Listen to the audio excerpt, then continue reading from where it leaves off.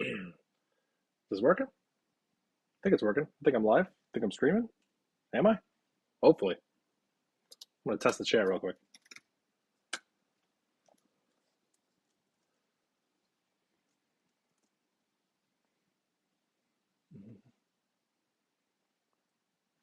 All right, I think we're live. I think this is working. I will be starting soon if anyone's here. I'm just gonna go back to that page while I figure things out.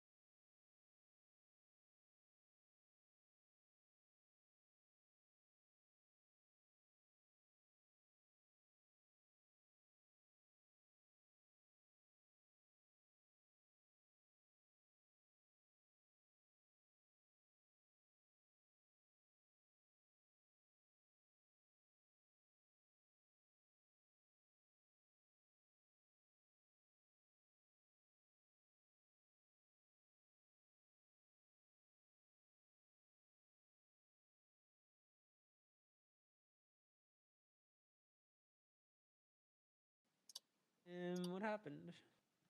Okay, I think it's working. I think I have my OBS configured where people in my stream should be able to hear you.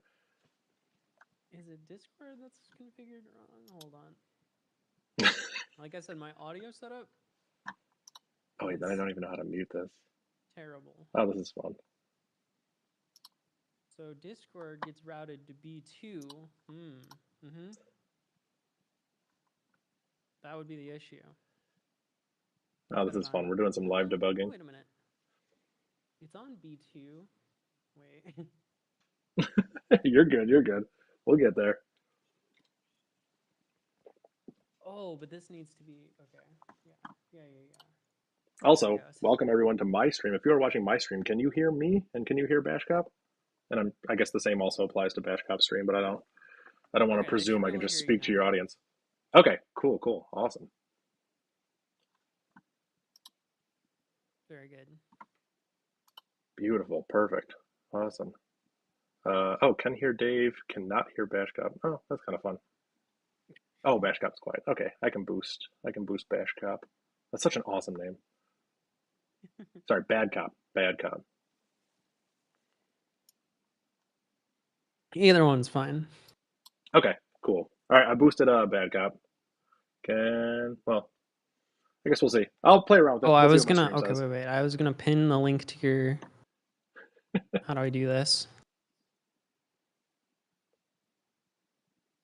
Cool, cool, cool, cool. My stream is saying everything's all good. Sweet. Yeah, I got a pinned message in my chat. So if anyone wants to check out Bad Cop's point of view, she's also streaming this, and we're going to race Advent of Code Day 10. So it's going to be super fun. This is exciting. How did this even start off? Didn't you like jokingly say something about racing in my chat, and then it just turned Oh, I into this? wasn't joking. Sorry, my fault. My fault. You, in earnest, said something about racing, and here we are.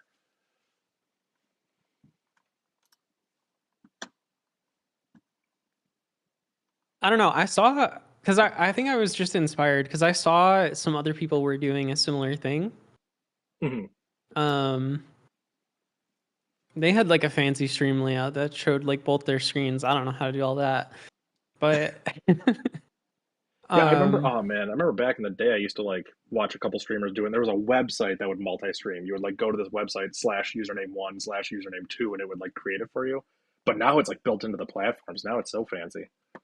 you can do it with there's a site called video.ninja that Okay. lets you like yeah, but it's kind of jank. All right, fair enough. Oh man, everyone's saying Bad Cop's point of view is sick. It is sick. All right. Listen, she's a better streamer than I am. Look at this layout. The terminal is just like This is like overlaid, and then new. you. I used to Oh, have it it's new. like this. This is my old layout, which is Okay. still okay, I think. No, that's yeah. It's oh my god, that's still sick. I Oh, can I also love that go the to this chat is one. like a monospace font. That's so Look at cool. look at that transition. That transition's crazy. Okay, yeah. See, like I said, Bad Cop's a better streamer than I am. I've been doing it for a bit. Yeah, Wait, that's that's the wrong fair. one. Well, wait, that transition. I didn't know that one even worked. That's cool. This is sick. So I saw it before. Like the terminal was in front of you, and then you brought it like behind you. That's Yeah, I insane. can That put you it just put. behind me and it gets blurry in the background. That's I can. insane. It's insane. I just Oh made my this god. new feature where I can make it darker in here. Oh, you just turn out the lights. I hate this. Oh my god. I love it. That's beautiful. Oh my god. Chad, do you see what I'm up against? Do you see why I'm gonna lose? This is brutal. I'm going against a master here. Good streamer, maybe not a good programmer. So we'll see. I mean, both of us prefer Bash, so I don't know where we land in the programming spectrum. Yeah, There's dozens of us, and by dozens I mean two. I'm worried that this is going to be a hard problem though. I'm worried about that too. The problems have been getting harder. Day 9 took me 8 hours cumulative, so I like the idea of racing, but I'm worried I'm going to have to tap out, or we're going to have to tap out. Who knows? Yeah, the longest one last year I think was like 10 hours Oh my that I word! streamed. But I most of them were shorter than that. it's fun though. Like it's fun, but yeah, who knows how this race will go? Oh man. People in my someone in my chat just said might end up collaborating. You know what? Yeah, I don't know how you feel, but I like get Yeah. to the point where I'm like banging my head. I'm like, let's just figure this out together. We can, yeah, we can. What's our time box here? Like, how long do we have before we just team up? That's a good point. Yeah. I don't know. What do you say? Like, give it like an hour and a half or 2 hours or something. We'll see. I think, yeah, at that point, maybe Okay. if we both agree to a draw. Yeah, that's fair. That's fair. Then we can do whatever. Yeah, Oh man. day 10 will not be hard and bash. Oh, perfect. Okay. Okay. Yeah, I'm excited. Some And insider I'm info. for my rules, I try to not use external tools, but I figure for this challenge, I'm gonna race. I'm gonna try and win. Oh, If I have to okay. So pipe you're out the gonna sword, bring in the core utils. I might have to. I might have to. I possibly will. I'll see if I can get by without them, but if I have to. But the thing is, oh man, I've seen the way you string them together. I don't know them as well, so I wouldn't even know what tools to bring in. So we'll see how this goes. I'm excited. I'm like Have ready you to go. seen my starting scripts? I can this is already an Starting script. advantage. It like Oh downloads all the no, inputs and stuff and like nope. I don't. it I have does not it seen does this. crazy things. I won't cheat and run it yet. You can okay, okay, okay. That's fair enough. We'll have a little countdown. We'll say when we go. Yeah, the only I'm trying to think of the way. There's only way I cheat is that I have like a util function I bring in to pretty print an array, and Oh, it I can don't pretty have print any that. type of See, array. you can have, yeah, that's a good advantage. Well, is your starting script somewhere in your GitHub? Because my pretty print array is in my GitHub. So if you want to go take it, it's MIT license. It's My all you. starting script is open source, yes. Um Okay, it perfect. it's not good. You'll not want to use it just as is. It runs like a bunch of tmux commands and like starts up a bunch of panes and stuff. It's insane. It's Oh the man. most hard coded thing of all time. Hey, if it Uh works though. I mean the was it the creator of Advent of Code, Eric, has jumped in my stream a couple times, and I was like, listen, this yeah, code's not pretty, man, but it gets the answers. And he's like, then it works. He's like, don't complain, man. If it gets the answers, it's done. I was like, all right. yeah, he popped by mine one of the days too. Oh, that's so Um cool. he stopped by last year and I didn't know that it was him. Like he never actually mentioned that he was the creator.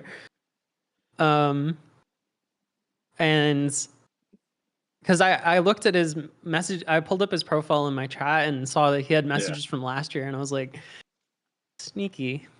He He never told wow, me. he did the same thing to me, and I left it in the video because it was so funny. He joined my chat when I started. I was going through the problems. I was making jokes with this guy. I was like, "Yo, what's up, Eric? Like, thank you for stopping by. All this stuff." And at the end of the stream, I was going to call it. I was done. I got the answer. He was like, "I think you'd like the first sentence of the about page of Advent of Code." And I was like, "Okay, what a weird thing to say." But I'll go to the about page, and it starts off with like, "Hi, I'm Eric, whatever." And it's like that's the dude who was just talking. I was like, "You got to be kidding me." I was like, bro, you waited like an hour to drop that. Like, I respect that. That is pretty funny. Yeah, what a wild guy. Oh man, Should we do the thing? Are you ready? I I think we should. I think we should. I think we should get going. I am ready if you are ready. Oh, I'm ready. All right. So what are our rules here? We'll stay in the Discord call. We'll mute and just talk to our own chats. Um, and then I guess just unmute when we have something to say or complain about, or we finish. Yeah, that sounds good. Perfect. Cool. Yeah, you want to count us down and we'll just go from there. All right. Here. 3, 2, 1, go. All right. Good luck. You too. Cool. Okay, what's up? What's up, everyone in YouTube land? We are doing Advent of Code Day 10, and we are racing the famous Bad Cop, and we're going to try to do it faster than she does it. We're going to be doing it in Bash, and yeah. So let's see her startup script. Listen, it could be totally useful to use it, but I'm not going to change the way I do things now. Speed is the name of the game here, so we're going to go as fast as we possibly can. Oh my god, Day 10 is named Hoof It. How perfect for this. You'll arrive at the lava production. I don't know if I can read through all this. The goal is to be fast, right? Right? We might just have to cruise through this one. Sorry, it's going to be a little bit different than how we do things, but we're just trying things out. The topographic map indicates height at each position using a scale from 0 to lowest and 9 to highest. For example, okay, so 0 is the lowest and 9 is the highest. 0, 1, 2, 3, 1, 2, cool. Based on unscored scraps of the book, you determine that a good hiking trail is as long as possible and has an even, gradual uphill slope. Okay. For all practical purposes, this means that the hiking trail is any path that starts at 0, ends at 9, and always increases by a height of exactly 1 at each step. Oh, okay. So it just counts from 0 to 9. Easy. Hiking trails never include diagonal steps, only up, down, left, right from the perspective of the map. Okay, getting easier. You look up from the map and notice that the reindeer has helpfully begun to construct a small pile of pencils, whatever, whatever, whatever. A trailhead is any position that starts one or more hiking trails here. These positions will always have a height of 0. Assembling more fragments of pages, you establish that a trailhead score is the number of 9 height positions reachable from the trailhead via a hiking trail. Okay, this trailhead has a score of 2. So a trailhead starts at 0. This is where we start a trail. And we can go 1, 2, 3, 4, 5, 6, 7. We can go down the left side or we can go down the right side. So there are 2 possible paths from this 0 to get to 9, increasing by 1 every time. So because there's 2 possible paths from the 0, this trailhead at this location has a score of 0. This makes perfect sense. Oh my God. Oh my God, please be this easy. The positions marked by period are impassable tiles. To simplify these examples, they do not appear in your actual topographic map. This trailhead has a score of 4 because every 9 is reachable via a hiking trail, except the one immediately to the left of the trailhead. Okay, so this is the trailhead. We can't go to left, but we can go to 4 different locations of 9. Okay, that makes sense so far. The topographic map contains 2 trailheads. The trailhead at the top has a score of 1, while the trailhead at the bottom has a score of 2. This one has a score of 2 because it can go up. Oh, okay, that makes sense. And it can go down here. Whereas the trailhead at the top, oh, there's a 0 here. 0, 1, 2, 3, 4, 5, 6, 7. It can go down. Okay, cool, cool, cool. This makes sense. So here's a larger example.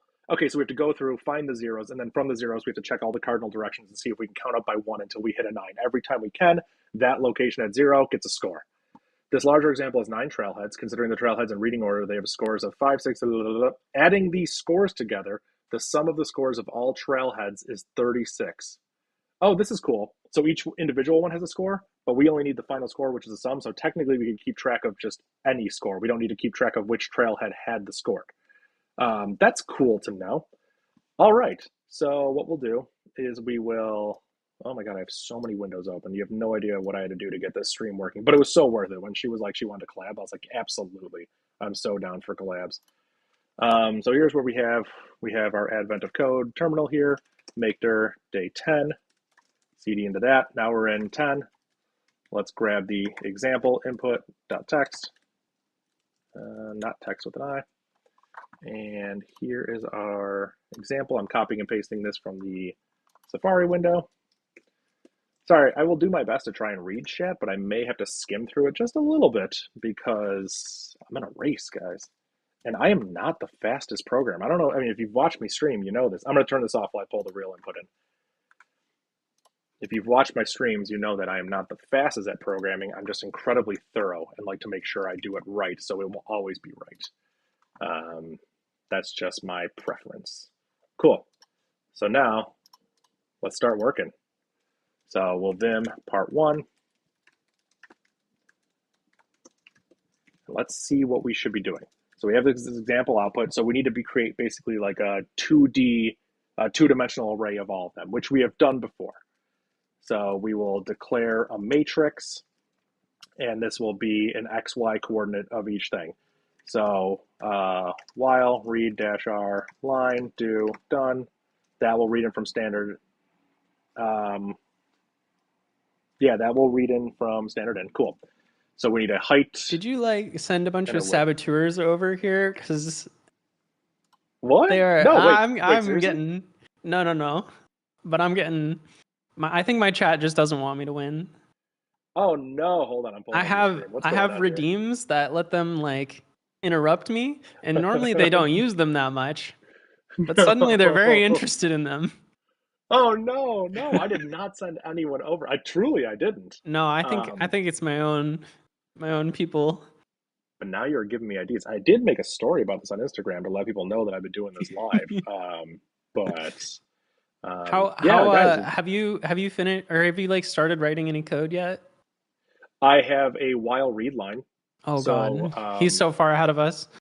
I have a while read line. That is it. I pulled up your stream right just now. What is happening on your stream? Why did all that text just fall? Yeah, that's chat really. They have too much control. Bad Cop, what happens on your streams? I need to actually start watching Yeah, your streams. you should see the hot dog redeem that they did as well. Oh no. And Oh my god. Okay, for anyone in my chat, go check out Bad Cop stream just because they're hilarious. Don't sabotage her. I mean, unless you want to. But this is Oh, great. Oh my god. see, this is the type of sabotaging I can get behind. Gifting me subs, you can do that. That's fine. Keep doing that. Yes. Do that. Also, yeah, anyone who's in my chat right now, if you have those like free Amazon Prime subs or whatever, and you're like, I want to give them to you, Dave. Well, I Rude. stream more often on YouTube, so go ahead and give them to Bad Cop. So if you're going to subscribe to me on Twitch, just go ahead and subscribe to her instead. Give her free money. He's literally a better shield than I am. He doesn't even stream on Twitch.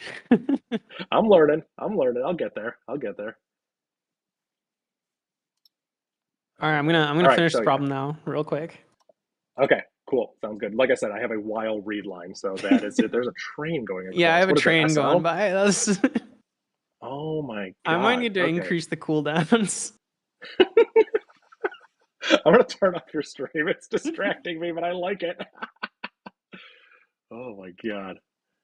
Huh. All right, I'll mute. Let's work on our problems. Um, Hi chat. Hi everybody. My streams are not as engaging as Bad Cops are. Hers are wild. She is a professional streamer. I am just a guy that writes bash. But no, she's hilarious. It's so fun. I'm glad she literally reached out to me. She emailed me and she literally just said like, "Hey, I like bash," and I was like, "Cool, let me check out your stuff." And I was like, "Oh, this is awesome." This person's as crazy about bash as I am, which I didn't know was possible. So the height gets plus plus when we read in one line, and the width is equal to the length of the line. This is fun. I'm glad you think it's fun. I think it's like super fun.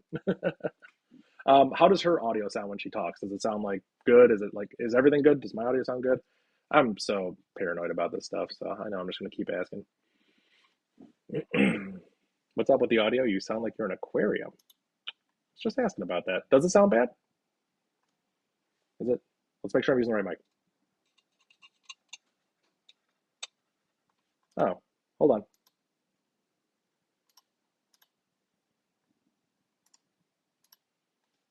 Give me 1 second.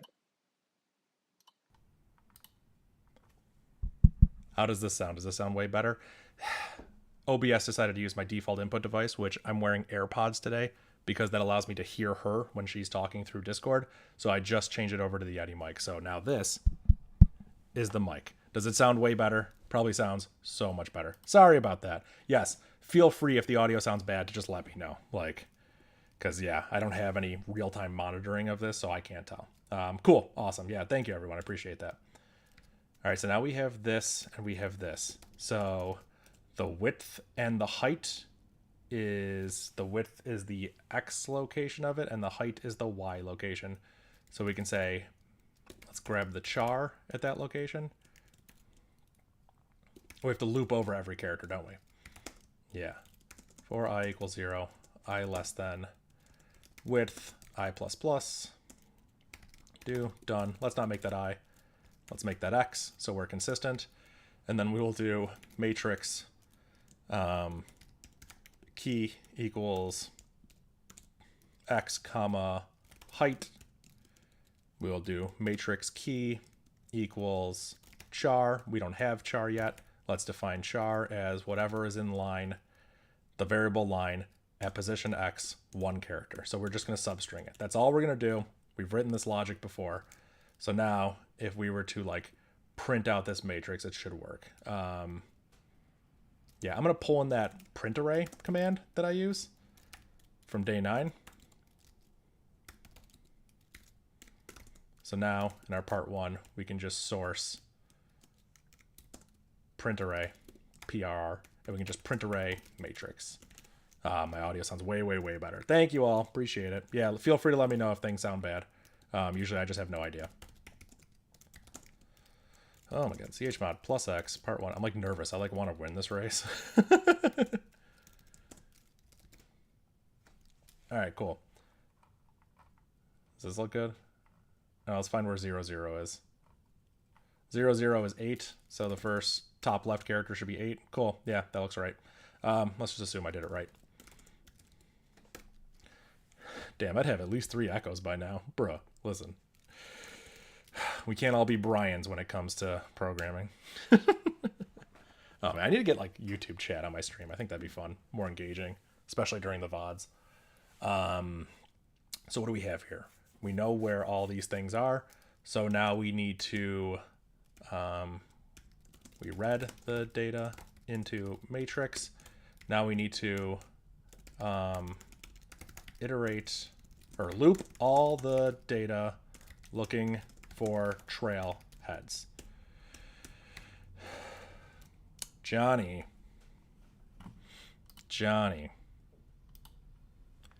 A bad cop, just so you know. Someone in my chat just said we're sabotaging bad cop. I did not send them there, but they just said that in my chat, and I feel like I should let you know. I'm gonna. I set up more reasonable cooldowns. Okay, fair enough. I just had to let you know. Yeah, listen to me, Johnny. I will go straight to the cops with this one. I will go right to the bad cop. All right, cool. Muting again. Oh my god, guys, this is this is really fun. I'm super glad I'm doing this. Hopefully it's enjoyable for you guys. Damn right, Johnny. I will throw you under the bus. Surely look for trailheads as you read it in. I could do that. I could totally do that. Yeah, we could just do this. We can just make trailheads equal this, and then if char equals 0, then trailheads push. We're going to push into the trailheads array the key, because we know we found trailheads. So we can just do like echo found trailheads, and there we go. So now if we run this, found 9 trailheads. Does that sound right? Probably. What we can do is we can just grep for backtick 0 backtick, and we can do a nice little word count -l, and there are 9. So yeah, we found the correct amount. But you want the location too? Don't worry, I'm way ahead of you. Oh no, I'm not. I'm actually way behind you. I put key here, and I meant to put no. I'm way ahead of you. I put key there. Don't try and trick me, okay? Don't make this take any longer, or else the people in your life will get upset that you spent so much time in Advent of Code. All right.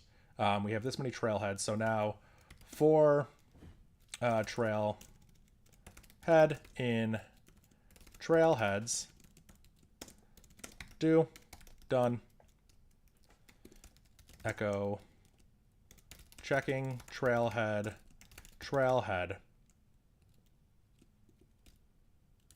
Cool.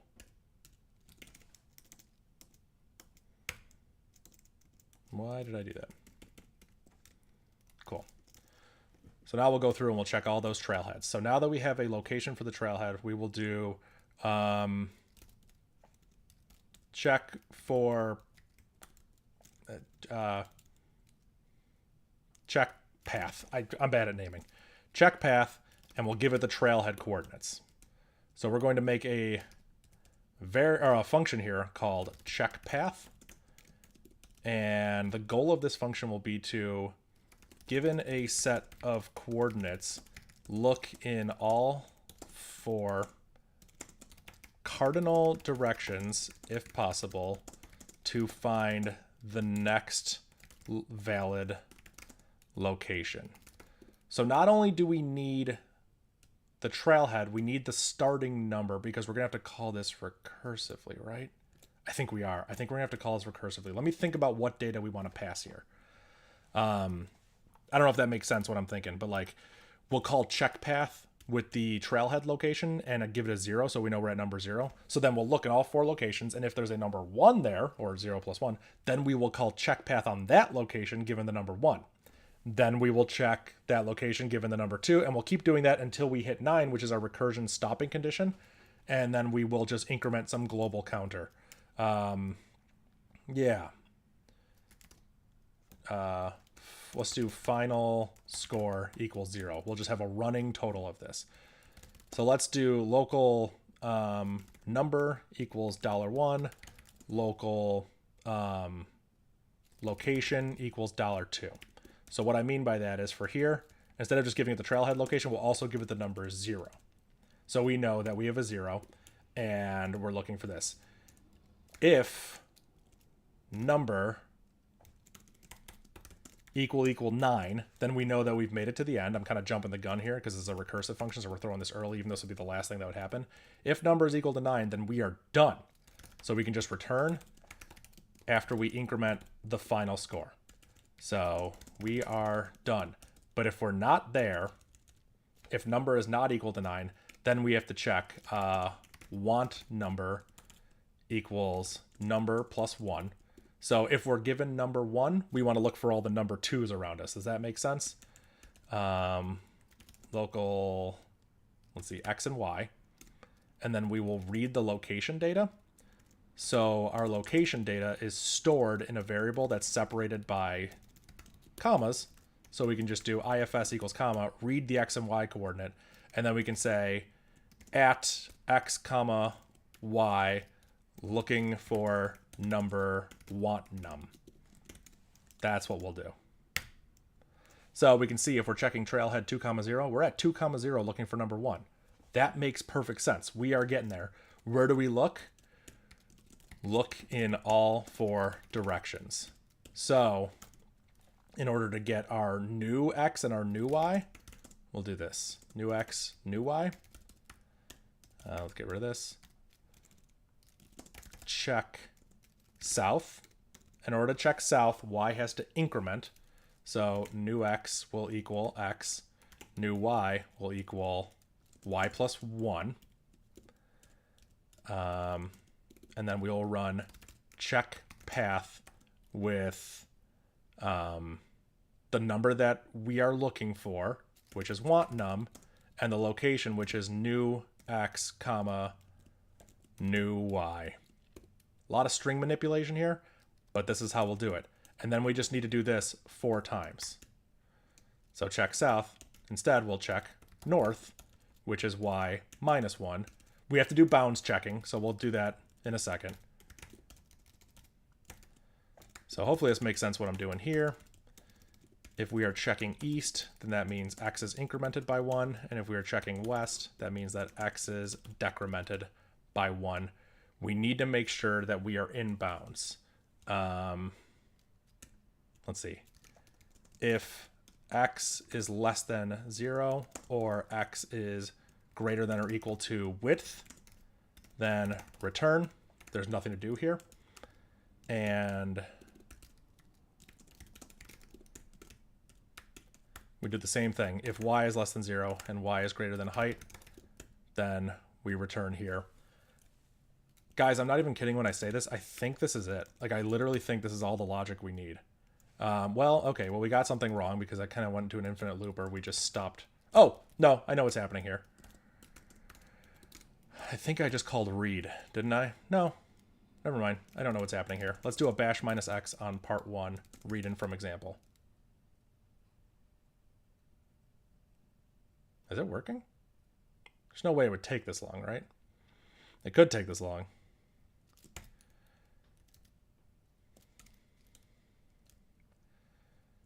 Did I increment the number? Want num is num plus 1. Let's do this. We're gonna put a stack trace here. Echo called check path with $1, $2. That's what we'll do.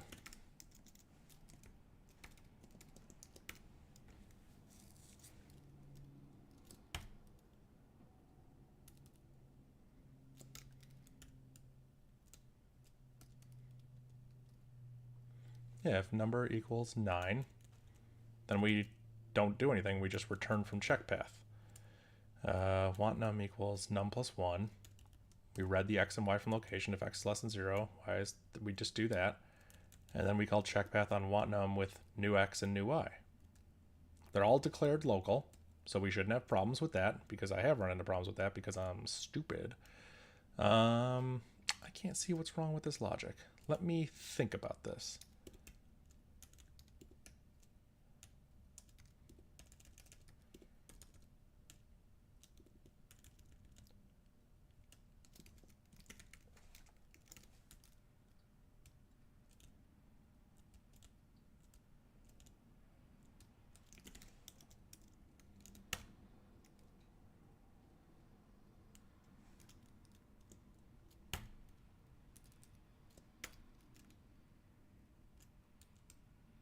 It's possible it could take that long, but I don't think so. Let me try this. Oh, wait. Wait, what are we checking? What are we actually checking? We're not doing anything. We're just checking if number equals 9, if we made it to 9. How do we actually make it to 9? Did we actually... We didn't even look in the matrix. That's the problem. Yeah, let's see. If we get down here, our want number is num plus 1. But this is the number that we want. Yeah, we need to check if check what we have. So we'll have to do local have equals matrix at location. If num equal have, then keep going. Like that's our check.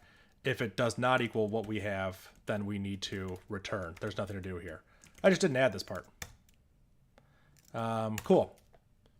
Yo, what's up, Aneurysm? Are you winning, son? We're going to find out. Bad Cop is really good at Bash. She's very smart, but she approaches it way differently than I do. I program it more like a C programmer. She knows a lot of really good Bash tricks and just like a lot of cool piping things and stuff that I am unaware of. I think I'm winning, though, because I think I actually just have the answer.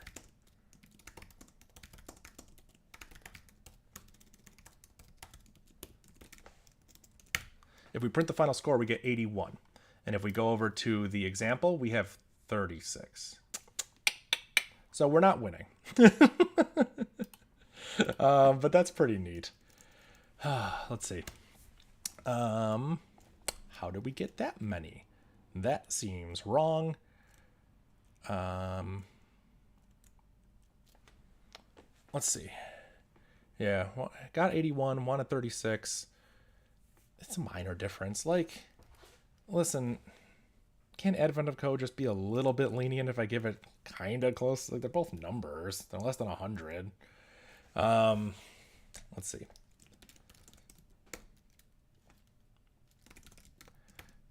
So we loop all the trailheads that we have, which are numbers that start at 0. We keep track of them at the beginning. And then we check path with a 0 at that location. So check path runs, and it has the given location, and it has the number 0. So the first thing we check, if the number is not equal to have, then we return. Yeah, so it should be equal because we gave it a 0 and there should be a thing at that location. If number is equal to 9, then we know that we made it to 9 and we can return the final score. Otherwise, we have to check in all of the things. Do you have to exclude already looked at spaces in the matrix? I don't think so. I thought trailheads can use the same numbers. They can overlap in the same numbers, right? Yeah. There's an example they give. There's an example they give here where 0 is up here and 0 is up here, but they both use these. So even though they both end at the same thing, yeah. Hello, this stream going to be a VOD after you're done streaming? Of course it is. I've started making all the VODs public, so they're all public, and I'll go through and edit these and make it a nice video. Is final score 9 times 9? It does look like it. Why am I getting that, huh?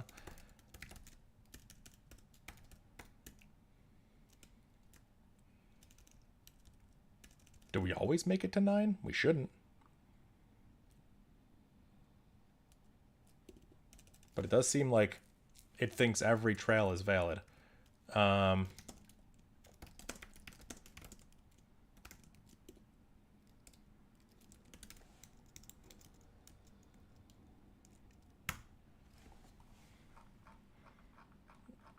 Yeah. Have 0, want 0. have 8, want 1.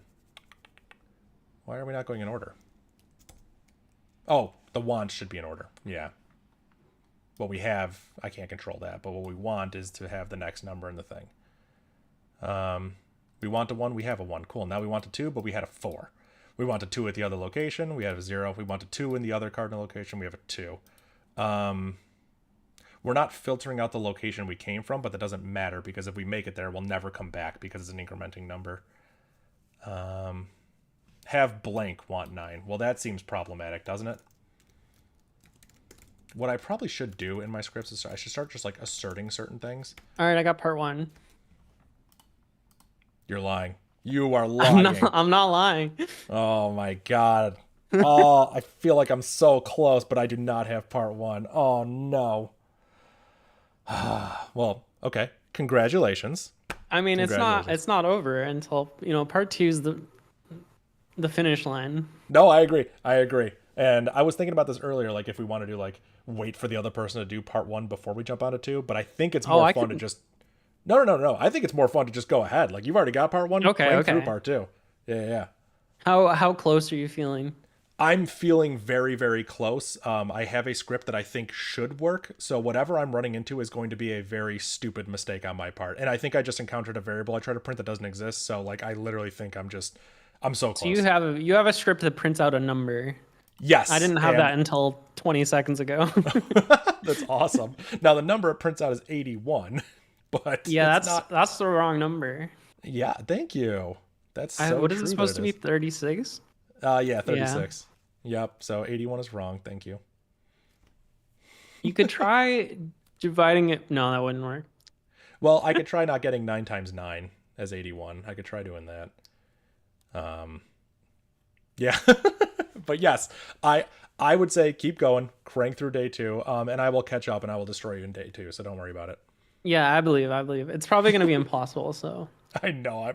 I don't even want to read it. When you read it, don't tell me what it is. Don't even. Okay, I don't want to know. All right. Well, good luck. You too. Listening to both of you talk to each other is crazy. Listen, she just reached out a couple days ago. I had never even heard of her, but she reached out on email and she was like, literally the email was, "Hey, I like Bash too." And I was like, all right, sick. We're going to be friends. So we read the X and the Y from the location. Oh, I see what we're doing. We're doing bounds checking on the numbers here. We're not doing bound check. No, that's fine. That's fine. Yeah. We got to do bounds checking earlier.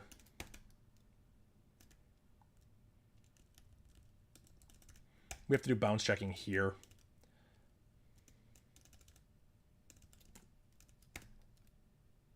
Let me think about this. We get the location, we break it into his XY coordinates. If this location is out of bounds, then we literally just need to break right away. There's nothing we can do. Then we need to check that location and make sure it's what we expect it to be. If it's not what we expect it to be, then we break out. If we're at 9, then we break out because our final score needs to be updated. So now that we made it down here, we need to check all 4 directions. And the way we do this, we figure out what number we want and all the possible locations that number could be in. Final score is 81. Okay.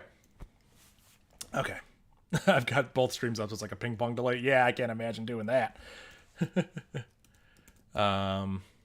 Let's see here. Yeah, because we're getting 81. Why are we getting 81? What we can do here is we can exit after the first trail path, and we can see what's going on here.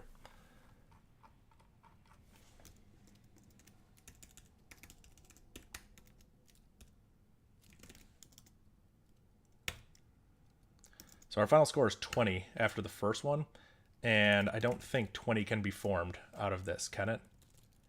Oh, but once they get here... No, how... Wait. How would you ever get 20 out of a single trailhead? You would get 4. You would get between 0 and 4. And at that one that starts at the top, it's already out of bounds right away. Yeah, we should not be getting 20 there. How are we getting that? Echo inbounds x equals x y.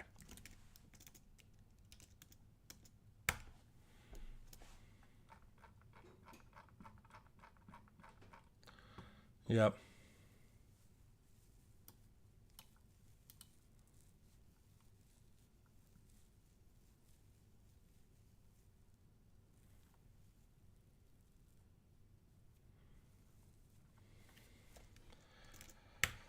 What am I doing wrong here?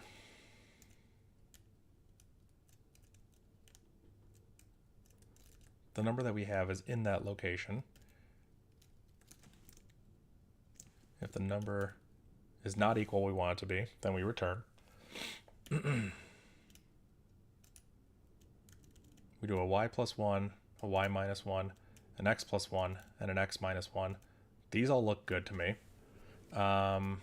I don't want chat help, please. I mean, you guys can throw around like stupid little ideas, or if you see obvious bugs, but like, yeah, I don't want like any different like algorithms or anything. Yeah,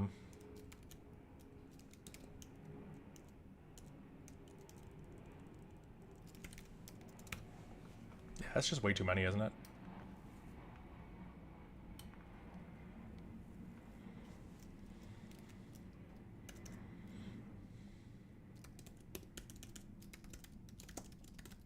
No, it's just echo want, because it should just increment.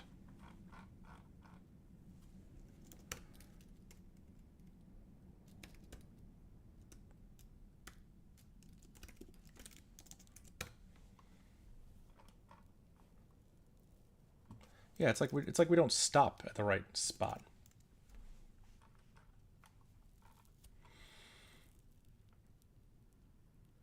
Yeah, it's like we're not stopping in the right spot. We're always just getting way too high. The algorithm seems like it's working, but we're just checking too many places.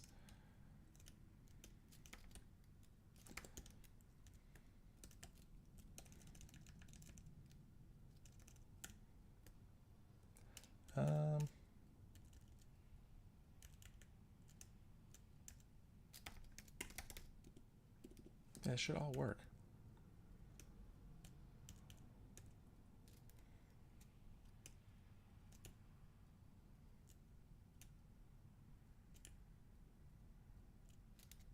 Yeah, the only time we check path is if we make it down here. So how are we making it down there?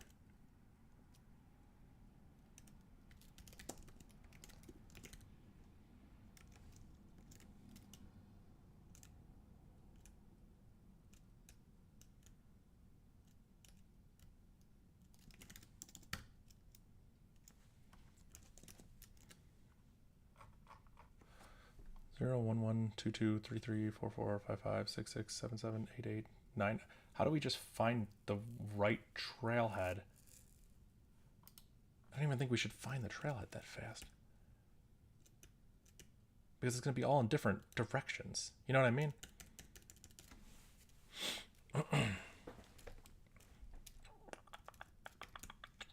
Darn, I was so ready for this algorithm. I was like, I know what I'm doing. Oh my god.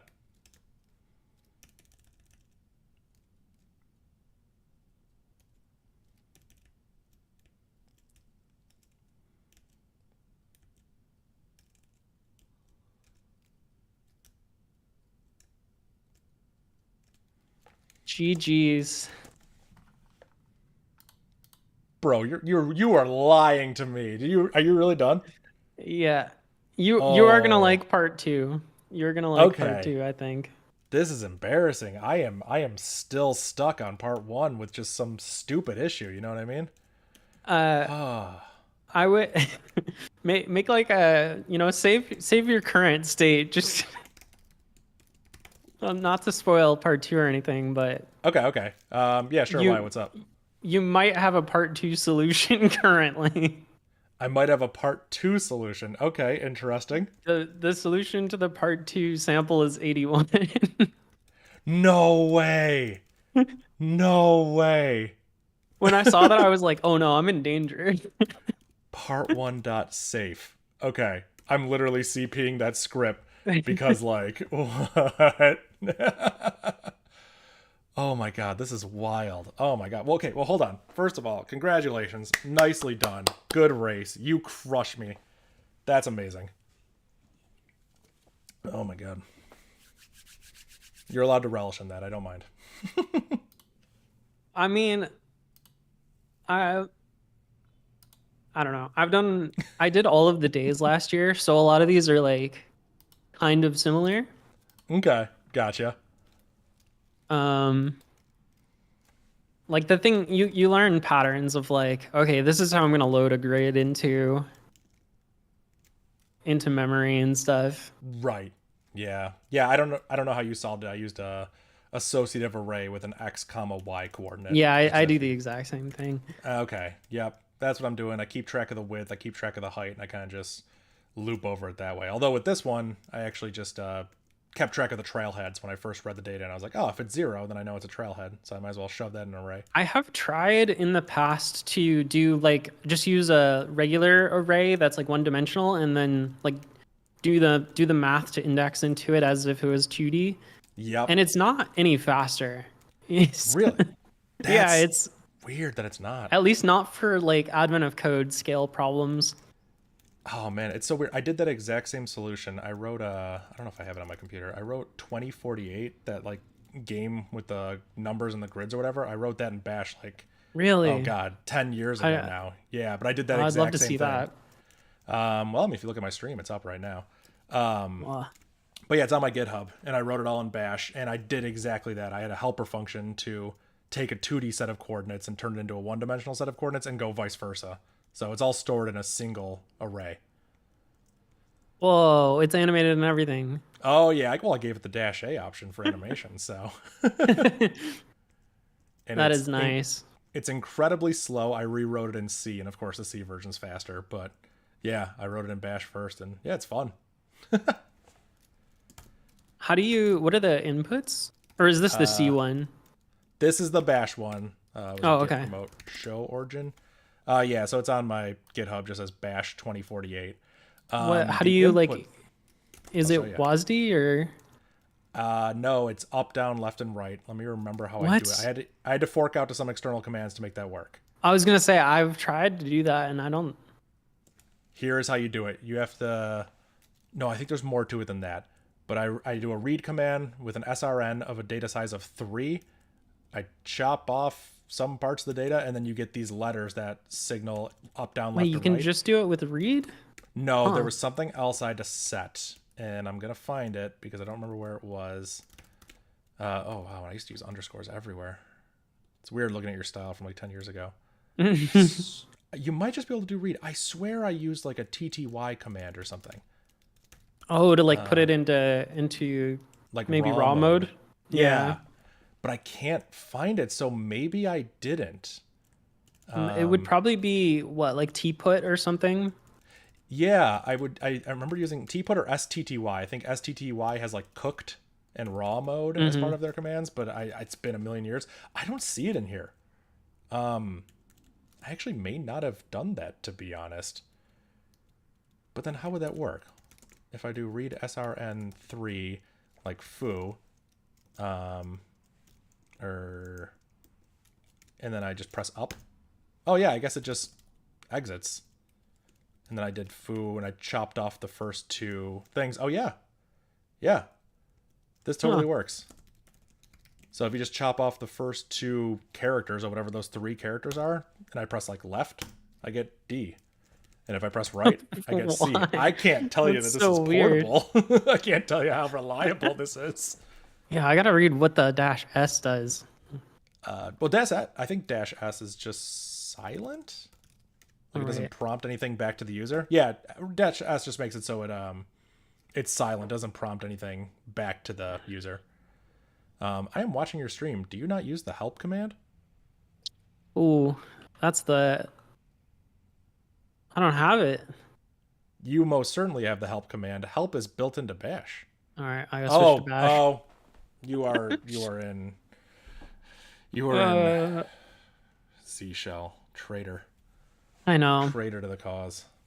Do you not echo input coming from a terminal? Oh, I didn't know it did that. Oh yeah, because if I were to do like read foo, and then I start typing like hello, like when it prints the characters. Oh, as right, I'm typing yeah, them. yeah, Read yeah. dash s would be good for like password, where I could say like hello, and it hides it until I print it. Oh man, you.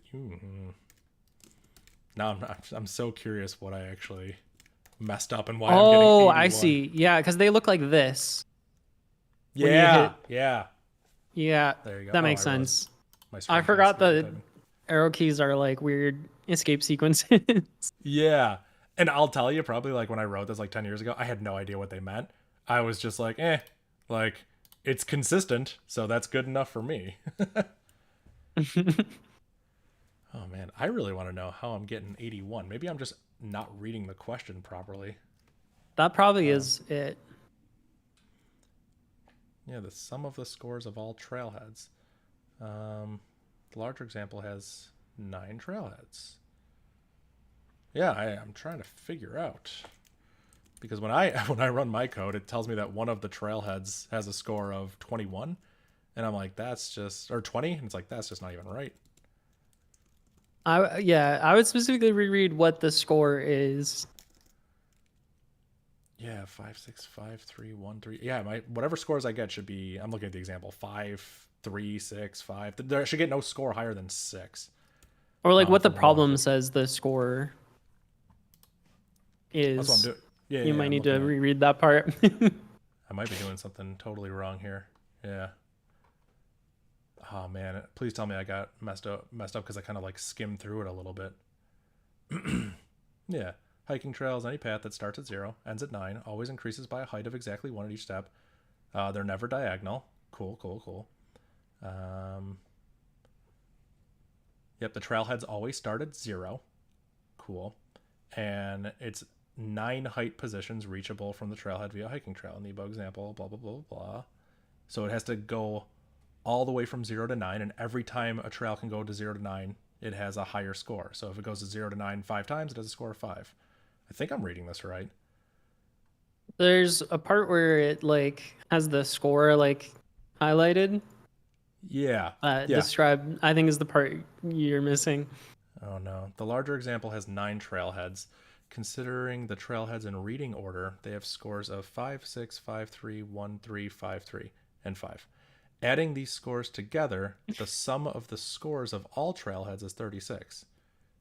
No, I think that makes sense. Like, You establish that a trailhead score is the number of 9 height positions reachable from the trailhead via a hiking trail.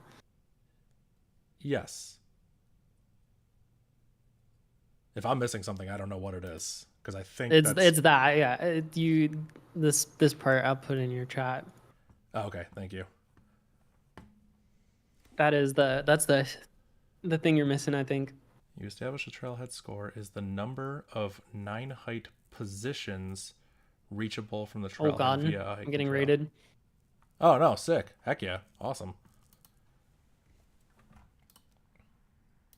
I'm gonna mute because she's muted as well. I still don't understand what I'm doing wrong. Like I swear that's my understanding of this. Trailhead score is the number of 9 height positions reachable from the trailhead via it. I don't understand. Like that's what I'm doing. I'm not like frustrated with her. I'm just frustrated with myself. Like I don't understand what I'm doing wrong here. Because my check path logic takes a 0 trailhead location, and then we check it. And the way we check it is we break apart its XY coordinates. If they're out of bounds, then we're just done. We're done. There's nothing else to do. We check to see what character is at that location, and we assert that it's the character that's supposed to be at that location. And if it's not, then we return. We're done. There's nothing else to do. If number equals 9, meaning we have made it to the 9th location and we verified that we are at the 9th location, then we increment the final score and we return. There's nothing to do. We're done. Otherwise, now we have a number that's not what we want it to be. So the number that we're going to look for is whatever the current number is plus 1. And the new x and the new y are set to whatever the current x is with a y plus 1. Current x is with a y minus 1, x plus 1, and x minus 1. And we just check paths in all of those locations.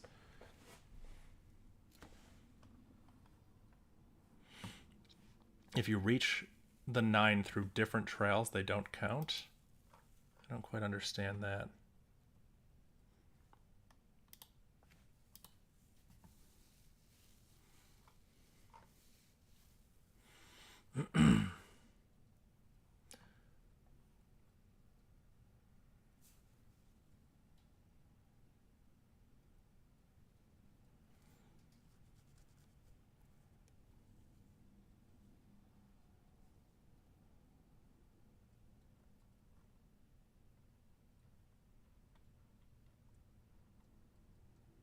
Okay. Okay. She's right. And I see what's going on here.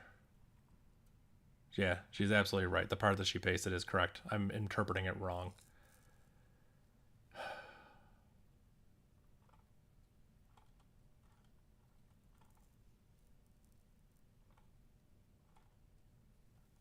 It's not how many paths, it's how many 9s you can reach.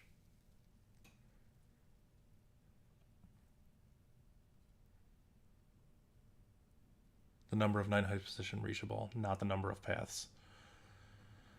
Yeah, so we have to keep track of the trailhead number.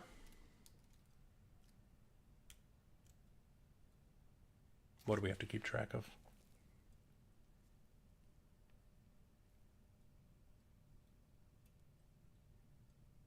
Because it's per trailhead. Don't worry, a number of people have misinterpreted the problem. That is good. Okay, I completely get how to do this now. I completely get how to do this now. Here's what we're going to do. I'll pull up the terminal. Declare -a 9s. So an associative array of our 9s, and we will keep track of all the positions of 9s that we've encountered. But after we're done checking a trailhead, we are going to clear it out, and we're going to remake it. Because each trailhead has to go to a specific 9. This is what we're going to do. So here's how many 9s we can encounter. If number equals 9, and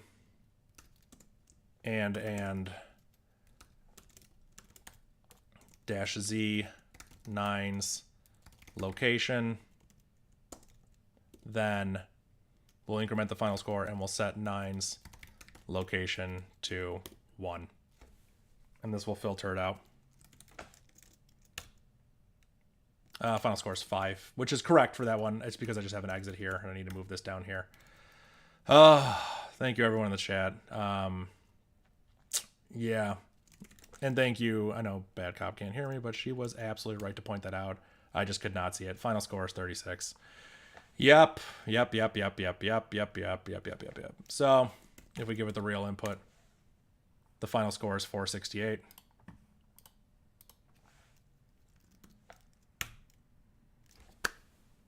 That's the right answer. You are 1 gold star closer to finding the chief historian. We did it. Part 1 down. It's funny. I'm a little bit bummed that I'm not bummed that I lost to Bad Cop. It's a friendly competition. I think that's awesome. I'm just glad we're collaborating. It's super fun. She seems super cool. I'm just bummed that I read it wrong. Some of these problems come down to me reading it wrong. And if you watch, I kind of skimmed through the question at the beginning because it was a race and I wanted to go fast. I should have not done that. I shouldn't have skimmed it. That was my mistake. Let's look at part 2. The reindeer spends a few minutes reviewing your hiking trail map before realizing something, disappearing for a few minutes, and finally returning. The paper describes a second way to measure a trailhead, called its rating. A trailhead's rating is the number of distinct hiking trails which begin in the trailhead, for example. Okay. The above map has a single trailhead. Its rating is 3 because there are exactly 3 distinct hiking trails which begin at the position, but they all lead to the same 9. So I think Bad Cop is right. I think I got the right answer here. I think I already had the algorithm working. You got to be kidding me. Here's a map containing a single trailhead with a rating of 13. Okay, I don't feel like doing this right now. I mean, like, I don't feel like verifying this, but yeah, I think we're on to it. What just happened there? Why did that window get so small? There we go. That's good enough. Okay. Considering the trailheads in reading order, they have a ratings of 81. Yeah, okay. Well, let's go back to the terminal. And thank God she told me to save it because we have part 1 safe. Let's CP part 1 safe to part 2. Let's run part 2 against our example input, and we get not right. I must just be printing the wrong thing.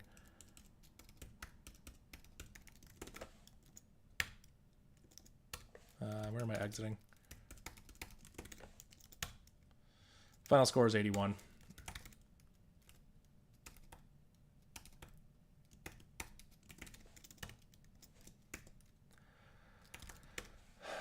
Final score is 966.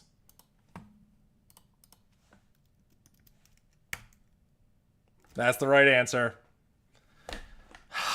What I had for part 1 was the right answer for part 2. But because I glossed over and read it slowly, I didn't quite get there. Really cool. Thank you, Bad Cop, for telling me to save that. Oh, that's so funny. That is... I don't know if she's still being rated. I can talk to her, but I gotta walk around for a second. Whew.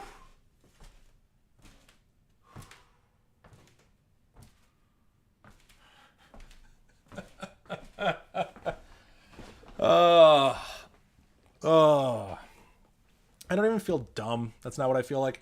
I just feel like I tried to optimize for being fast and it didn't quite work. Oh, yep. She's back.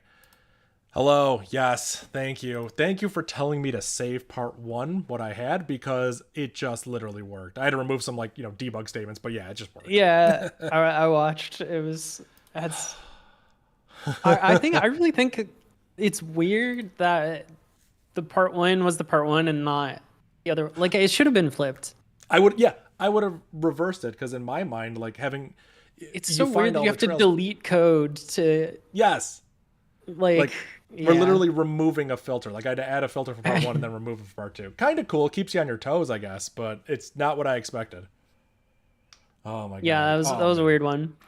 Dude, I know you were getting rated, but like, when I reread the problem and I reread what you had quoted to me, I was like, oh, you're right. It's the tricky wording. It's that Eric guy.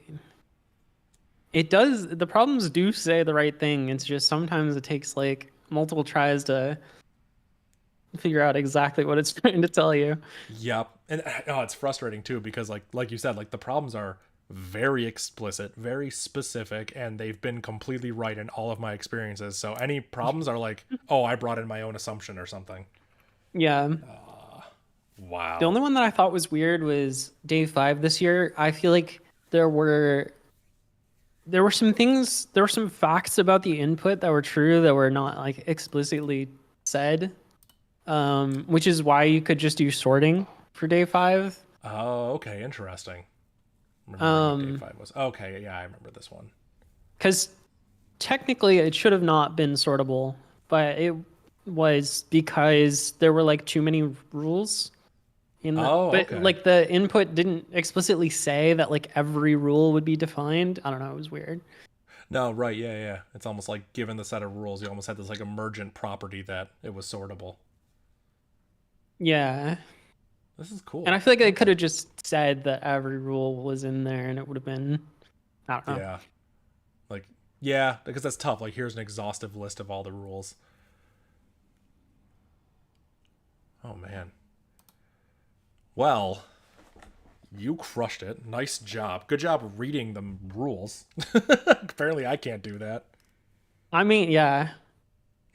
Maybe you need to add some redeems that sabotage you and force you to read the problem slower, because I think that is what saved me in the end. Oh my god. The fact that chat made me read the problem so slowly. That's so funny. Because I only started streaming like this month, so I don't even know how to add any of those fancy features that you have. Like, I don't know. Does YouTube have like any way to do redeems or anything like that? I have no idea. Yeah, I know like Twitch has like channel points and stuff that you kind of just get from chilling there. I don't. I guess you could hook it up to there's probably a way to like an API to subscribe to like the donations and stuff at least. True. Yeah. There's gotta be.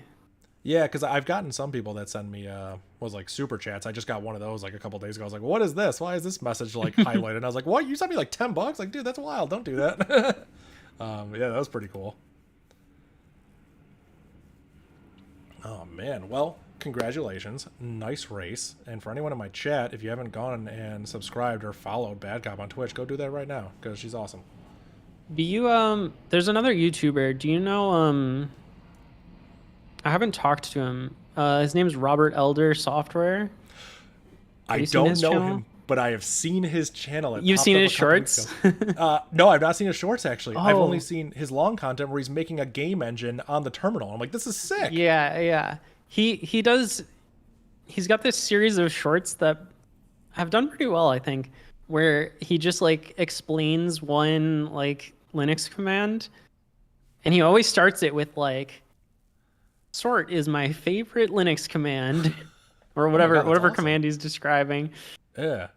Um, I wanna talk to him more.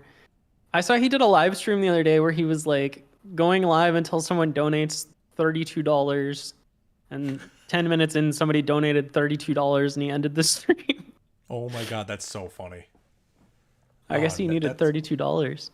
I gotta watch this guy. Yeah, because I've only seen his like long content that comes up where he's talking about his like game engine that he's building on the terminal, and like I'm like this seems like the kind of person I would get along with. He's got a couple good long form ones too, like the CPU video. I don't know if I've What seen is that one. it? Robert Elder Software CPU.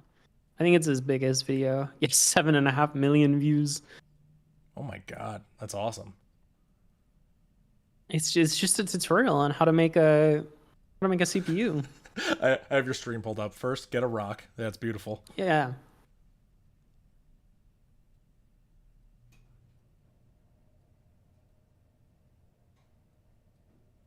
Of course. This is the new streaming meta right here, where you come to YouTube to watch a Twitch streamer who's watching a YouTube video. I love this. This is great. Oh my God. The internet is a wild place. It really is.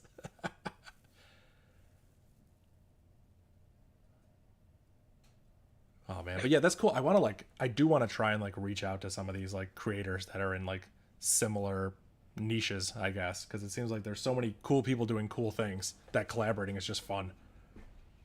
Yeah. Yeah, I've collaborated with some other Twitch streamers, but there's no one else that does bash stuff, Yeah. at least that I know of. I've forced some people to do bash stuff, which is fun. Back when I was doing the bash stack stuff, I like forced people to come on and like build a web app using bash, Oh my God, it's awesome. which was pretty fun. I had the do you know what HTMX is? Yes. Yeah. It seems pretty cool. I don't know too much about web development, but I know HTMX. Yeah, so my bash framework thing uses HTMX. Okay. And so I brought on the guy who made HTMX to like make a web app with me Dude, in that's bash. awesome. Oh my And God, it was pretty fun. We made a website where you can make memes. So That's it like shells out to image magic to like put text on the image. That is awesome. Oh man. Yeah, I need to do a serious deep dive into bash into bash stack. I got to look into this. Oh my Yeah, God. if you wanna pair on a web app, I'm always down. That sounds like super fun. I'd be super down for that. Oh man. Yeah, because there needs to be more bash developers in the world. Like Exactly. it's the shell that a lot of people run. You should learn it. You should learn how to use it. I don't know. Yeah, I don't know why. It's for some reason people like the bash content. It does well. Yeah, I was genuinely surprised about it. It was October 2022 when I made a video and uploaded to TikTok where I said, "Yo, what's up, everyone? My name's Dave, and you suck at programming." And then I jumped right into Bash, and just that alone, when people were like, "You mentioned programming," you just started writing Bash, and like the people that could not detect anything, like I don't know, but it just blew up. Like after I think I got like 600, 700,000 views. I was like, "Oh, I got to do this. I have to make this my thing." Yeah, I need to get more into the videos. You absolutely have to, because that's what I've noticed. Like we live in different worlds of like social media stuff. Like Instagram pops off for me.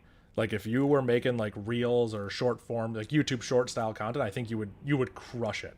Like God, I haven't even I could thought just about Instagram as a platform. I mean, do what you're comfortable with. Instagram just blew up big for me. Like I've had it for 9 months and I have like 160,000 followers. I have way more followers than I have any right to have on that platform. I mean, I guess if you're doing like the vertical videos, you might as well upload it to all the different sites, but Yep. I haven't done any verticals yet. You totally could. I mean, just steal my layout where I'm like at the bottom and the terminal's at the top, or I'm at the top. I don't remember which way I do it. It doesn't even matter. There's a plugin. Do you have the plugin for OBS that lets you do I don't even know how to use this program. Okay, I don't have any plugins. Okay. There's a really cool plugin. So you know how like there's this canvas, and you put all the stuff on the canvas. Yeah. You can get a second canvas that's a vertical layout. And so dual you at the can same be time? like you can be like simultaneously like you can either stream it or you can record the vertical layout. Yeah. So you can like just have a recording that you can go back and like cut shorts out of, because it's already like whatever that's so format you good. want. Oh my God. Thank you. I didn't know that existed because I recently just started using OBS for recording because it's so good at it. And what I do is I have an FFmpeg command that will take my OBS recording and move my head above the terminal. Yeah, I think it's really good because like my current stream layout I don't think is gonna be very good for like clipping into shorts. Right. But if I was yeah. explicitly recording in a layout that would be better. No, 100%. Oh my God. Oh my God. Yeah. If you ever feel like it, go to my Instagram and just steal my layout where I just slap me in the middle. I introduce what I'm doing and then I move down and the terminal appears. Like if you were to jump on and be like, all right, so today we're going to make a dynamic website served with nothing but bash. Like right there would blow up. Oh my God. All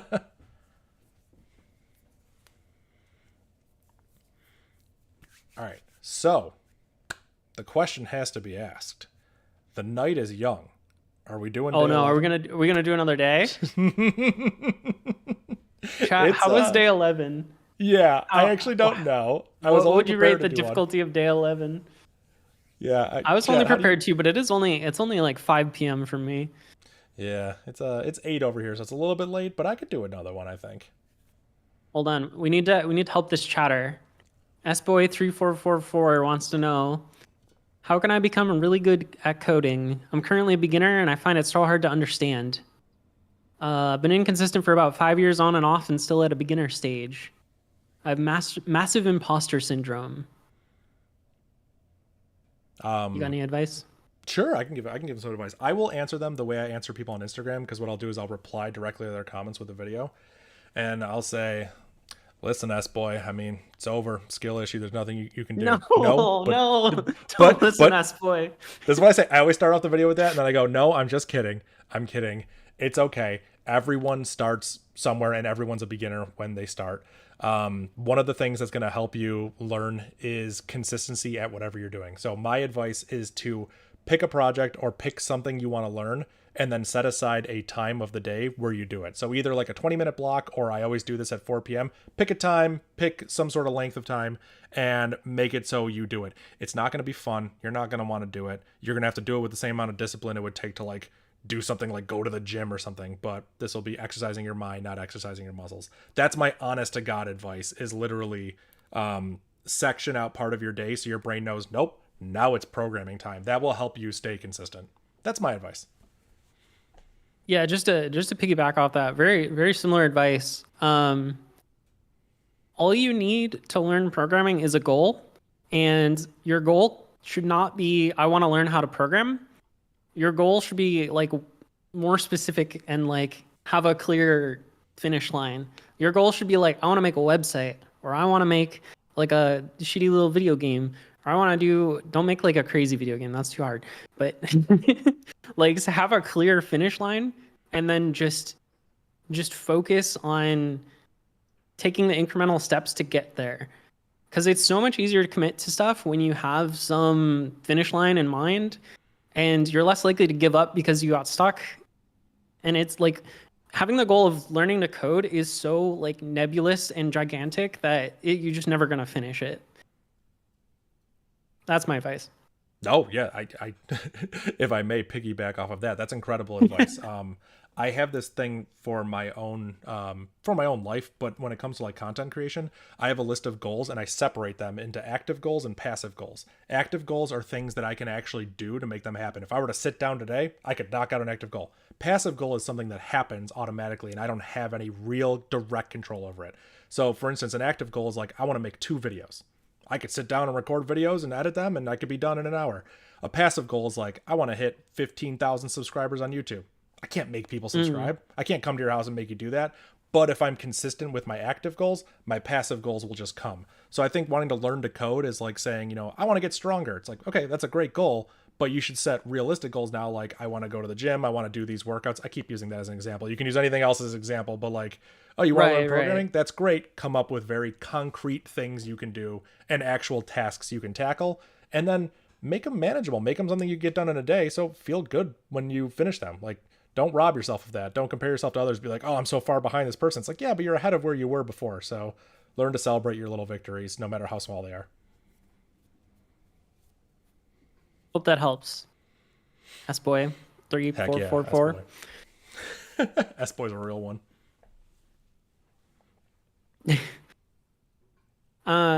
We could totally just do bad cop, you suck at programming, self-help talk hour, advice hour. There's a streamer on Twitch, Chi Impact, who has a really interesting, like, he streams two different things. He streams himself doing leak code, and he'll like help people with leak code problems. But his other thing is he does like, what do you call, self-help? So you just literally like go into his chat and like describe a problem you're having, and he tries to like talk you through it and That's give you really advice. cool, actually. Yeah, It's that's such an sick. That's interesting, awesome. like, I feel like they're two very unrelated types of stream, but Oh, that's I cool. like that he just jumps back and forth between that and like hardcore leak code problems. What streamer? Chi Impact. Here, I'll shout out. Chi Impact. So are your stream notifications or alerts or whatever they call it, are they Windows Live Messenger, like little UI things? That is the follow ones. Oh god, hold on. Let me mute that. I think the sub clunk. Yeah, I made like my own overlay for alerts and stuff. And the follow one is the MSN Messenger thing. That's awesome. Oh man, that's super cool. I think I'm gonna redo it at some point because I wanna do something more 3D and weird now that I have this layout going. But Yeah, your layout is incredibly futuristic. Like, it's one of those things where it looks super cool, but like it's actually functional. When I watch it, it's like I weirdly can look at the terminal without getting distracted by like you sitting behind it, which is I would have never thought that was possible. I mean, the secret is to just make your text on your terminal like way bigger than it ever reasonably should be. Yeah. Oh, that's one of the things I had to learn. I had to really bump up my text, and like that's what my actual terminal looks like. So it's like I have to sit like far away from it to actually program meaningfully. The weird thing is that I've started like that's just how I code now. Like I've gotten used to it. I don't like zoom out when I'm off stream. Yeah. That's so interesting. Wow. I just live in like a 80 column world. That's really funny. Oh man. So if you did want to try another day, I'd be down. If not, it's totally fine. We can do this another night when we're Oh, both let's ready do to it. tackle I think day 12 was the one that people took a while on, so Okay. we'll definitely not get to that one. But day 11 I think went relatively quickly. Actually, I could just look at the leaderboard real quick. Okay. Yeah. I've got like a leaderboard of my friends here. And I'm rank 23 now because I stopped doing the problems. How did people do on day 11? Oh, nope, that took me to the problem. What? How do you I don't even know how to get to this page. recommend day 13 for Yeah, being 1%. hard or for being One person in my chat says Easy. day 11 is kind of rough for Bash. Also, someone else No, suggested, come on. Somebody Hellhound finished both parts in under 3 minutes. Come that's on. absurd. It did take Theo 10 minutes to do part 2. And actually, now that I'm looking at it, like 3 minutes is pretty. Day 11? Yeah, Hellhound had part 1 in 1 minute. Oh my god. So That's wild. I think we'll be fine. I mean, I'm down to try it. And, I wonder if this is the math day. Is day 11 the math day?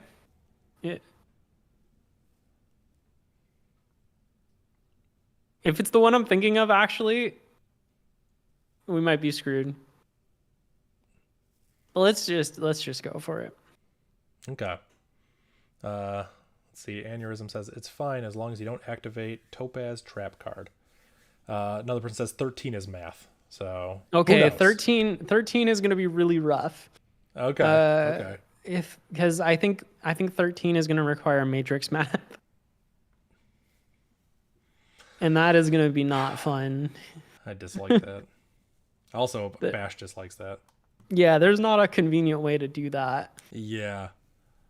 Oh man, I mean like with the day 9 stuff, the defragging one, I got so frustrated with Bash, I had to reach over to Rust just to prove to myself. I was like, "You're a good programmer, you can do this." And I like knocked out like it was nothing. I was like, "Oh, thank God, I still got it." All right. All right, so what are we gonna do? 11? I think 11 is good. Let me make a commit real quick. Yeah, I just did that same thing. I pushed up my code. All right. I'll let you count us down this time. Okay, cool. Let's do that. Let me make sure I'm all. Oh, real quick though, before we go on, someone in my chat says it'd be fun if we reviewed each other's code or compared our answers or something. Yeah, we could do that real quick. Did you push yours? Yes, I pushed mine to GitHub. I assume you did as well. Yes. Okay. I forgot what your GitHub handle is. Bahamas 10. And don't ask. Bahamas? Okay. Yeah, I can type it into the chat if you need it. No, I got it. Okay, picture of me. It was in my history. I just didn't remember. Heck yeah. Day 10. Let's see. What did you do?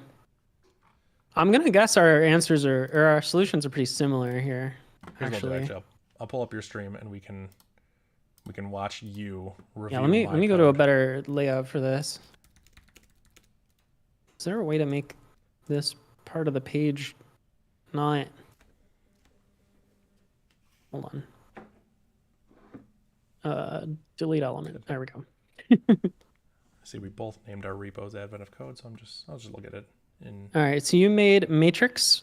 You got height and width. Mm-hmm. Trailheads is regular array. I think I literally have the same thing, except I did dash lowercase a. Amazing. Oh, and you read line by line. I read character by character. So you're doing like a read N1 or whatever? Yeah. Okay. Okay, reading in looks fine. And then, okay, this is something that I've noticed that you do, and it's, I don't know how I feel about the dash in the function name. Okay. I understand why you might be against it, but yeah, I don't know. It works. I mean, I think I'm only against it because I literally didn't know you could do it until. Yeah, but it makes sense because I have like scripts that have dashes in the name, so I don't know why you wouldn't be able to do it with. Exactly.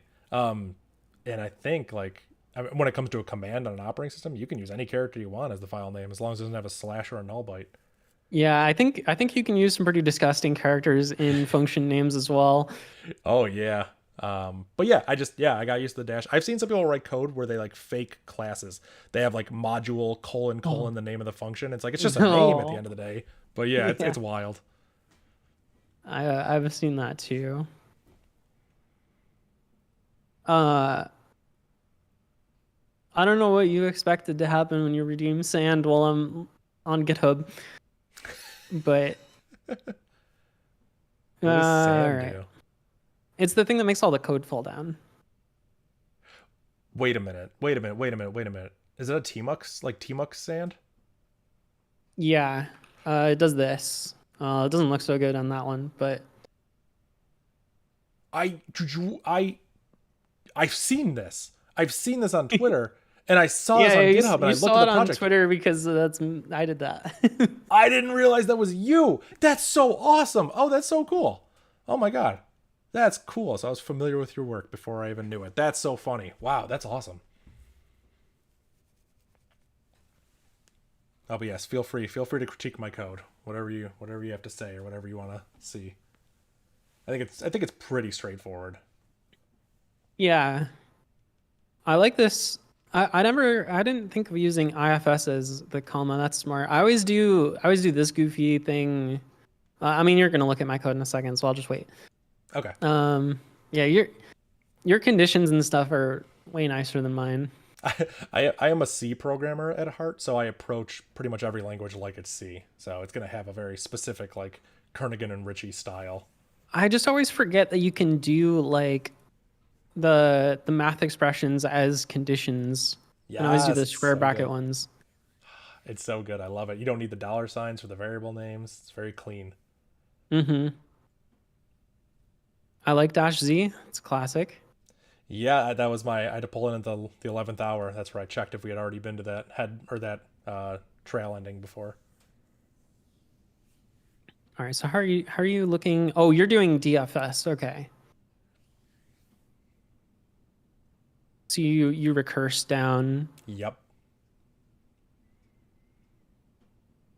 and I was then I was originally gonna make my own like stack variable, which would just be an array that I would like push work into and then pop off. But I was like, it's only like 9 stops, so like I'm not gonna recurse too far in.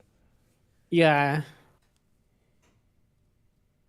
Uh, and then this is how you're doing the whatchamacallit, Keeping track keeping of if track of I the yeah. yeah if you've been there or not. So that's why it Yeah, that doesn't makes look as sense. clean as the rest of the code because I like unset it then redeclare it. That was just like the last minute I threw that in.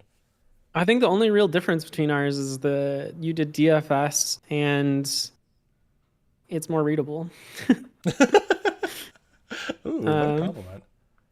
yeah. Feel free. Have you looked at mine yet? Oh wait, I Nope, lost I'm the gonna look link. at it right now. All right, All right, I'm I'll gonna pull head up your over. stream. Sweet. I will share my terminal. I already checked out your code. So here is what bad cop had. Let's take a look at this. So, oh, you take the file Oh as no, an I'm covering you argument. up. Cringe. You don't just read it from standard in. It's just like your face is just where mine is. That's awesome. This is a bad Oh cop yeah, stream taking now. taking the file as an argument is part of my uh Your start script, right? shenanigans. Yeah. Yeah. I have a test runner that every time I save it will rerun the program. Um and the thing that's over engineered that I did that's new this year is if it gets the right answer for the sample, it'll automatically switch over to running it on the real input. And then if it gets an answer using the real input, it puts it on my clipboard. Oh, that's cool. That's so incredibly over-engineered. Yeah. I thought I was gonna No. go for leaderboard on the early days, but I didn't. I Yeah. didn't even get close. Nah, that's so cool though. All right. So let's take a look at what you have. We have the file here, x and y equals 0. You make a grid and you make a trailheads. Wow. Okay, so we're off to the exact same start here. Yep. Yeah. Yeah, wow. Okay, so you read a character by character, which means you have to use this to detect when you have a new line. Yep. Okay, makes sense.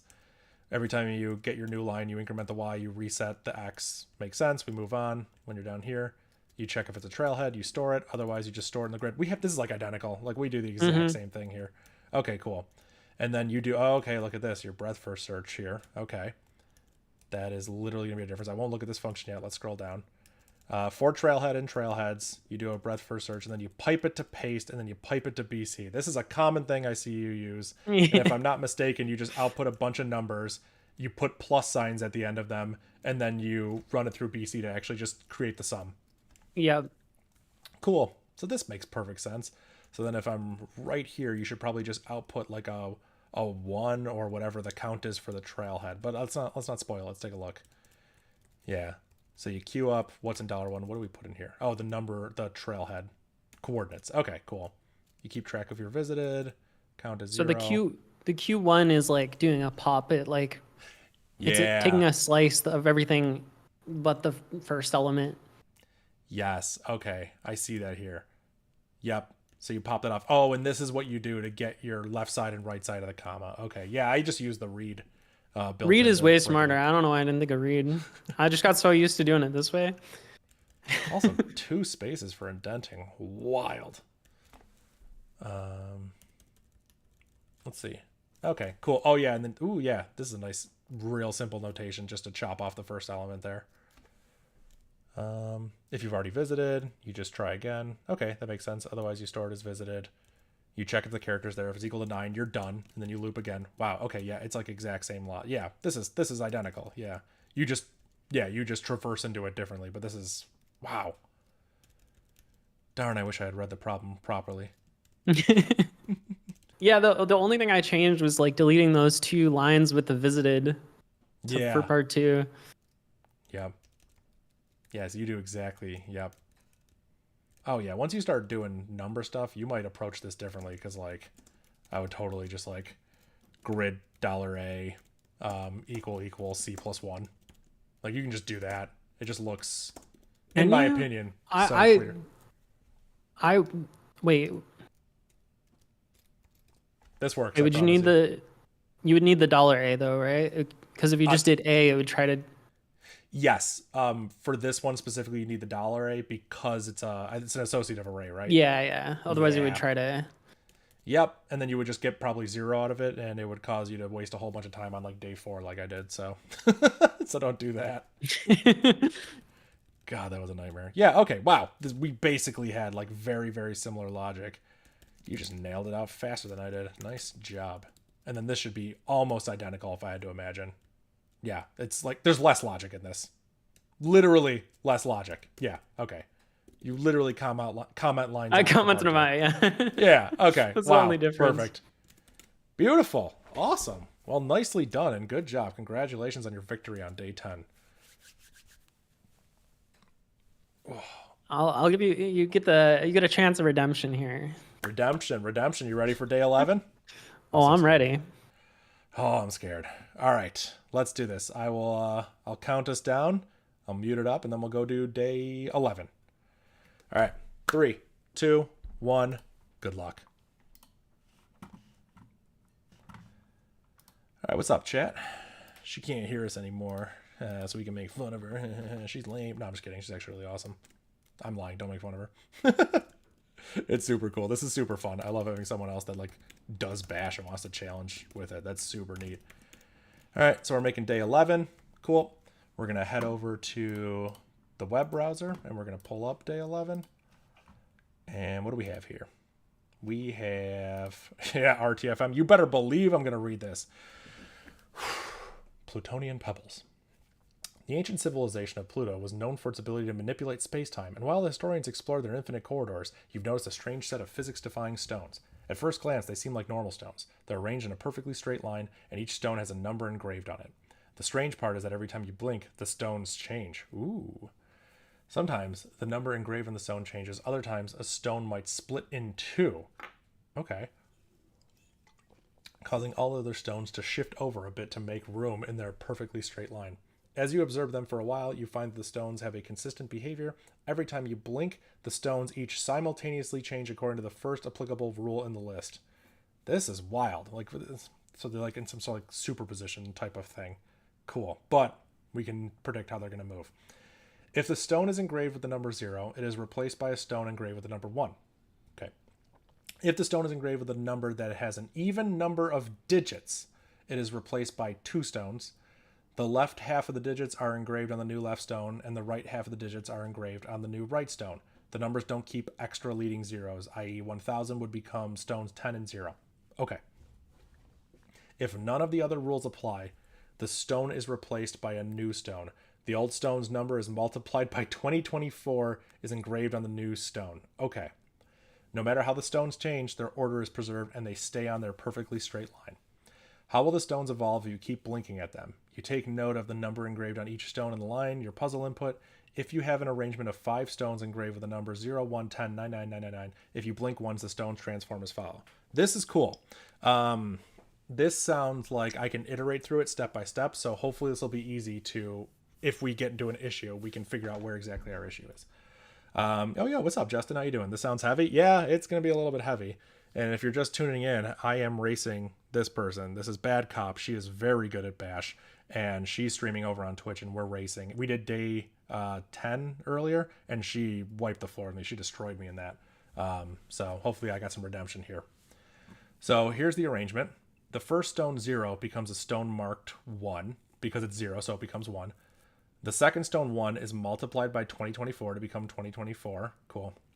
The third stone 10 is split right because it's an even number into 1 and 0. The fourth stone 99 is split into 2 stones marked 9, right. And then the fifth stone 999 is replaced by a stone marked 2, right, because 999 times 2024. This makes sense so far. So after blinking once, or iterating once, your 5 stones would become an arrangement of 7 stones engraved with the numbers 1, 2024, 1099. Okay, here is a longer example, 125 and 17. This gets multiplied by 2024 because it is an odd number. This gets split into 1 and 7 because it's an even amount of digits. I shouldn't say even number, even amount of digits. Yeah. So this gets multiplied by 2024 and this gets split. After 2 blinks, this one isn't even, so it should be 25300, but they all get chopped off. Cool. This one gets multiplied by 2024, and this one gets multiplied by 2024. Okay. This all makes sense to me. I don't see anything here that's weirding me out. In this example, after blinking 6 times, you would have 22 stones. After blinking 25, you would have... Yeah, this is like some exponential type of growth here, which is crazy. Considering the arrangements of stones in front of you, how many stones will you have after blinking 25 times? Okay. Okay. Let's go ahead and get our puzzle input. What do we have here? We are in day 11. Let's vim the example input. You can't see my terminal, but don't worry. I'm just literally copying over example input. And then real input. I'm not going to share my terminal for this and my browser. I'm going to remember where I put it. Okay, get your puzzle input. Go here. Oh, wow, the puzzle input's very small, but the numbers are very large. So that's going to be pretty gnarly. Cool. So now share back the terminal. So now if I cap my example, we should be able to go through this process. After blinking 25 times, you would have 55312 stones. So when we blink 25 times and run it through this algorithm, we should have that many stones. Okay, let's go ahead and do a part 1. We're going to jump right into it. Always be afraid of small inputs. I am. The fact that the input was very small is what scared me. Like, I'm not even kidding. I looked at that and I was like, oh God. That means so much is just on the actual like algorithm. Because if I don't get the algorithm right, the answer is going to be way off. Like way off. So what we'll do here, while read -ra line. Oh wait, no, it's only one line of data. So we can just do this, read -ra line, and now we have an array of all of the inputs. So for stone in stones, do done, echo stone. This will loop over each one. So if we have the example input and we run part 1, we should get, yeah, them separated by new lines. Cool. Nothing weird there. We just have an array called stones, and each element is the number that's in there.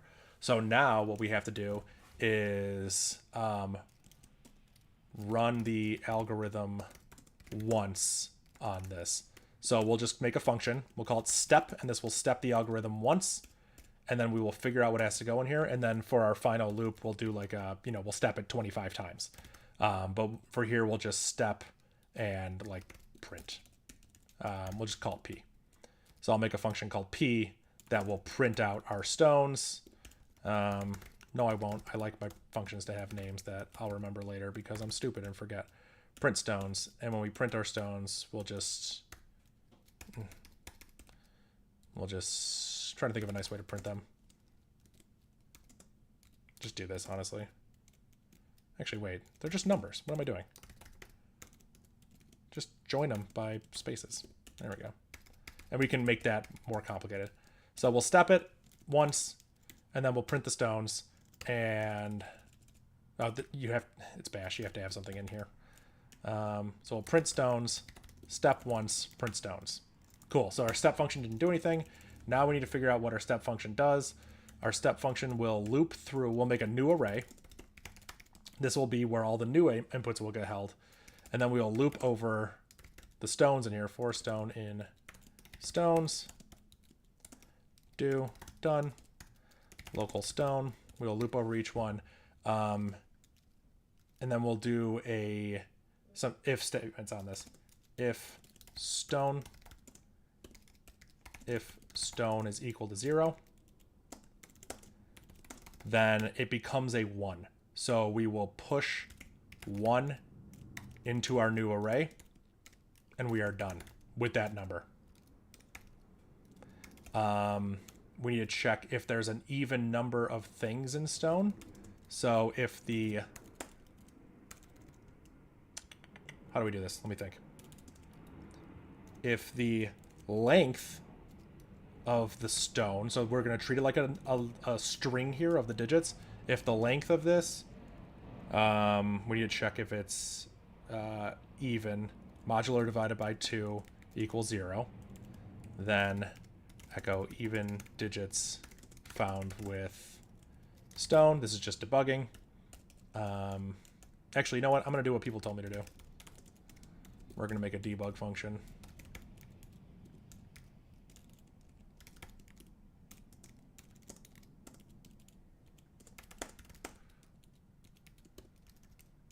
There we go. We made a debug function now. So even digits with stone. Then we'll do, I don't know, something to it. Do something. We have to split it. And then the final thing we do is we multiply it by 2024. And we push it back in. So new array plus equal stone times 2024. There we go. So now we just have to split this. So let's go ahead and get the length of it. Let's just write the logic. The length of the stone. Now we have the length. Middle is we will split the length in 2, and it's even, so we know this will work. And now we need to get the first and the second. So the first is whatever the stone is. Yeah, let's see. Yo, what's up, C? How you doing, man? Welcome to the stream. Also use the debug function. Yeah, I agree. I should. To get the first section of it, we're going to take the stone and we're going to substring it from 0 all the way to middle. And then to get the second part, we're going to substring it from middle onwards. And then we are going to push 2 elements into this array, first and second. And I think we're done. I think we're done. We just have to do stones equal new array. This just copies it over. Cool. Now let me go ahead and run this. And so now we have 255. Let's turn off debugging. And let's do for I in 0 ... I don't know, 5 do done. Change this to 1. We're counting. We will step and print the stones, and then we'll print these stones up here. So we're going to do it 5 times, and now we run it. This is what our evolution looked like, and this is what it should look like. 103 ends in 32. This looks good. This looks absolutely good. So after blinking 6 times, okay. So after blinking 6 times was the example they gave us. We need to figure out how many stones we have. So we echo the length of stones. So after blinking 6 times, we will have 22 stones. According to this, we should have 22 stones. No way. No way. We have 79 after the real input. We're going to go over here. We're going to type in 79. We're going to hit enter. That's not the right answer. Okay. Darn. So close. So close. Wait, what did I put in? Hold on. Did I do something wrong?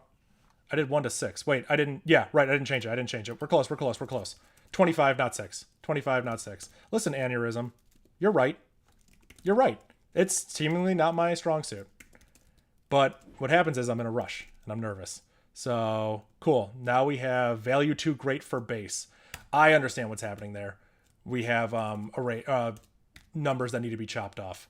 So leading zeros need to be returned or removed. So how do we remove leading zeros? What's a good way of doing that? Or can we just do this? Can you just do like this? Let me remember this syntax for how to do this. If I have a equals 08, I can do like a. Yep, and I get an error. I think you do 10 pound. Nope, that's not right. Pound 10. There is a syntax for this. There we go. 10 pound and then the number you're trying to do. This will treat it like a number in base 10. So we can just do this.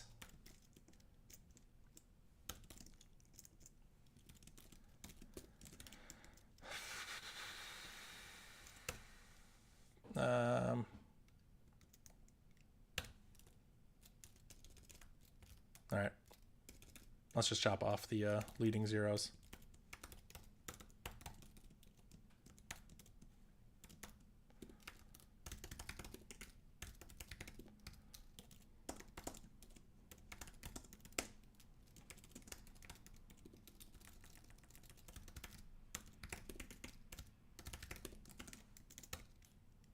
Have 768. That's not right. Cool.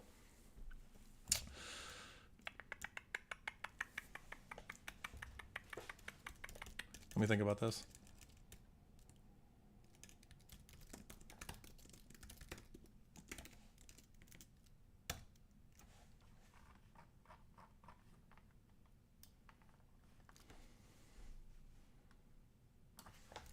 Doing something wrong.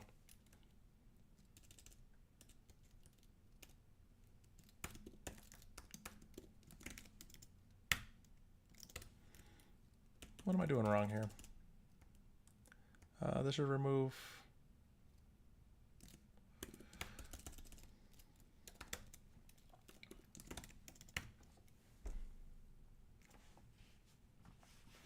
Okay, well that's just wrong. It's turning them all into zeros. I'm doing something very, very stupid here. First pound.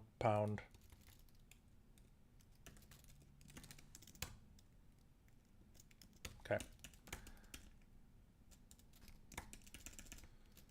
So if we have 6 on the example input, then we have 8 at the end of it. That's wrong. Yeah, somehow I'm just like losing these numbers. What am I doing? Oh, that's what I'm doing. 22. Okay, that looks right. Now we change this to 25.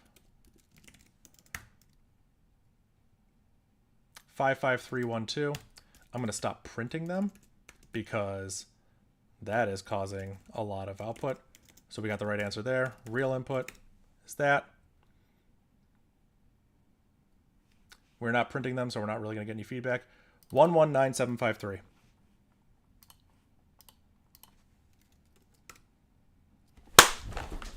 Let's go. Let's go. Let's go. Hello there, friend. GG on part 1. I think I'm so close. Oh no, are you really? Yeah, let me see. Okay, I'm gonna pull up your stream. I think I just need to count how many things are in my array, and then I'm there. Let's see. Oh my god. Let me turn that off. Oh, Wait, what's still echoing? Oh. Yeah, I had to Why turn am I off getting so 2 many. prints? Yeah. Uh-oh. But it might be too slow. Okay, no, it's not too slow. All right. I love your progress. That's not the bar. right Thanks so sweet. answer. Oh no. Oh, All right. no. Well, you've got a head start. This is it. This is my redemption arc. All right. Good luck on part 1. I'm gonna tackle part 2.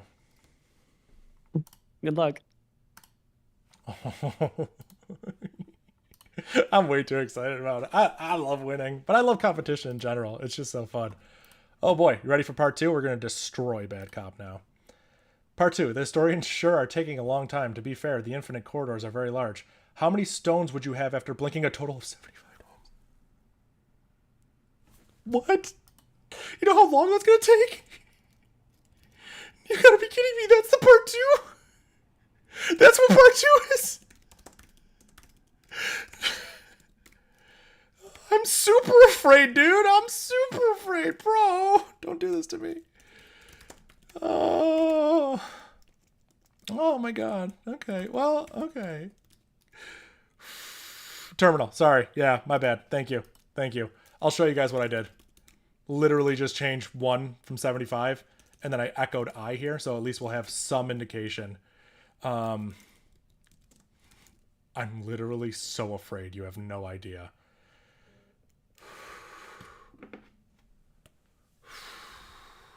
Okay, we're good.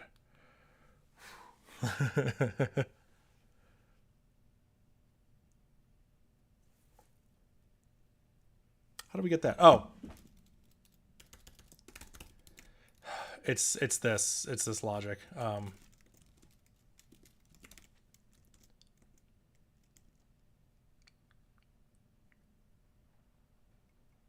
No, that's not even right. Let me do some testing here. A equals 000501. Echo A, delete that. Do this, delete that, deletes them all. What am I looking for here? It's just this, right? But why does it leave the rest of the A's? What am I trying to do here? I'm trying to remove all the zeros from the front of the string. I don't see what I'm doing wrong here. How do you trim off zeros from a string? I'm blanking here.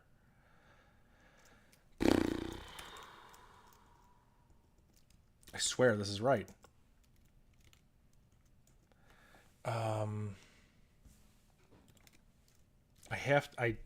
I swear this is right. I mean, obviously it's not. What I can do is I can say start zeros.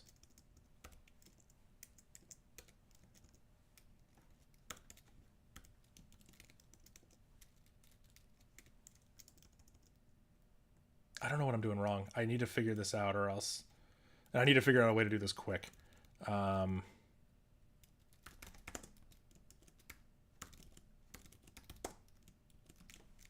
can do that. Will this break on an octal number? Yeah, it will. What am I looking for? Why? I'm blanking on this. I might be able to use that notation you were talking about.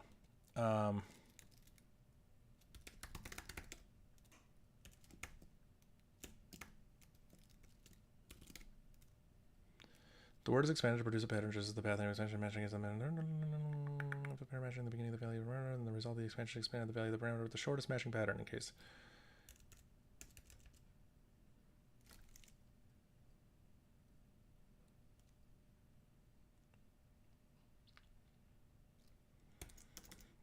I will probably use that notation, but what am I doing wrong here?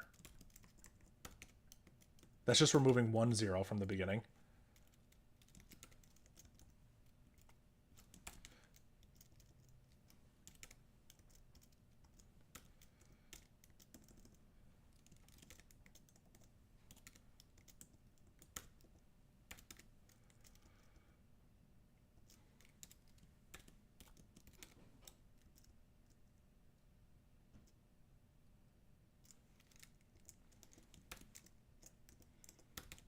I don't know what the hell I'm trying to do.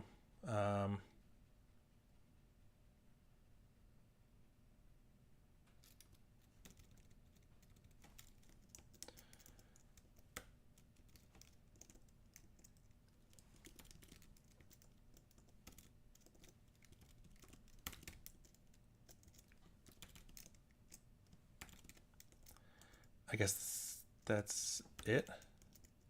Yeah, I guess I just have to use that notation. Okay. Whew. We're good. We're good. We're just going to use that weird notation.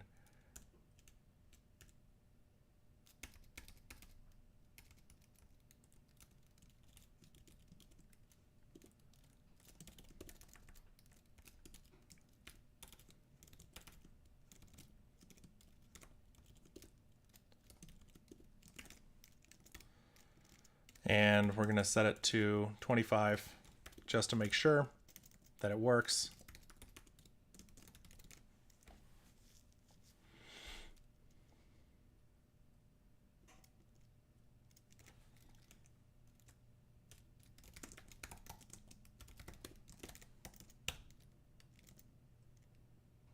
What am I doing wrong? Oh my God, what am I, stupid? I see the dollar sign and I put it to the left of the dollar sign even though this is in the wrong spot. Nah, it still breaks. You said the $10 should be inside of it. It should. This should be it. Oh, I got rid of this. Yeah. Well, it would help if I had reading comprehension. Wow, that slows down like crazy when it gets there. 199753. Okay, so that's right. What I'm going to do, now that we know it's right, we're going to write out the data.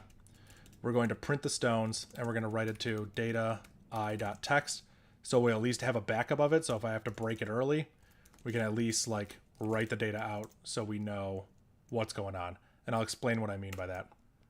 So this is going to run over here. And now if we go over into a different terminal, and we figure out where we are, we can go to day 11. We can ls data. Cool. And we can see how far it is.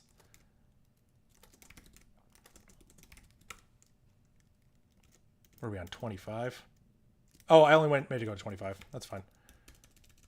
And then, assuming we don't have to change any logic in the future, we're good. Otherwise, rip your SSD. Yeah, possibly. If the files get too big, maybe I won't do that.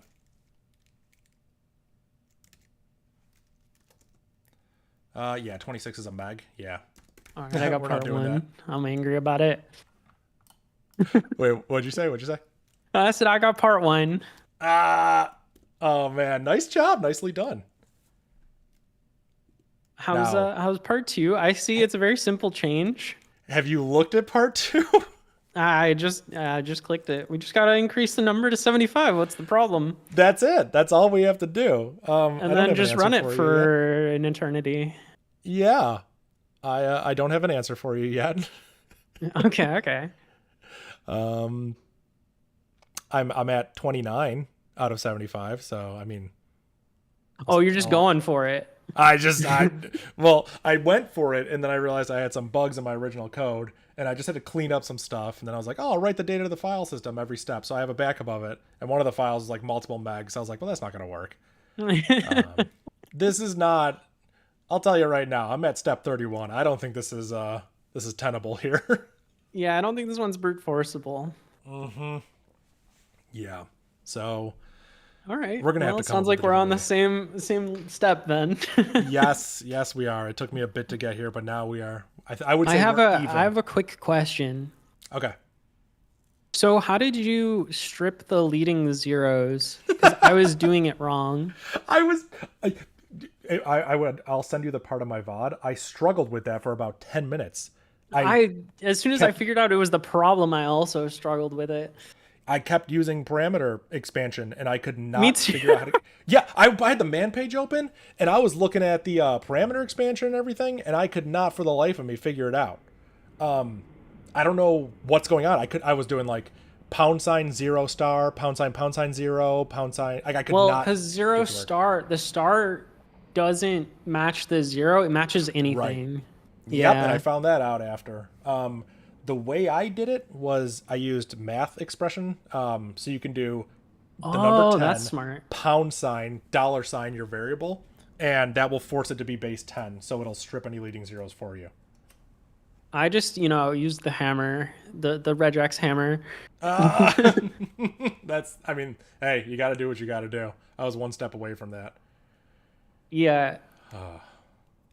Yeah, I was like, why am I getting so many errors that, number is too big for base? Yep. Yep. And I've dealt with that before, but yeah. So yeah, I used numeric expression to force it to be base 10, but I had to pull that syntax out of the woodworking. Oh my God. All right. Well, I'm gonna go ahead with part 2. I'll see you on the other side. Same. I'm at step 34 out of 75. So I think I got you beat. I gotta start my brute force now. Yeah, exactly. All right. Good luck. Don't worry, aneurysm. I commented out that part.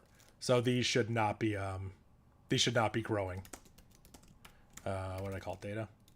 Yeah, we're only at 7 megs. It's not going to grow anymore. I commented that part out. Once I saw that 1 megabyte file, I was like, nope, I know how this is growing. I know this is going to be untenable. Okay. Man. Oh, not disk RAM. Yeah, you're right. That is RAM. I don't know why I just assumed that'd be disk, and I even ran the du command. God, I don't want to know what my RAM looks like on here. I don't even want to know. Well, we're on Mac, so we don't have the free command. I think I have a thing that I use. So we're using 82 gigs out of my 128. So luckily I have a super beefy computer. I have a computer downstairs we could use. What operating system is this? This is OmniOS. I have to remember how to get the memory on every single operating system. So we do have 256 gigs of RAM on this computer, so we could get one more evolution out of it. Yeah, what's up, Signe? Yeah. There are... Oh, I closed it. There are no rules to that. You can use whatever you want. The goal is they give you input, they give you a puzzle, and you have to give them output. That's it. Use whatever you want. Yeah, just a few hundred petabytes. I should be good. Yeah, I'll be good. I'm gonna quit this. We're done brute forcing it. That is clearly not the answer, but the way the puzzle's constructed, it makes it seem like it's the answer. So I respect the heck out of it. We need to come up with a way of doing this algorithm differently than how it's described to us, because this algorithm is laid out for us, which means that we need to think about this differently and come up with like a different solution for this. So we need to come up with some sort of rules, like if you multiply a number by 2024, does something always happen? Can we like assume what the next output's going to be? Maybe we have to do 2 steps ahead. I don't know what it's going to look like, but we're going to have to think about this. So when it's 0, it becomes 1. That's super easy. When it's evenly splittable, we split it. Cool. I played blackjack before. I know how to do that. Always split. It's always in your favor. And then when it's not evenly splittable, we multiply it by 2024, and the size of it grows like crazy. Let me think about this.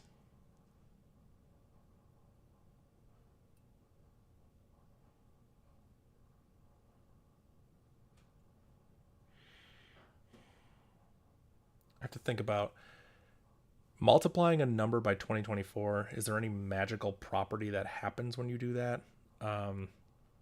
Like, will it always result in even digits? Probably not. That doesn't really make sense, but maybe there's some logic to that.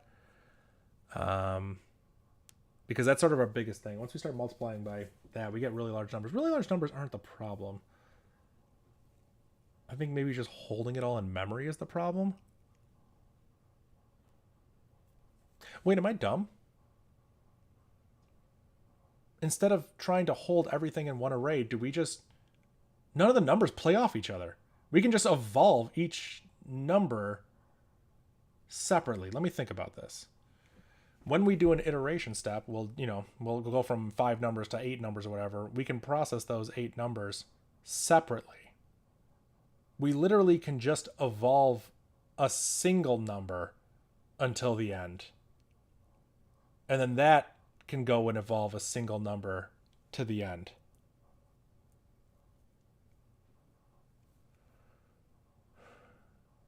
It's going to get big, and I'm trying to think of how to... The problem with this is just how to be efficient with RAM. So let me think about this. If we just have 125, we can evolve it into this, and then we evolve that into this, and then we just have 2 more things. Yeah, the problem is just how do we store this data, because it's just a lot of data, right? Is there a secret to this?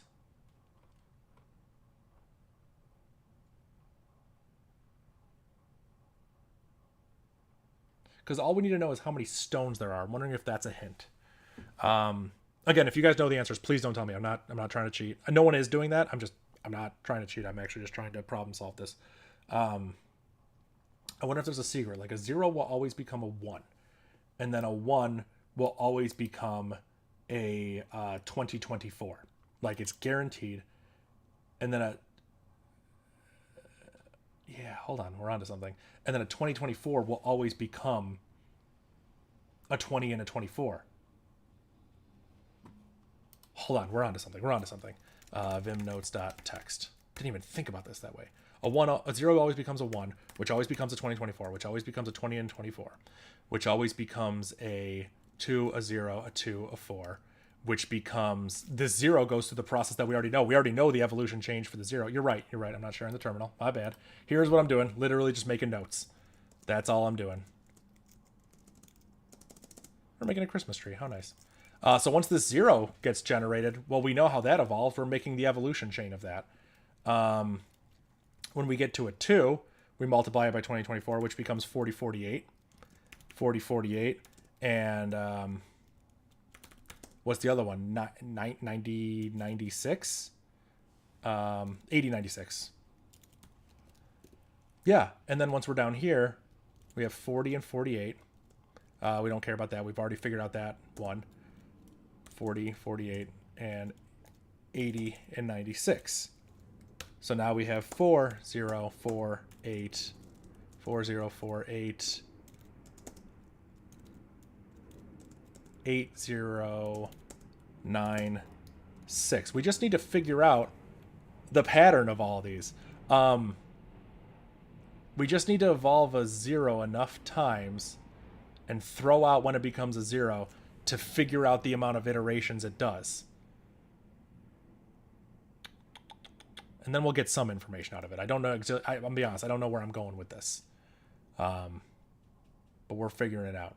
So we have a 4. Well, we know how the 4 is working because we haven't figured out the 4 yet. The 4 became the 8096, which became an 80 and a 96. So we have to figure out what an 8 and a 6 will do.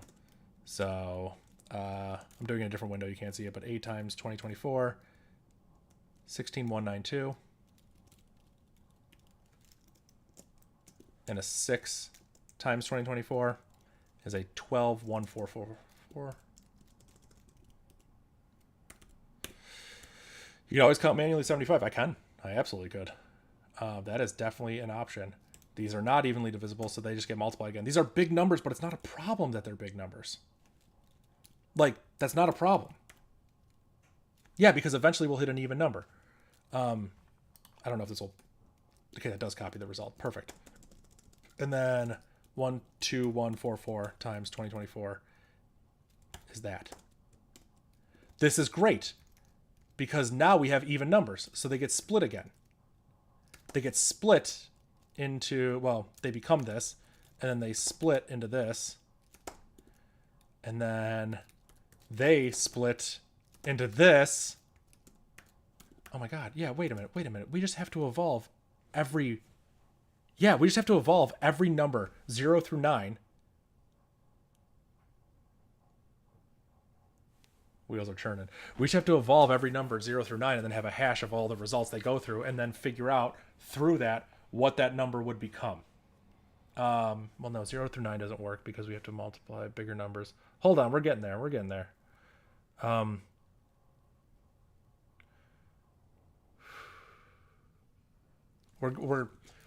circling the drain here. The answer's gonna reveal itself. Okay. Oh wait, hold on. I got like a notification or something. What is that?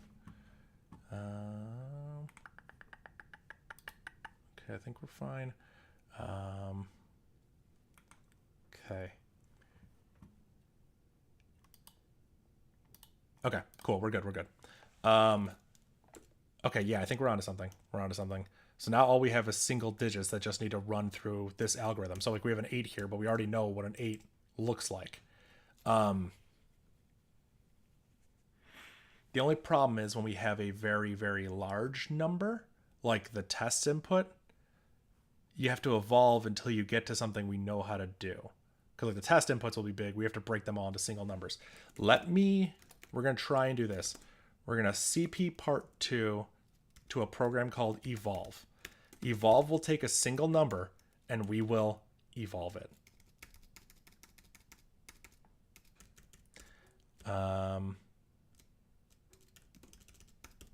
Yep, we will take a single number and we will evolve it.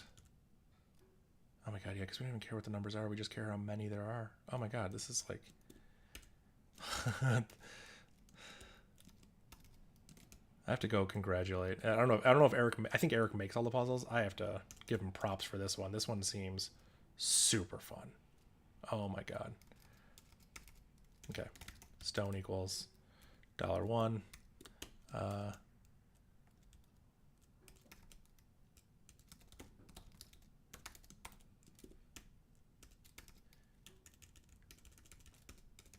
Yeah, so what this does, this will just evolve a single number.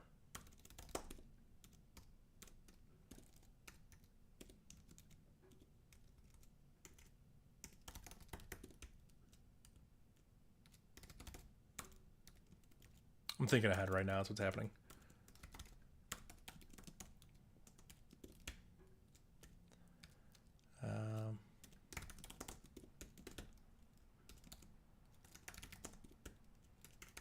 I should have just left these in here. I like to work in functions anyways. Why didn't I think of this? Cool.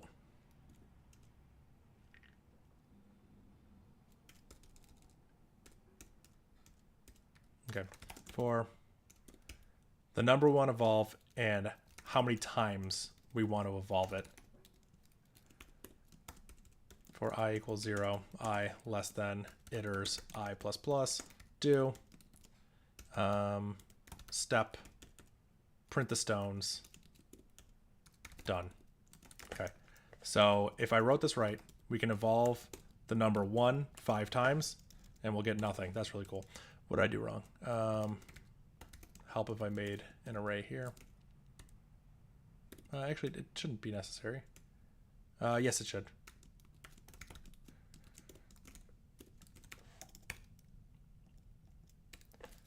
Cool.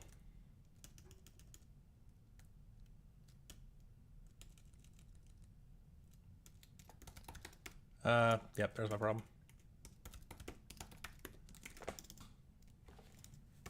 Close. I'm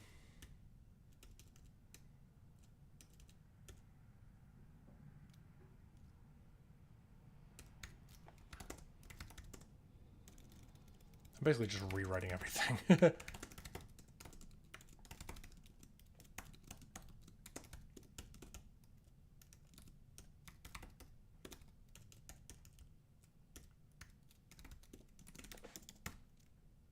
Okay, so this is what it looks like when we evolve a 1 5 times. Let's go ahead and just actually print the input at the beginning. So we'll have 6 things because it'll show the initial one. So this is what I was doing by hand. Let's evolve it 10 times. Yeah.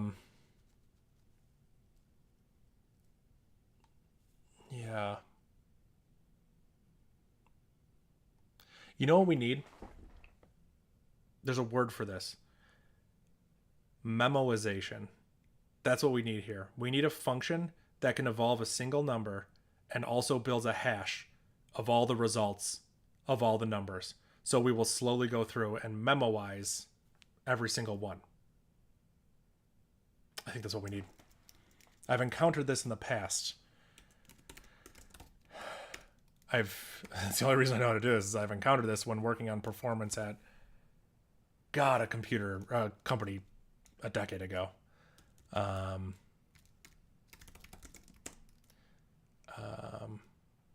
Cache. We'll make a cache. And then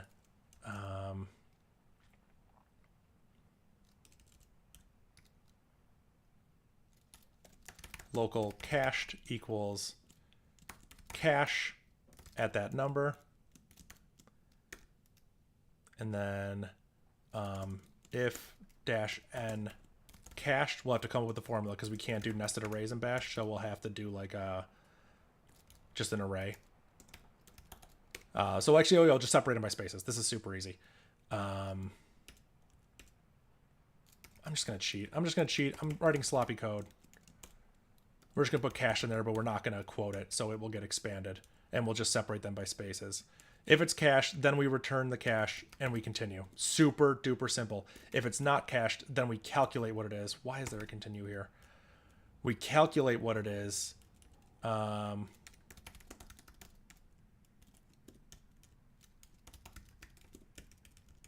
Make a result. When we get down here, what do we call it? New array. New array plus equal the result.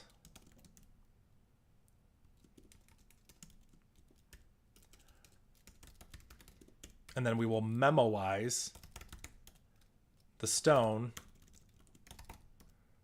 at to set equal to whatever the result is.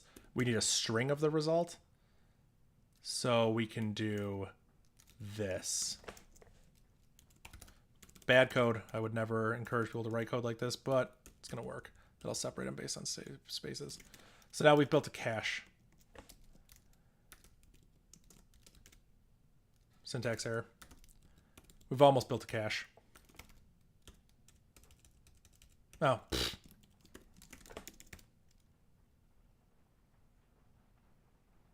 Still feels really slow, doesn't it?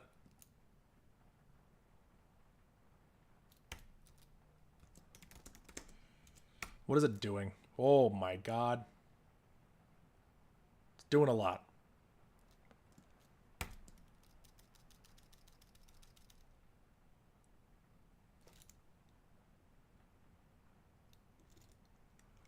Let me think. What are you caching? Let me hold on, let me work through this.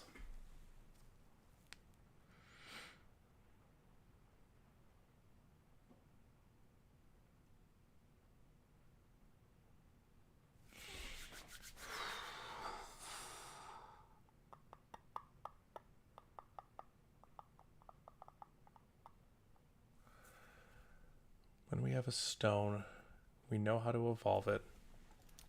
We evolve it into multiple different things. And then we cache that.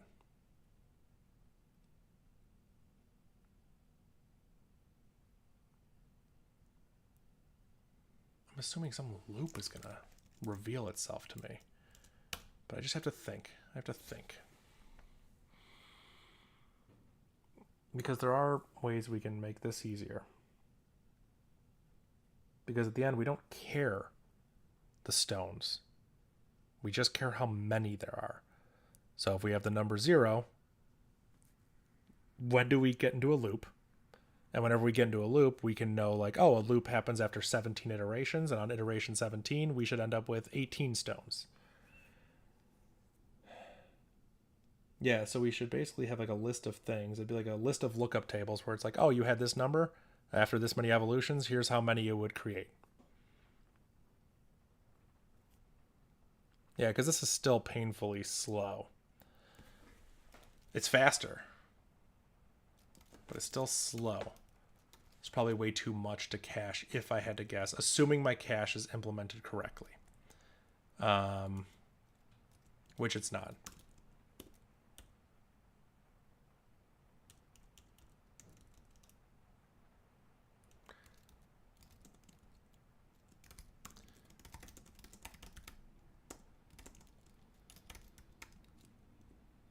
I'm going to do this against the example input. Yeah, we're just going to see.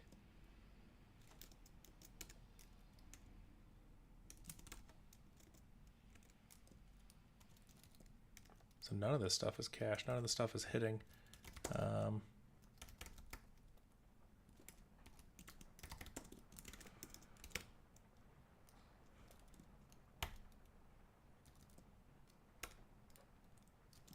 Yeah, none of these have cached results. Are they? They're not all unique numbers.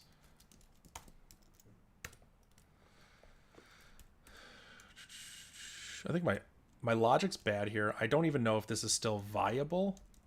I just want to fix the caching logic because then, yeah, that'll do it.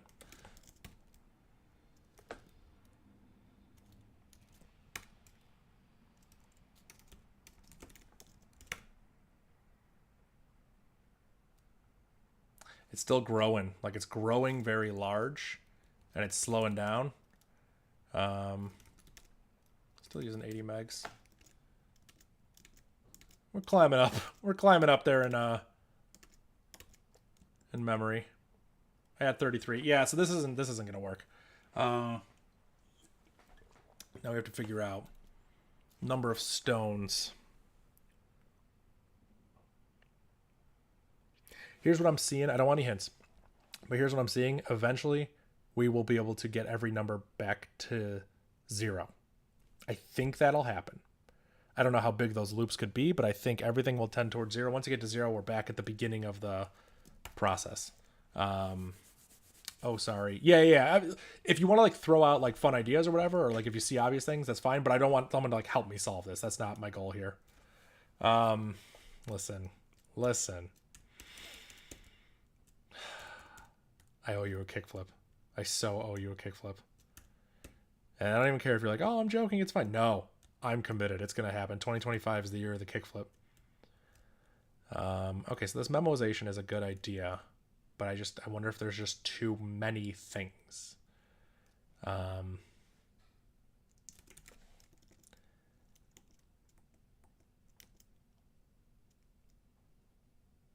I need to write an algorithm to do this? We have an evolve algorithm where we can take a number and evolve it X number of times. We need to figure out like when a loop emerges. Like if we evolve 5 one time, 10 times, boy. Yeah, like I think we just need to figure out like,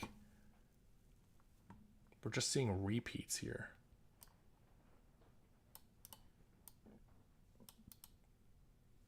The nice thing is, yeah, once an even number, even digits, whatever, emerges, it will always work its way down to single digit numbers. It has to. So once you have something, no, it won't. I'm lying. Yeah, because if it was 6 and then you divide it into 3, yeah, then it totally won't work. Let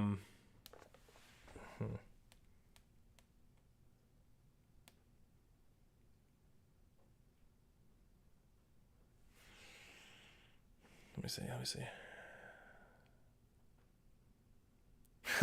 Listen, man, I'll try my best to solve it, but go to sleep if you need to. Oh my god, this one's cool. I really like this puzzle.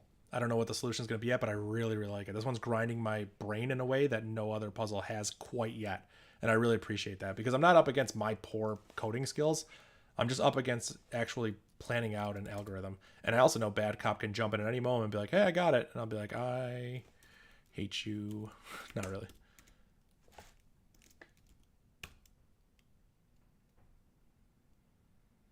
Is there anything special about 2024? I know it's the year, but like, is there anything else that can be gleaned from that?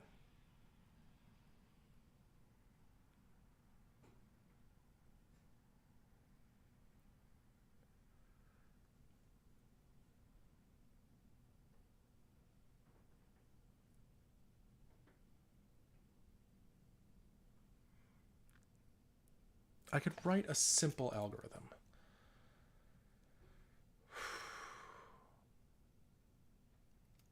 I could write a simple algorithm that starts filtering things out. Like, once we encounter 0 again, we filter it out. Like, how many steps does it take to get from a 2 to a 0? No, because then you go back to a 4. How many steps does it take to get to all single digit numbers?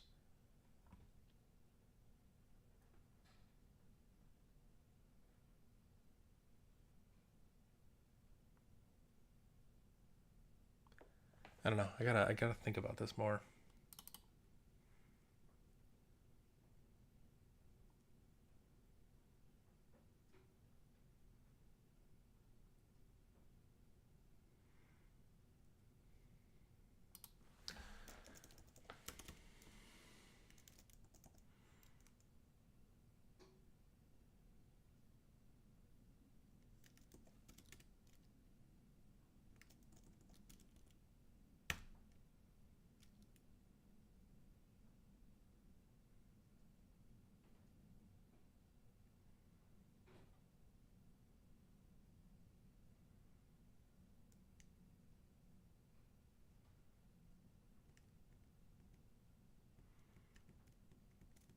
How long until every number hits a 0? I'm going to try that, but I don't know if that's going to work.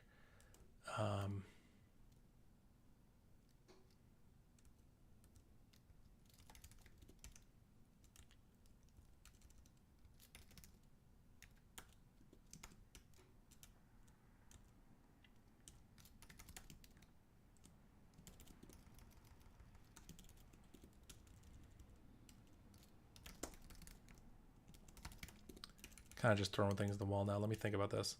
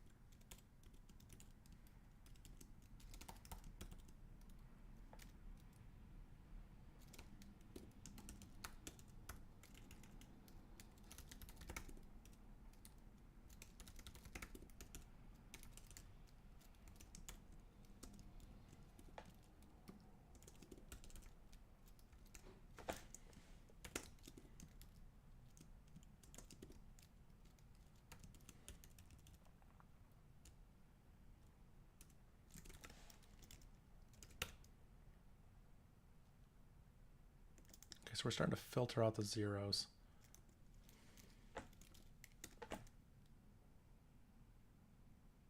There's still so many pathways.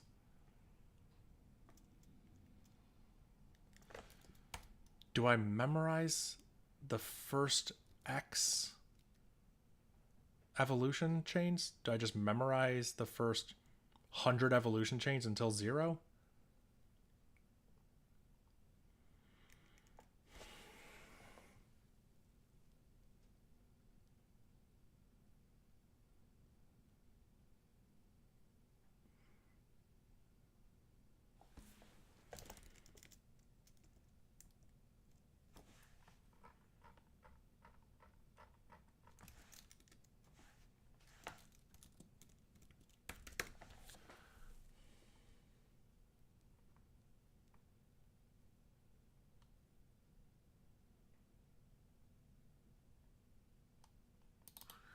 Because how long does it take to, like, a 6 to get to 0? I don't know. Well, wait.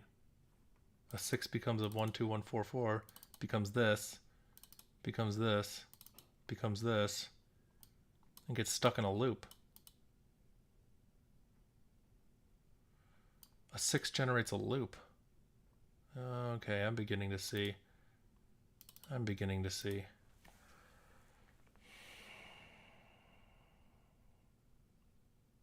I'm beginning to see.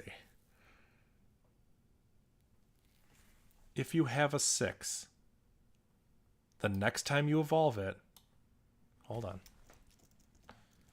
Let's use 6 as an example. If you have a 6, the next time you evolve it,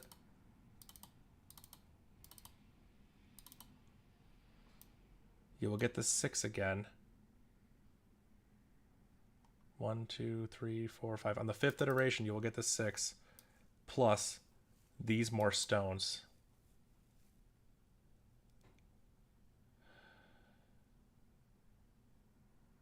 But then each one of these stones has its own set of patterns that they follow. But the 6 will always follow this same pattern. And you'll end up with a 6 at the end here. Yeah, okay.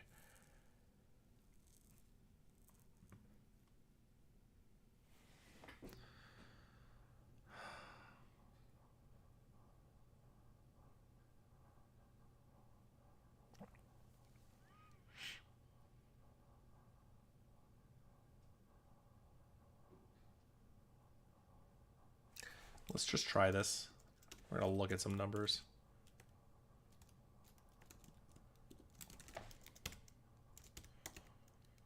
When you have the number 6, 1, 1, 2, 4, 8, 8, 11, 19, 29, 46. I don't immediately see a pattern through those.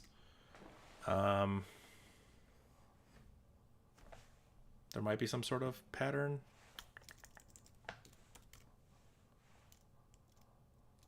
Right, I'm filtering out zeros.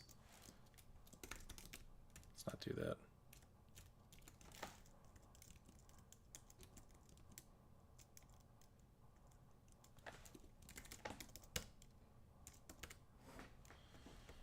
One, 2, 4, 4, 7, 14, 16, 20, 39, 62, 81. Yeah, I don't immediately recognize like what this pattern is. It's not like anything that just emerged, but like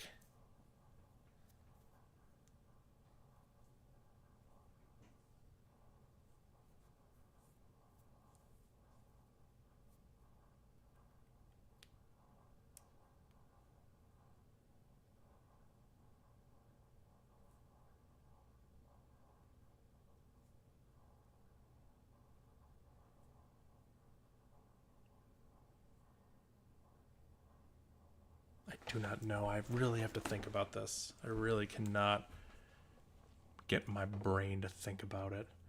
I wonder if representing the numbers in a different base might help, because like if I were to represent it in binary, no, it doesn't work. I have to think about a way to figure out if there's an even number of digits, but I don't think binary is gonna. I don't know if that's gonna help. Let me think. Every time we blink, it grows exponentially.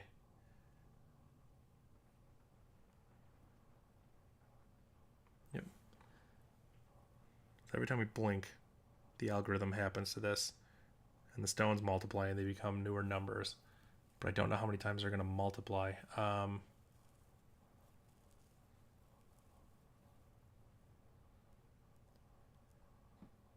There's so many different arrangement of numbers. I could memorize. Let me think. I could memorize the amount of stones that get produced. Like, if you have a number, is it going to split stones? That doesn't really help me.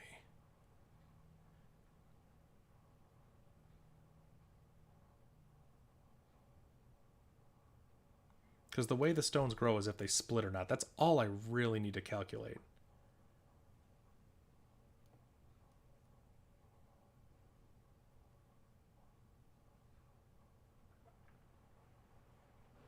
If they split or not. There's so many different numbers, but like what they split into is important. Because then I have a new number to work with, so I still have to memorize them. I still have to like run a calculation on them. Like the number 512 becomes this large number, and then that becomes this large number. Like we're not even like, so much that has to happen.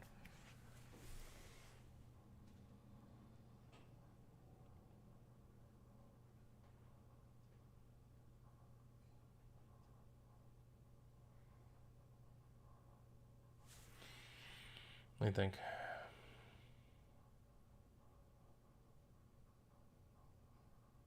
Yeah, because every evolution, if we have 5 stones, the next evolution will have 5 or 10 stones. It'll be between 5 and 10. We know that every iteration at most could double and at least could do nothing.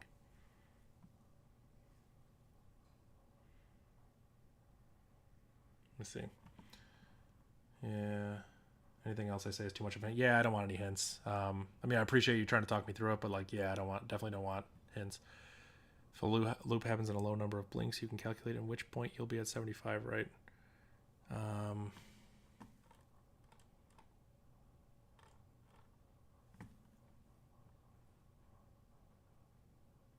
Other times the stone might split into 2, causing all other stones to shift over a bit to make room. So for a while, every time you blink, the stone simultaneously change according to the first applicable rule.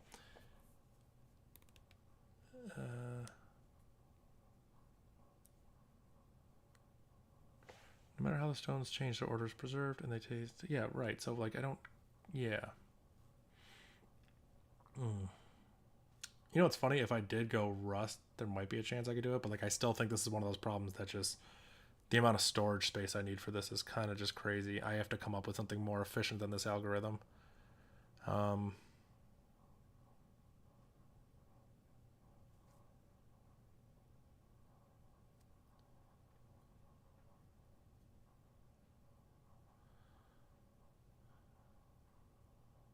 The problem is tricking you. It's a puzzle. Rust won't help without the right implementation. That's what I think. Yeah, that's what my mind, especially talking to Eric about it, it's like, no, I feel like this is going to be a RAM storage problem. If I go down the implementing the algorithm exactly as written, I need to come up with the right algorithm. When Topaz wants to make brute force infeasible, he does so. Yeah, I believe that. Like, I 100% believe that. I have no problem believing that. What I want to do,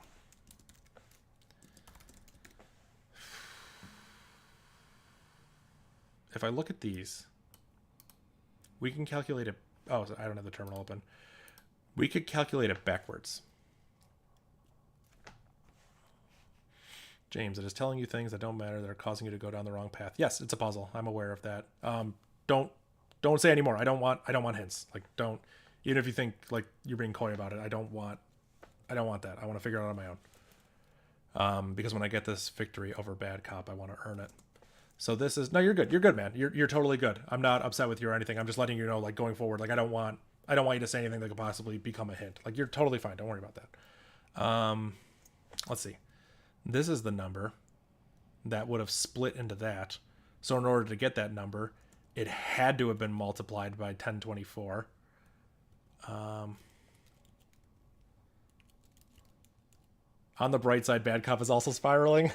I feel like I should just like jump in there and be like, yo, like, what the hell's going on, man? Okay, so here's something interesting. When I divide this number by 1024, I get a decimal point.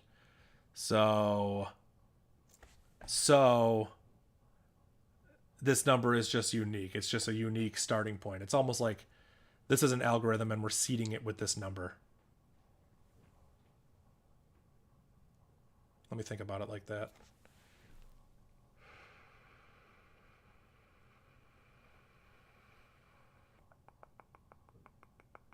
Would have been, oh wait, yeah, you're right. I'm stupid. You're stupid. No, you're not stupid. I am. Talking to myself. Use Rust. No. When I divide this new number, 125017, first of all, it ends in 7. So dividing it by 1024, or 2024, doesn't work. Doesn't work. So this is just a unique number. This is just seeding this algorithm. Oh, I wish I knew more algorithm stuff.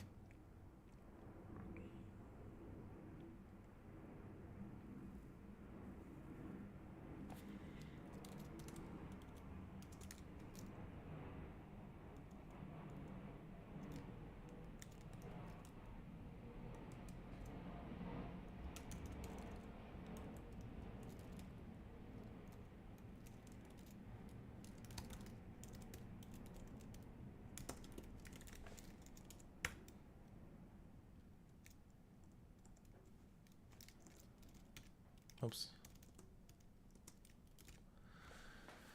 Yeah, so when we evolve this number, we get a 0 here. That's fine. We can calculate what will happen with that 0.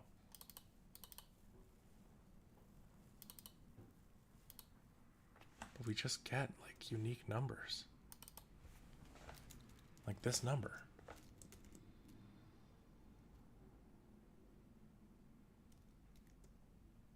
This number is very unique. But it will eventually go down to single digits. Will, don't answer this, I'm talking out loud. Why are we, oh, it's the number of stones. Will every solution eventually yield a single digit? And when it yields a single digit, like 4, for instance, what can I do with that? Yeah, because in 1, 2, 3 steps, we get all down to single digits. But not every thing is going to work as beautifully as 4. Something, oh, well, that one worked really well. That one worked really well. Hold on.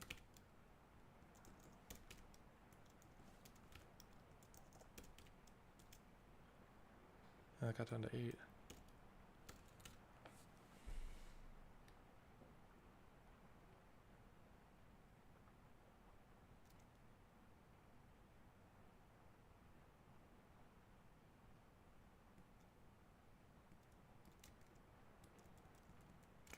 When it gets down to single digits, we know a lot of stuff. So like when 6 here, we know that after this many iterations, we'll end up with all these numbers and we can calculate how many iterations it'll take them to go down. So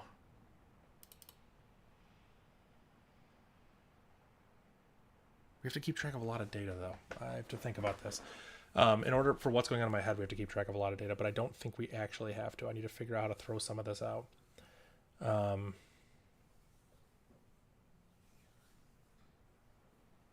like once we get down to a single digit, we win. Because we can just pre-compute all of the evolutions and figure out what they turn into. But then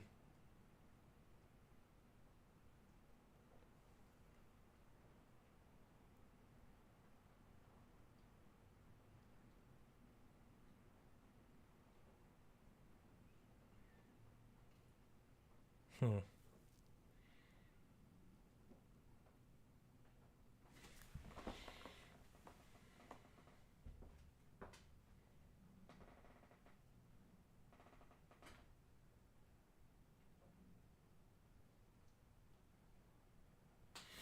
me think about this.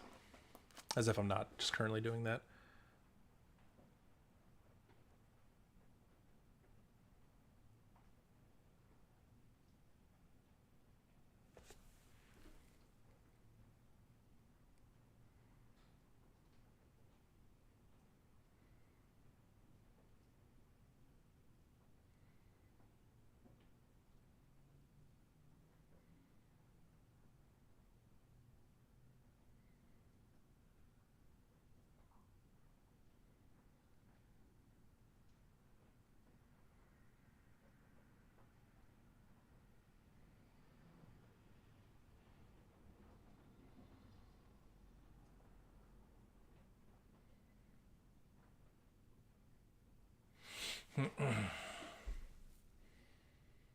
Trying to figure out how to represent this data in a way that makes sense.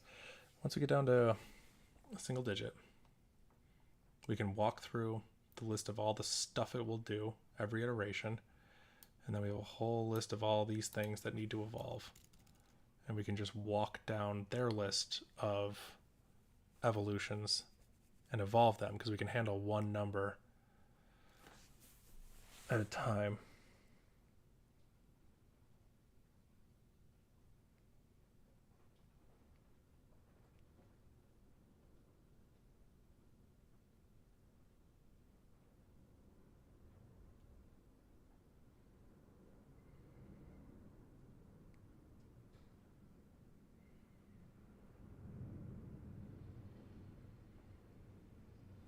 I don't understand this. I don't know how to move forward. I don't want hints. No one say anything. I just don't know how to go from here to the answer. I feel like I'm missing some key element here.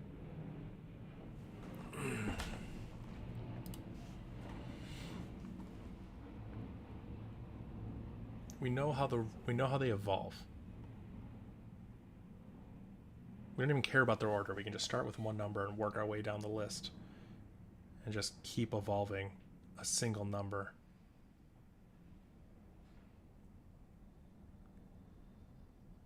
Yeah, because you just basically like tree out like this. We could work our way all the way to the end.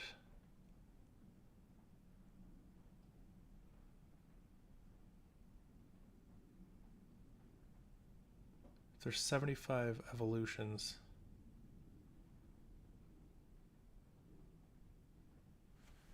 traverse 75 of the way down, get to an answer. We're making a tree structure. We're making a tree structure and we're counting the length of the nodes at a certain level.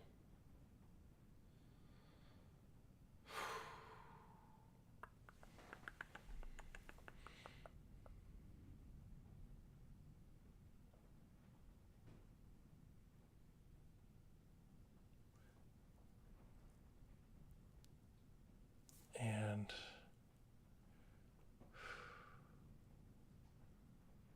we're making a tree structure, and when we get to the bottom level, we just count the number of things at a certain level. Okay. But we need a way to like make it fast.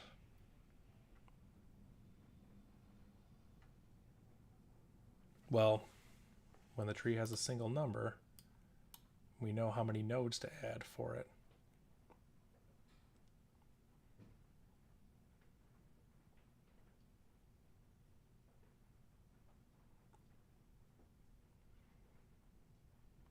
I don't even know. I'm going to be honest. I don't know how we represent this data in Bash, what I'm picturing in my head.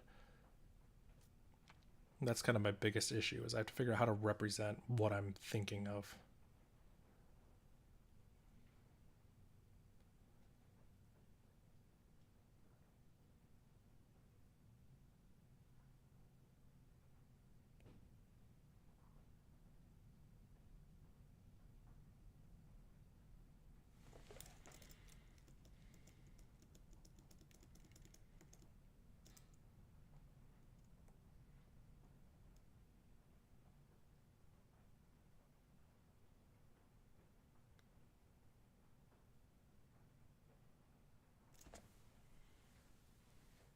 Recommend a collection of bits, maybe some bytes. Yeah, dude, I think you're onto something, man. I think that's so true. Trying to think. I can come up with a recursive solution. But I think this is gonna have I think it's gonna suffer from the same problem because I think the math solution is what we want. But I can think of like the recursive one where we just, go down and build the left leg of it first and then walk up the tree and then build the right and walk up and keep building all the nodes that need to be there. So if it was a tree thing, it would start from the left and kind of work its way over to the right. But we almost need like a checksum. Like once we have a layer of it, we need to just get the number of it and throw it out. Like we need to not carry so much of this data forward. It's not useful to us.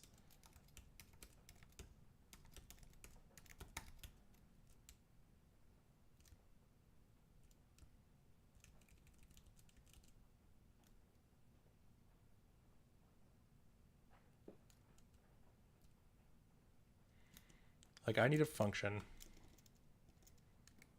Just talking out loud. If I evolve a number 75 times, how many stones get created from it? I need that function. And so I need to hash some of these things where it's like, oh, you want to evolve the number 4? Well, here's how it spins.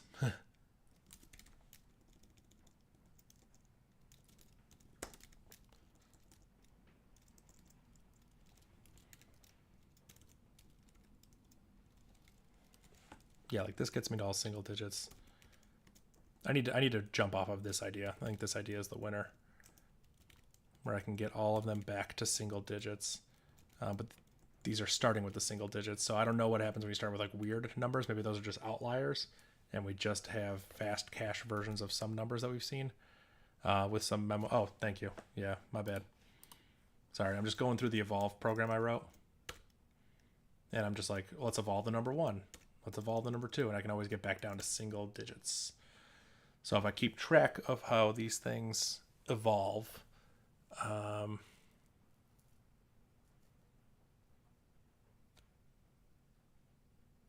I have to figure out what I'm keeping track of.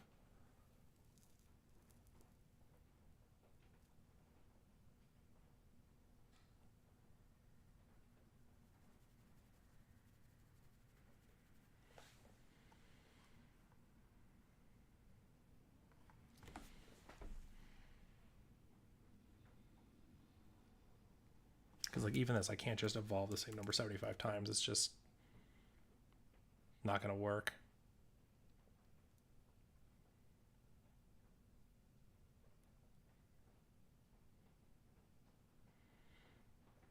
Even the caching way, how does that cache not work? Or we memoize it. I feel like that should help so much more than it is. I know it's not, but like it should help more than it is. It's just that the data set's growing too big. There's just too many numbers to process. That's the problem.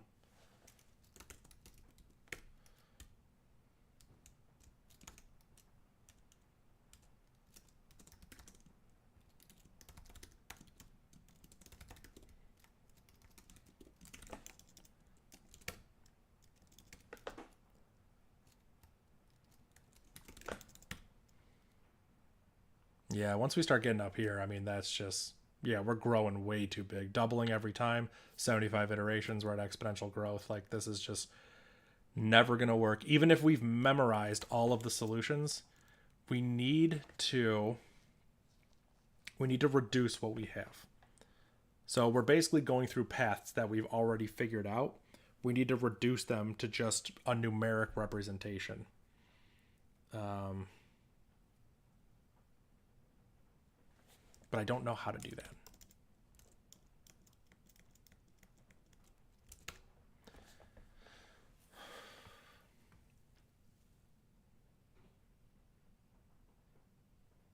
Because these are nice, because they turn into single digits like all at the same time. But once you get to weird numbers like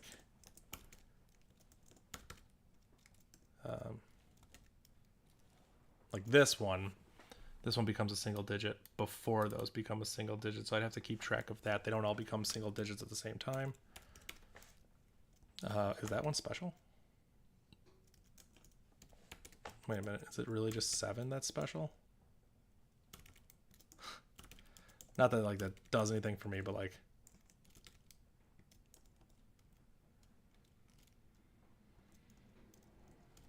or 8. 8 was the one that was special. I'm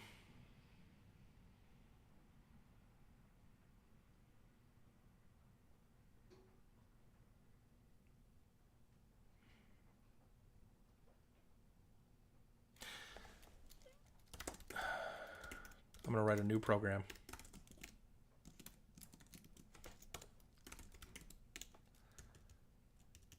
What we're going to do with this program is we're going to evolve until we hit a single digit. And we're going to count how long it took.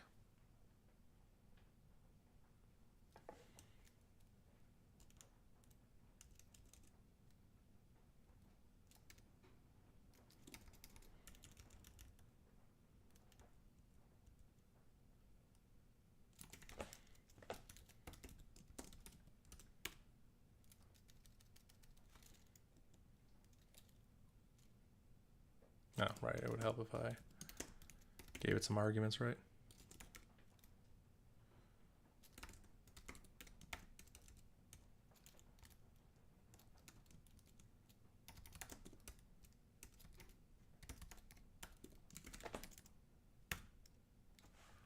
Yeah, so step 5.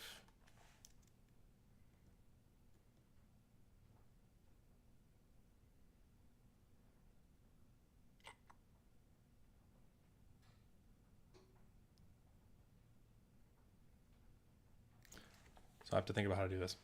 Given the number 5, on iteration number 1, 2, 3, 4, 5, on the 5th iteration, given the number 5, you will get a single digit of 2, 4, 8, 2, 8, 8. Like you'll get these. That's cool information to know. I have to figure out how to make that useful. What am I missing here? Like, what do I do with that information? I have it now. Why did I do this?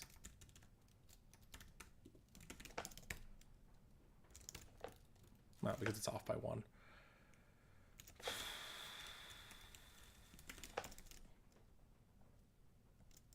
And 8 was the one that was special, but it wasn't even that special. It just generated a 7 digit, like.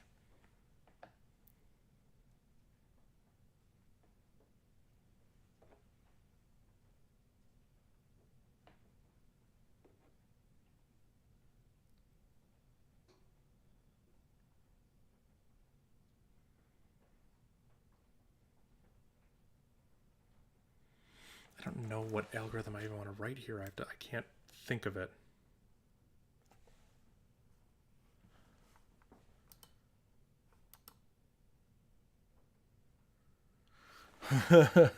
I might reach out to Bad Cop, see how she's doing, because I am getting one shot by this.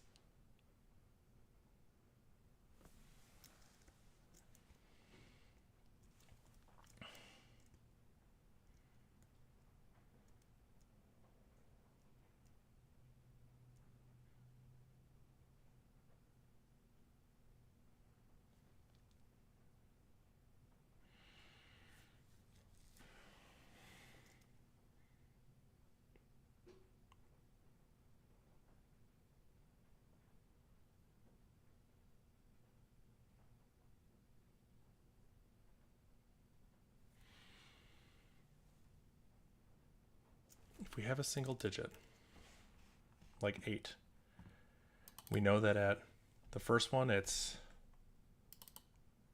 1 stone, 2 stone, just 5 stone, 4 stone, whatever money. So like we can keep track of how many stones there are when we get to a certain thing.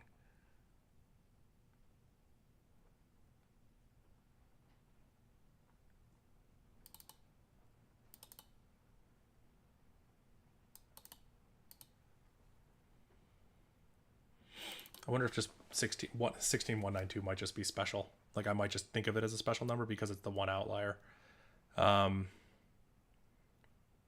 Yeah. If we just cache those numbers, then we know that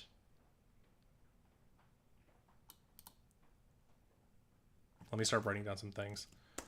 If we are at 8, then we know it'll go to 1 stone, 1 stone, 2 stone, 4 stone, and then however many stones this is, and then we know all the numbers of it at that location. So we can keep track of the stones, then we can keep track of a new pattern we need to run through. So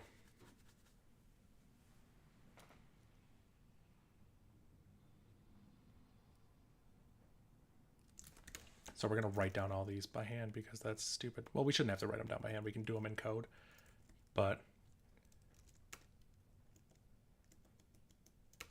so what I mean by this is like let's start with 2.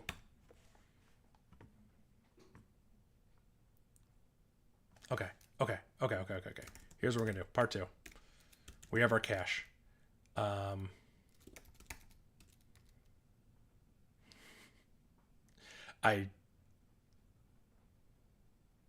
don't know how to do this. Let's just make an array.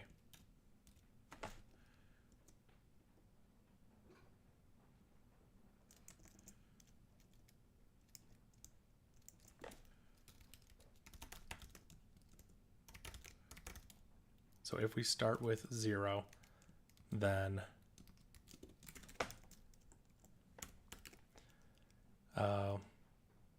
we just get to 1 right away. 1 pipe 1.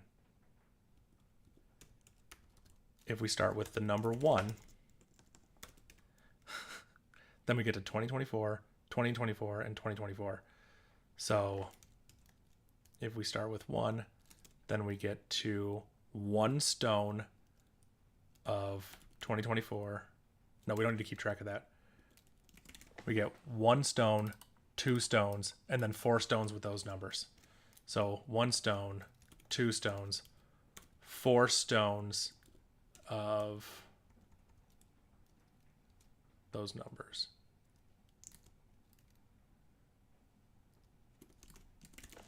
I'm just coming up with a weird way to sort it, to store it, but just bear with me.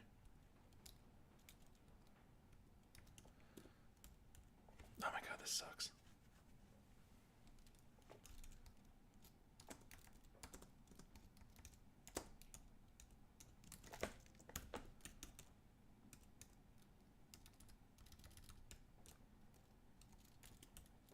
There's got to be such a better way to do this, but I don't care.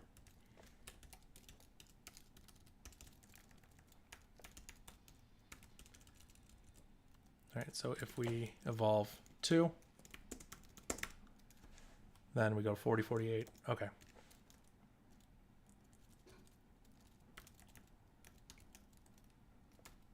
Right, and then this one is just a duplicate of that one. Cool, which is 80, 96.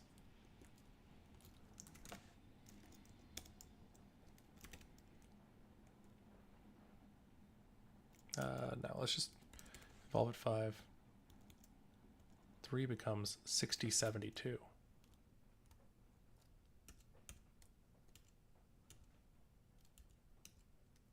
Yeah, it doesn't double.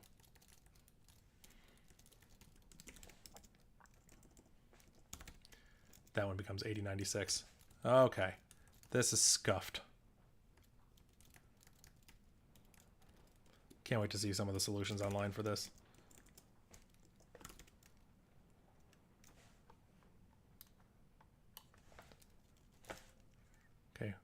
11248.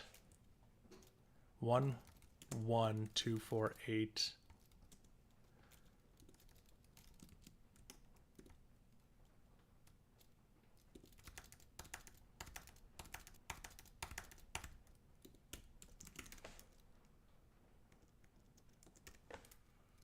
Okay.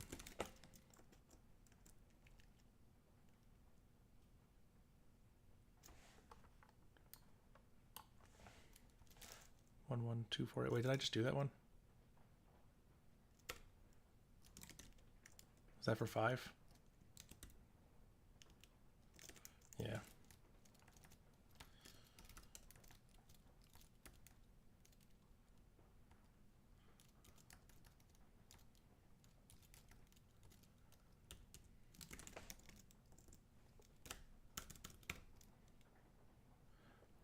One, 2, 4, 8.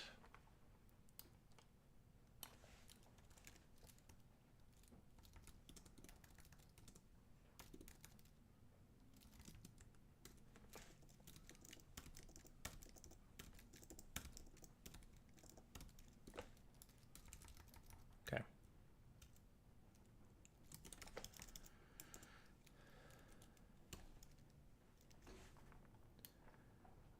One, 2, 4, 8.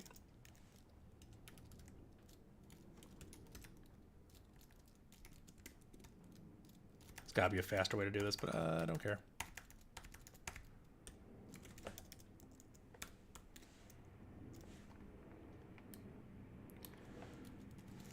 One, 2, 4, 8.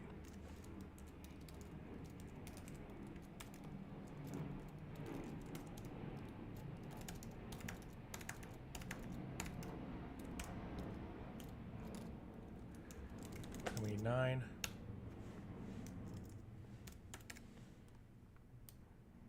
One, 2, 4, 8.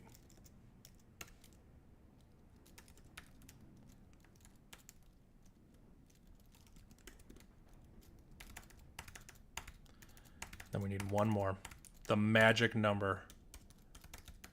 16192. Did I get 8 wrong? 11247.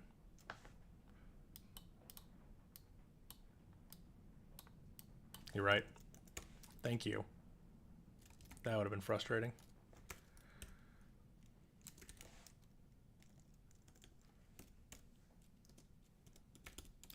I think it was 16192. 16192.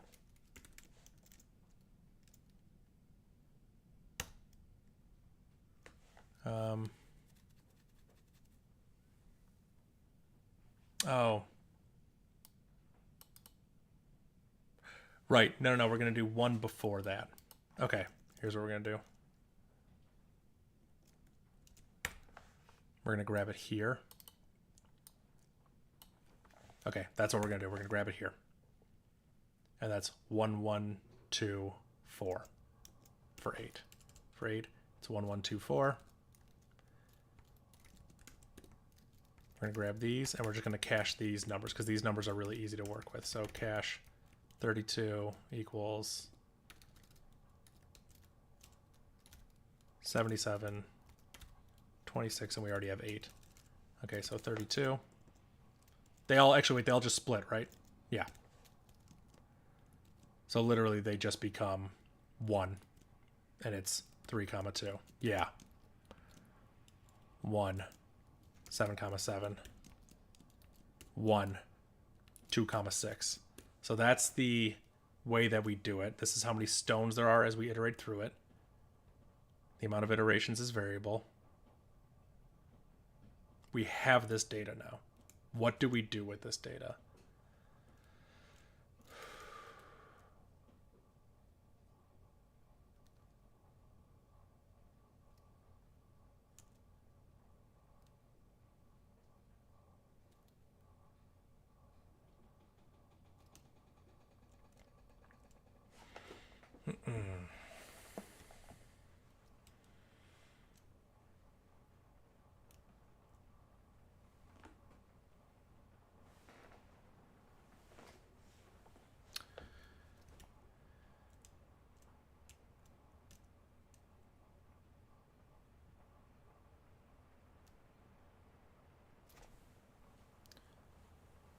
we have to... I don't know what we do.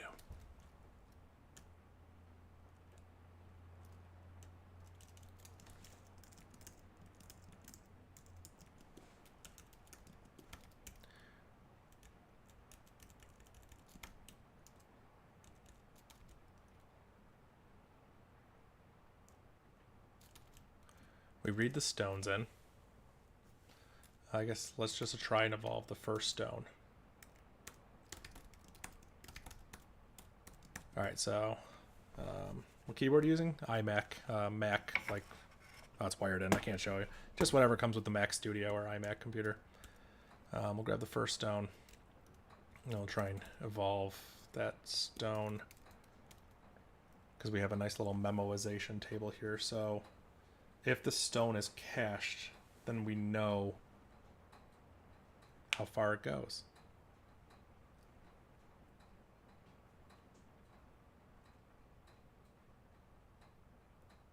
I'm fried, dude. I don't know how to do this. Like, I don't...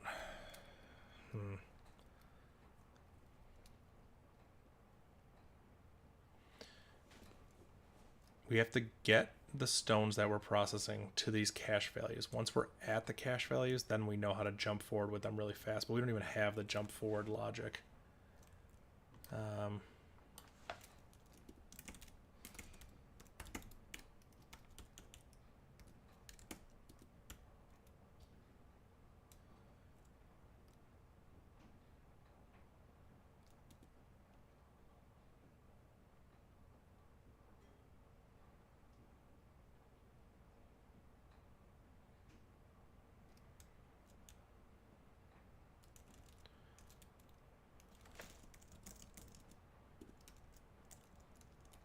Here's what we'll do.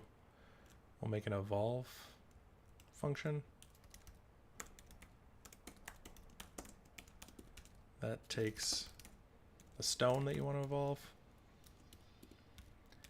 and we'll assert that it's in the cache.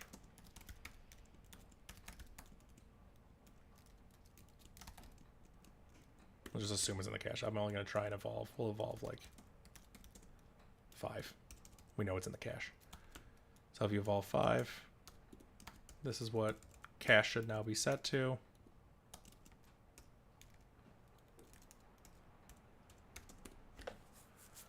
All right, let's do a read-r.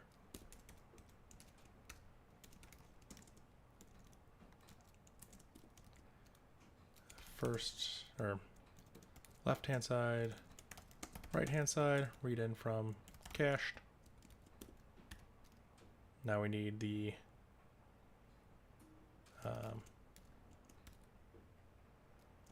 read-r a values from right-hand side, and we need to read the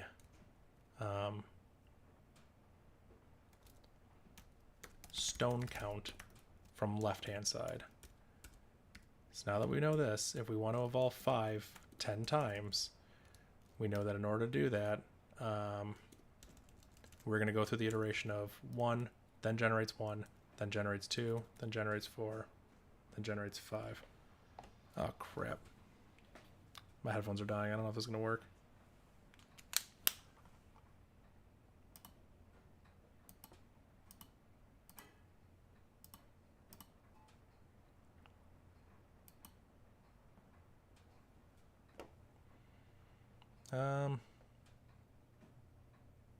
Hopefully my audio just didn't break, but we're going to see.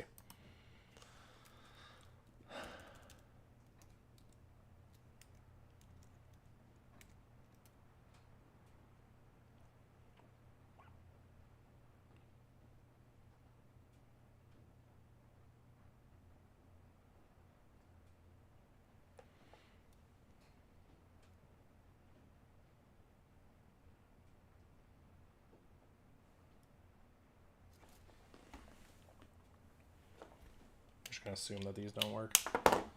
Put on my headphones for this. At least they're wired in, they'll work.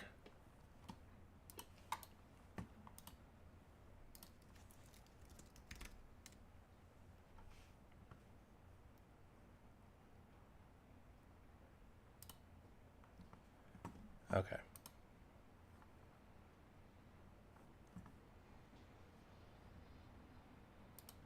Yeah, I'll say something. You tell me if you can hear me. Yeah, it's good. Yeah. Can I test if I just play her stream? Can I hear it? Okay. I can hear it. Yo, what's up, Bad Cop? Can you hear me? Oh no! Did you get No, it? no. I am Oh, okay. spiraling. I have no idea how to do this. I think I'm close, but I have a logic bug somewhere. Oh, okay, cool. Then I won't distract you. I will let you figure it out. I mean, I can give you some pointers if you want. No, that's well. I What's don't know. your- I got nothing. You got nothing. What have That's you not. What have you tried? I'm I'm trying to figure out. It seems like every number you evolve eventually gets down to like a single digit number. So I'm kind of creating like a lookup table of all the single digit numbers. So like if you're trying to evolve the number 5, I know what path it will take. I know how many stones it will generate, and I know how long it'll take before it generates a whole bunch of single numbers that I then have cached. So I have like every possible single number cached. I know their exact path and how many stones they generate in the process. But I don't know how to do anything with that. Hmm. And I have no idea if that's even close to the Do solution you're coming up with. they all do they? I thought they would cycle. That's what I thought too. But I They have a don't. well, they maybe do if I use bigger numbers. I haven't really tested that. I just know if I simulated evolution on every single digit number, I get back to single digit numbers within the first 5 evolutions. Interesting. Yeah. What I'm trying to do is I changed my solution to be recursive. Okay. I thought about doing that too and just walking down, like pick one number and always like calculate the left evolution and then kind of walk your way back up. And I don't know if that's what you're talking about, but that's Right. Yeah, yeah. yeah, So like a I'm tree. I'm trying to like yeah, it's a tree. I go down the left side and then on my way back up, I'm caching things like based on the item and the depth. Yeah. So I know like um right here it says if you see 2024 and you're at a depth of 2, then that's going to end up being 6 numbers, which I don't think is right. So Okay. but that's the idea is like I'm making a cache of like, okay, if you see this number at this depth, then it's going to expand into this many numbers. Right. Gotcha. And so hopefully that will, I mean, it runs fast currently. It just gets the wrong answer. Oh man. Oh, that's awesome. I wonder if I should have went down the tree route then. I mean, we still have time. I could go down it. Yeah, I'm just Well, I mean, I'll be interested to see if yours also works. well. 'Cause I had somebody in my chat be like, "Wait, where are you? Why is your cache like a composite key?" And I was like, "Yours isn't." Yeah. Yeah. I know. I'm so worried about that. Like I'm like I know I'm caching too much and I know I'm thinking about it too hard. Like I know the solution's simpler because I can't hold all this data on RAM, but I just cannot for the life of me come up with it. Oh man. All right, well, I'll let you crank away. I will crank away as well. Feel free to bug me if you I'm have getting it. close. Oh my I'm getting god. 24, but it's supposed to be 22. Oh my god. Well, good luck. I'm nervous now.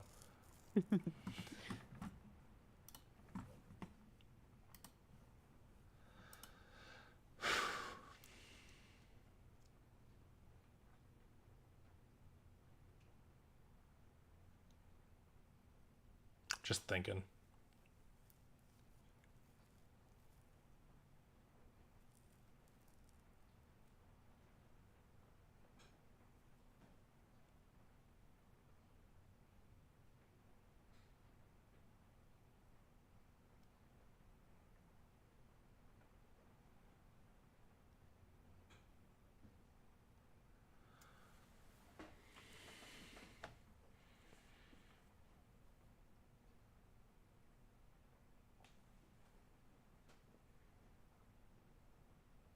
I think I need to go the tree route. But I have this cache to like really speed things up. So if I'm like processing a single number and I've cached it, I can just shoot down that far.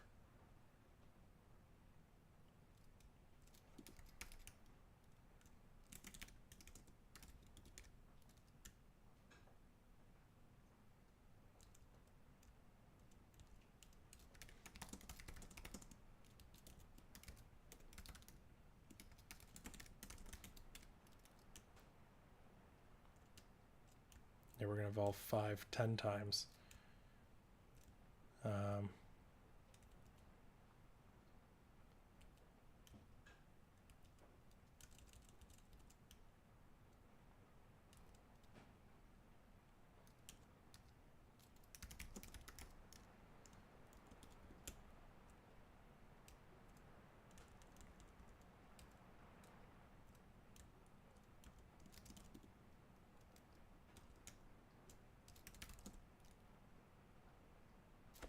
You're right. Thank you. I need to figure out an automatic way to do that.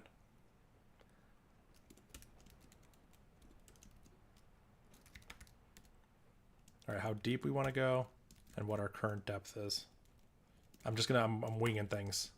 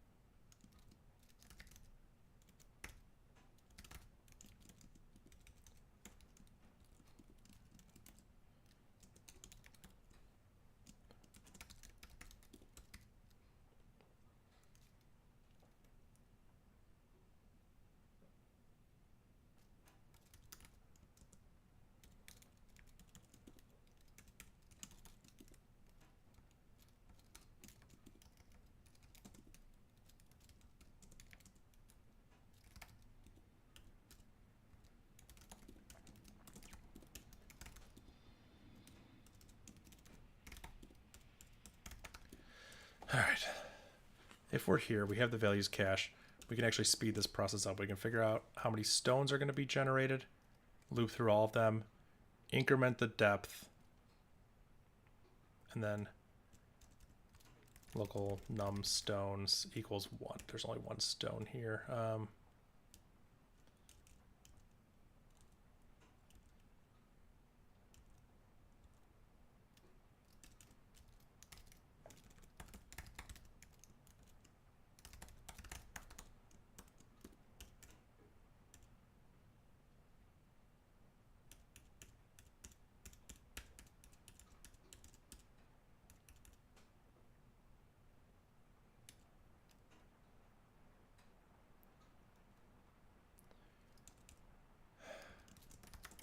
I don't even understand what I'm writing, I'm going to be honest. If the value's cache, then we read from that cache. We keep doing this until we hit the thing we want to go to. We can echo num stones, I guess.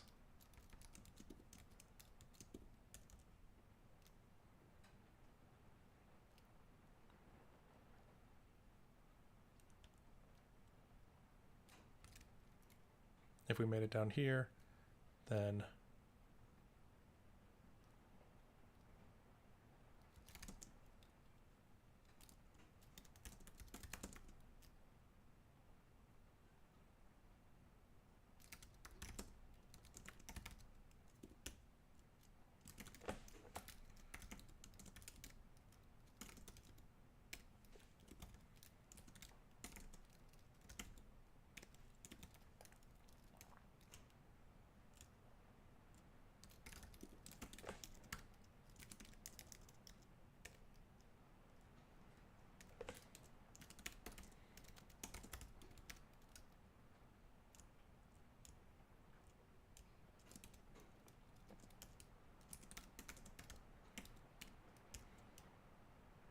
oh, well, it'll help if I spell the variable name correctly, huh?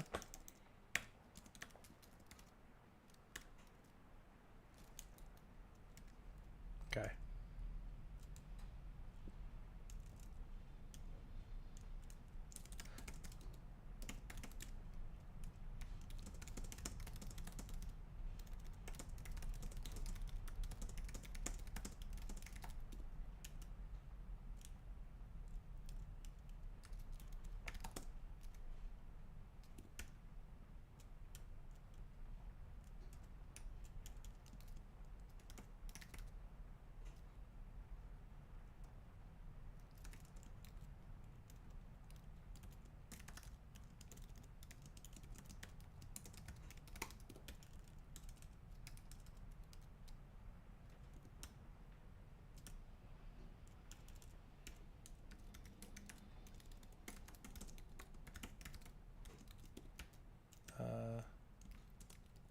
go.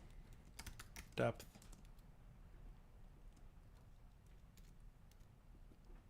Cool.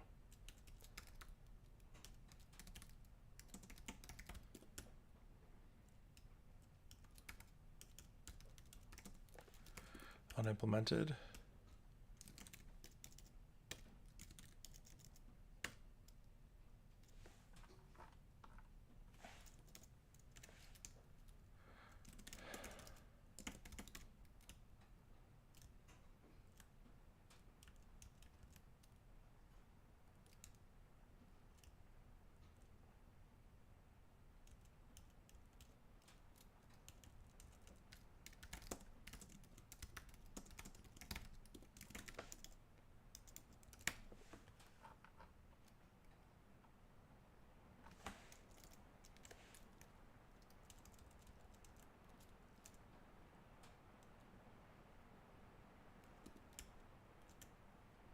Yeah, that seems right. Seems right.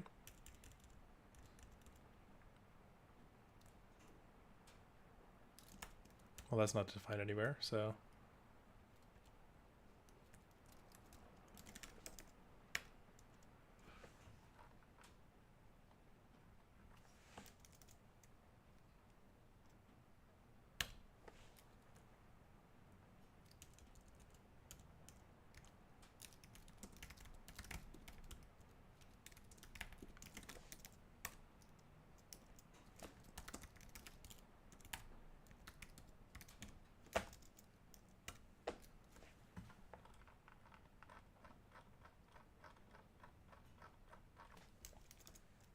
Okay.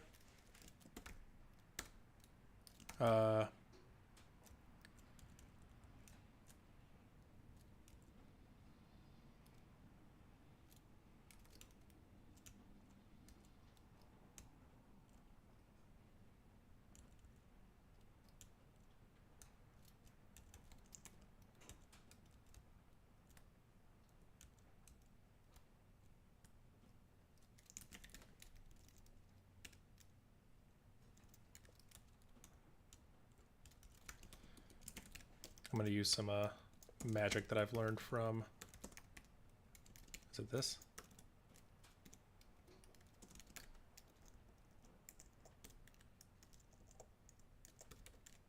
I need the magic that that bash cop uses. Whatever she does works good.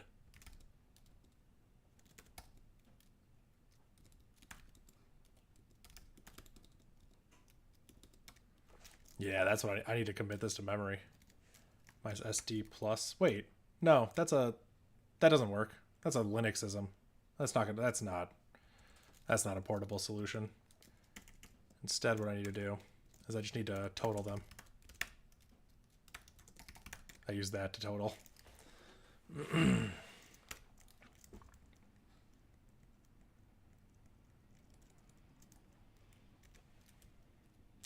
So if we evolve 5 10 times, we get 36. So if we evolve 5 10 times,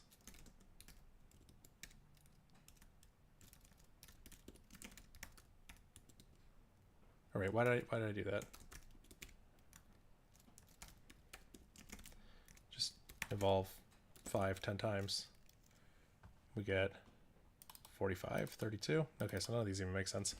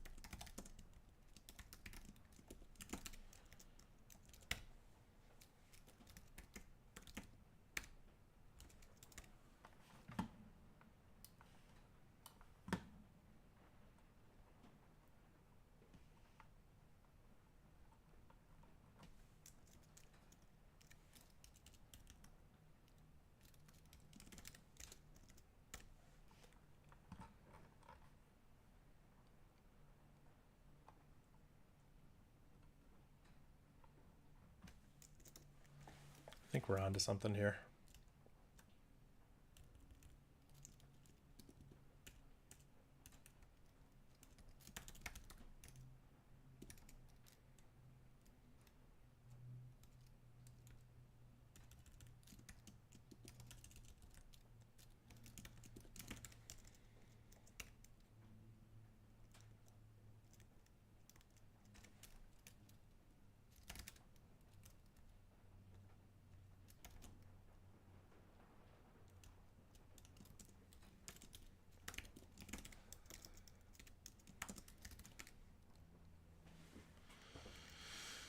$67. Whereas if we evolve 5-10 times, 45. Is this right? 56. No, 67. 67. Wait a minute.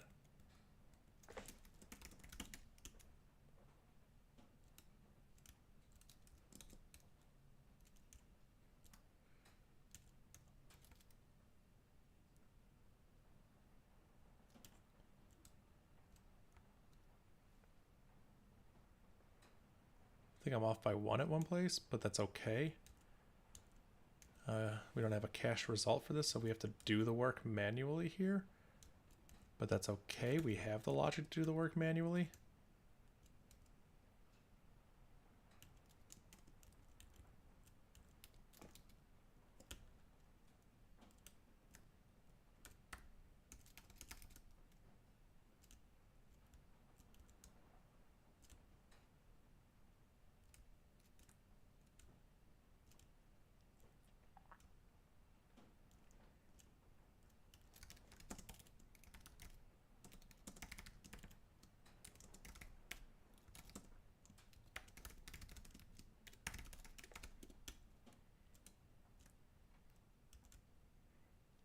I might have a little off by 1 something going on here, but we're going to find out.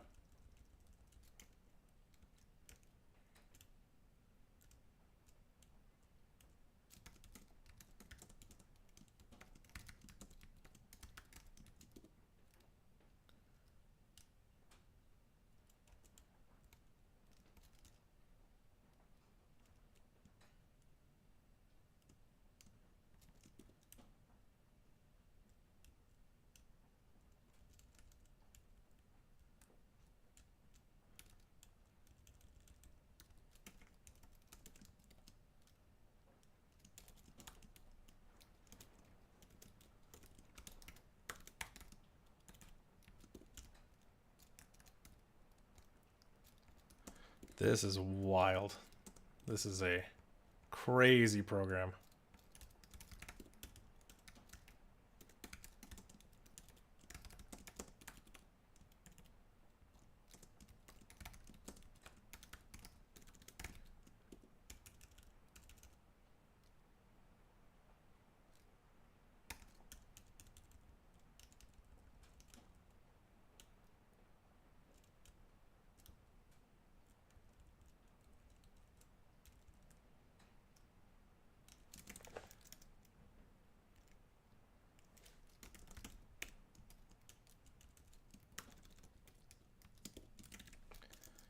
All right, we're going to evolve the number 5 10 times.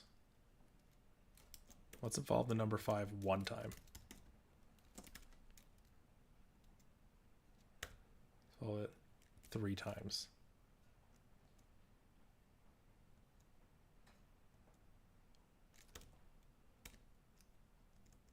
4 times. I don't care about total.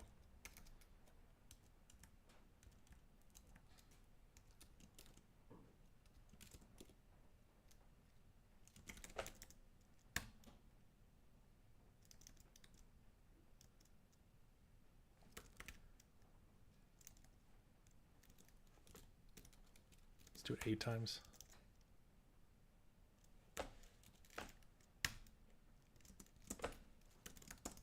The answer is 22. The answer is 11. It's off by half. So it sounds like there's a +1 error thing going on here.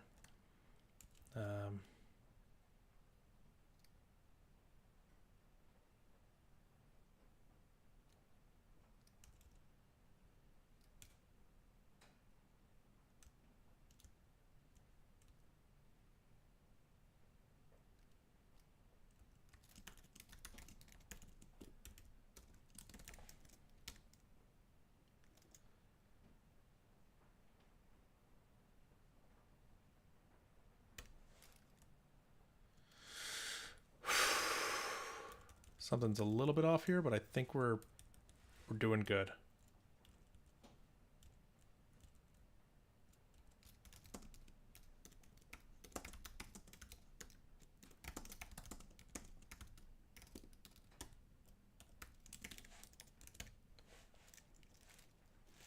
Oh.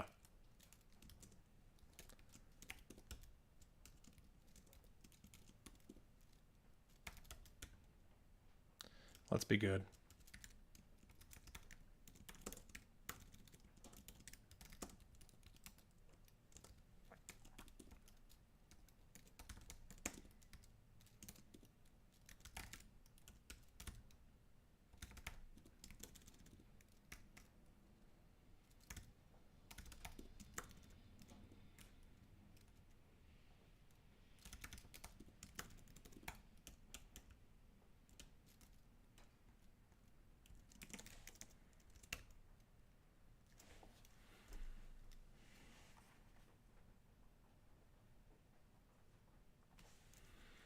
Why are we starting at depth 1?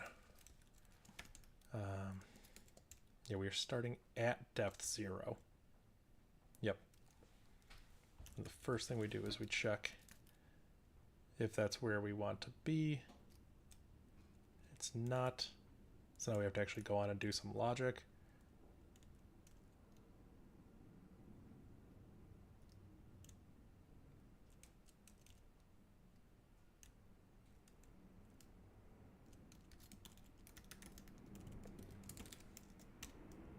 $22. Was that right? Yeah, I think it was 22. So new evolve.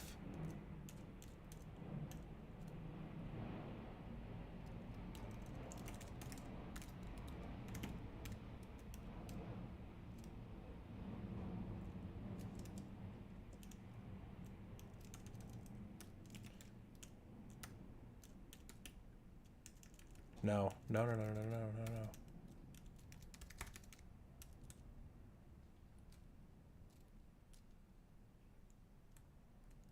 Done. Dude, are you serious? Oh my god, I literally just had a breakthrough and I think I might be very close to being done, but I'm not quite there. My bug is gonna feel very familiar for you. Okay. I was missing a local. No! No! Dude, really? And then I put in the local Mm-hmm. in the wrong spot, and No. I was like, oh no, that wasn't it. And I was Oh like, my god. it's You're still- lying. Yeah, no, that took me like an hour. Oh my god, that's incredible. Actually, I don't know. But you got it? I just got it. Yeah. Oh it my runs god. pretty quick. Let me see. Let me time it. Okay. Less than a minute. Wow, that's awesome. Oh my god, yeah, that's not bad at all. Is it less than a minute? I don't know. Maybe it's a minute. Typical locals. 15 seconds. Okay, that's not bad at all. Oh man, I'm literally at the point where I was just about to test this new thing. I mean, there's no, I'm gonna be honest, it probably won't work, but you know, still. For the record, okay. I'm not gonna read that out loud at the moment, but that's a cool feature. Yeah, Warp Talks, could you link your solution? I want to see how you did it with a different way. I'm gonna look at your stream real quick. You're gonna look at mine? Okay, yeah. Mine is pretty wild. Why am I getting a syntax error now? Have you kept going your same approach? I have, yes. Wait, I think I just did something so stupid here. Yes, I did. Sorry, hold on. I'm deep in it. I don't know if you have my stream open, but I do have this like cache thing set where it's wild, but I keep track of how these grow. But I don't think I needed to do that. I think I could have just done the memorization thing that you did. It seems like that's way cleaner. It was tricky to get right. There's a lot of fiddly places you can change the numbers and get very different answers. Oh man. All right, hold on. Moment of truth. Moment of truth. Let's filter these out. And I tried to use your little paste technique, but apparently I don't think the paste thing is portable because my Mac complains about the syntax of it, like DS I'm sorry, plus. are you manually populating the cache? Listen, we don't need to talk about it. What are you talking about? Listen, I don't know what you want from me. What is the example input even supposed to give you? Yeah, they don't tell you for this one, which is really weird. Oh. Oh, yeah, they don't. It's just incredibly small. Oh, man. Oh, God. If mine takes this long on the example, I can't imagine how long it's going to take on the real input. The real input's not that much bigger than the input. It's only like a few more numbers. Okay. So it's like, I don't know. It's like a factor of 5 slower at worst. Yeah, but I don't think my cache logic is super sound. God, this sucks. Oh, aneurysms in the chat. He just, or they just said the fuck. God, I've been streaming for too long. They said the example correct answer in my chat. It's just a very large number, but. Yeah, it is. I don't even know if mine's gonna finish. I'm gonna be so real. So. Are you dynamically filling in the cache too, or are you... No, of course not. Okay. No, I should be, but I'm just not. So, yeah. I don't know. Is mine even still doing... I think it's mine still doing stuff, right? Oh, yeah. It's just outputting numbers. Oh, God.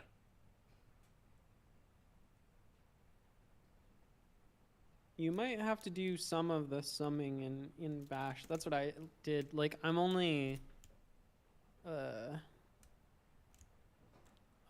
piping like 5 numbers into paste. Oh, okay. It's probably the amount of stones in the input, if I had to guess. Yeah, it might just be like a lot of Yeah. I/O happening.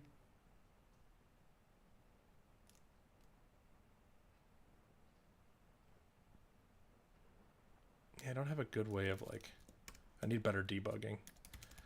I'm going to be honest, I don't know if I'm going to get this tonight.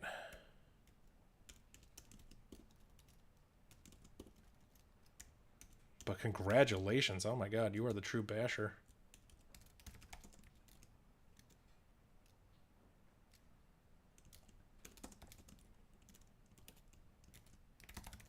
I mean, you beat first one or part 1. That's true. And if we could run this program until the heat death of the universe, I think my solution would have worked. Yeah. If we had infinite RAM and infinite CPU. Yep. Yeah, I need to make my cache more dynamic. That's pretty much what I need here. Where's my debugging? All right, oh, that's why. I'm gonna try a tiny little bit longer, but I think I might just have to call it here because I don't even know what's going on.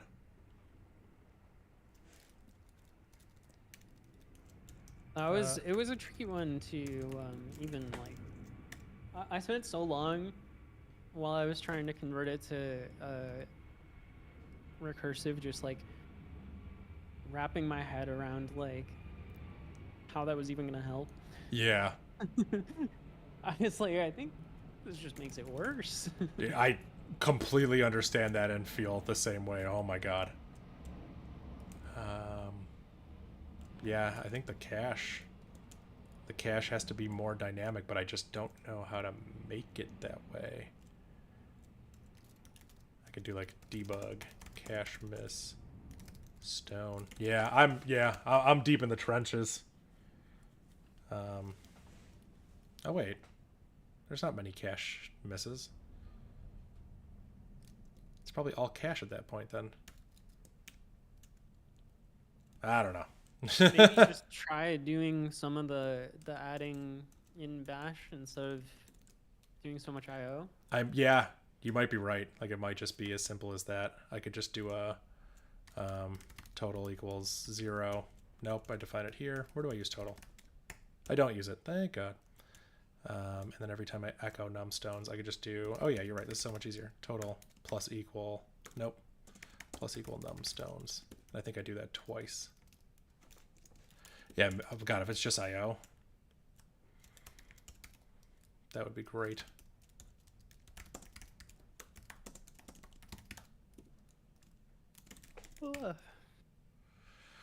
Yeah, we've been at this for a while. Oh my God, almost 4 hours.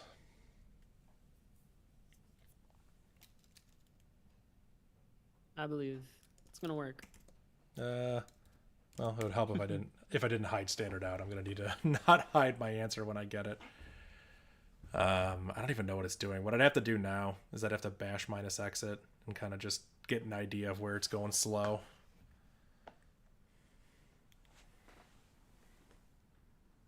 Or if it's even like getting in a loop or something, I actually have no idea.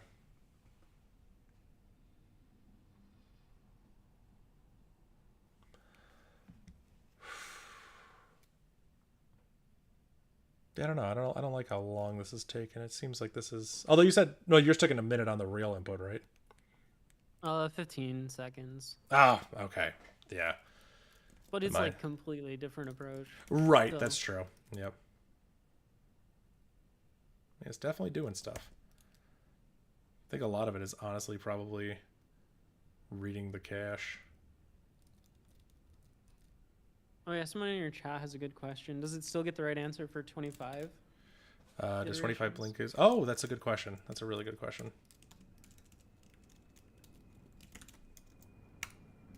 Let's not bash my exit.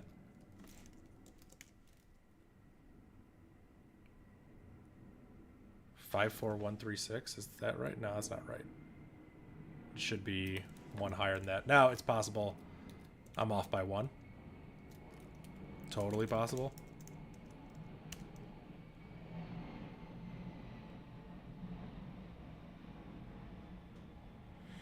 That's not right. Oh, wait. No. Yeah, no. I'm just not even getting the right answer. Whatever I'm doing is wrong here. Oh, that stinks. Is it? 55312 is what I'm supposed to get?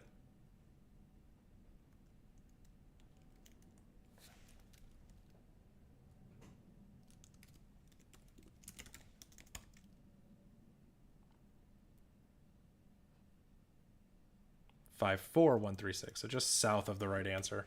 So no, it doesn't. There's that. I don't even know. I'd have to rethink my solution. I'm doing something real slow or real dumb here.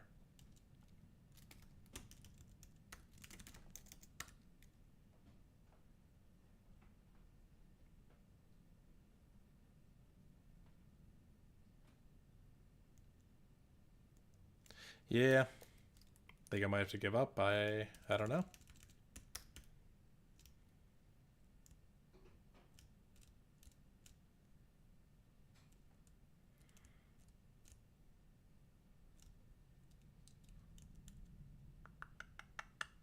Yeah. I can't think of any small fix I could implement tonight that would make this work. Yeah, I have no idea if this even works. Right. Yeah. I've taken such a weird approach. I was scratching my head at this. I'm like, I have no idea how to even pull out this data. It makes sense to me that it would always converge back to like your premise makes sense. Right. Like I could just try to identify loops, basically. Yeah. And they do seem to converge. I thought of that and I was like, that sounds so hard. So yeah. I was like, that must not be the right way. Yeah, it's tough. Like, yeah, I don't know. I think that can work though.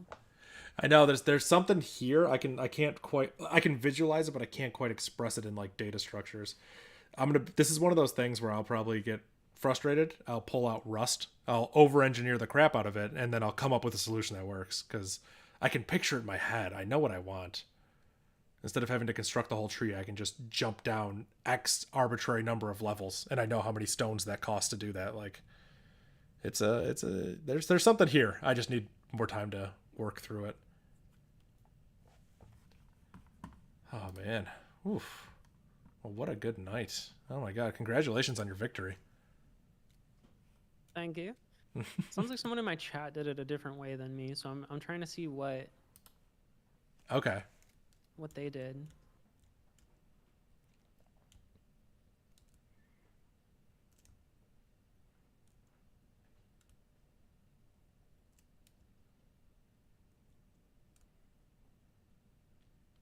Yeah, there's got to be some efficiency thing here. There's got to be some shortcuts to just cache this data, or I don't know. I keep thinking, like, I have a number. I know how many stones it takes to get to a single digit number, and then once I get there, we've converged in a loop, so I should be able to theoretically do it really quickly. I think my recursion is still too deep.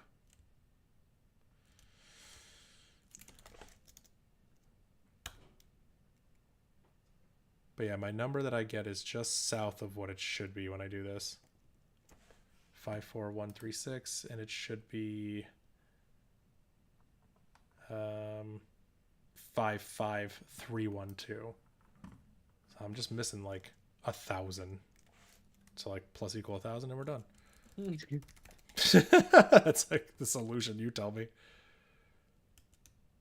So how do you account for like the depth? So let's see, at the bottom of my code where I actually call all this stuff.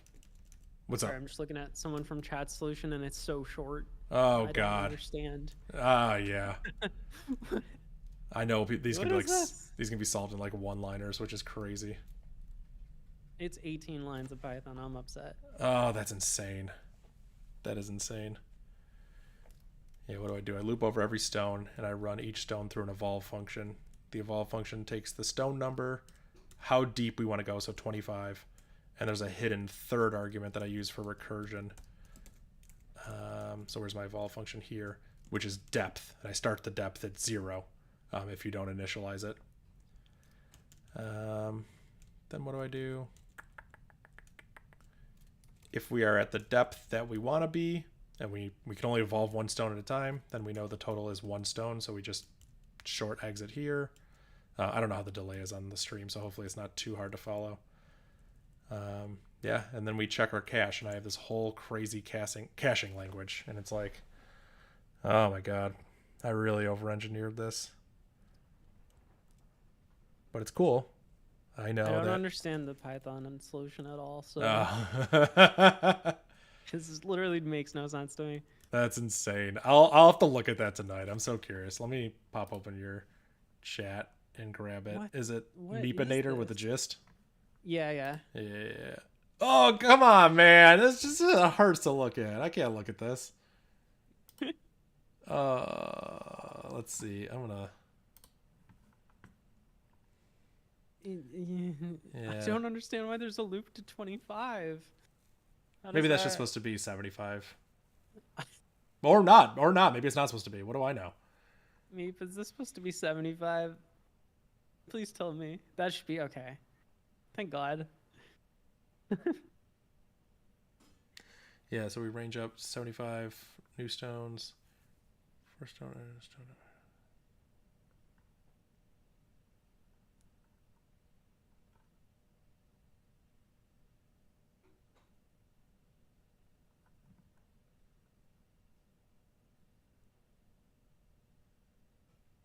It works for 10,000 plus.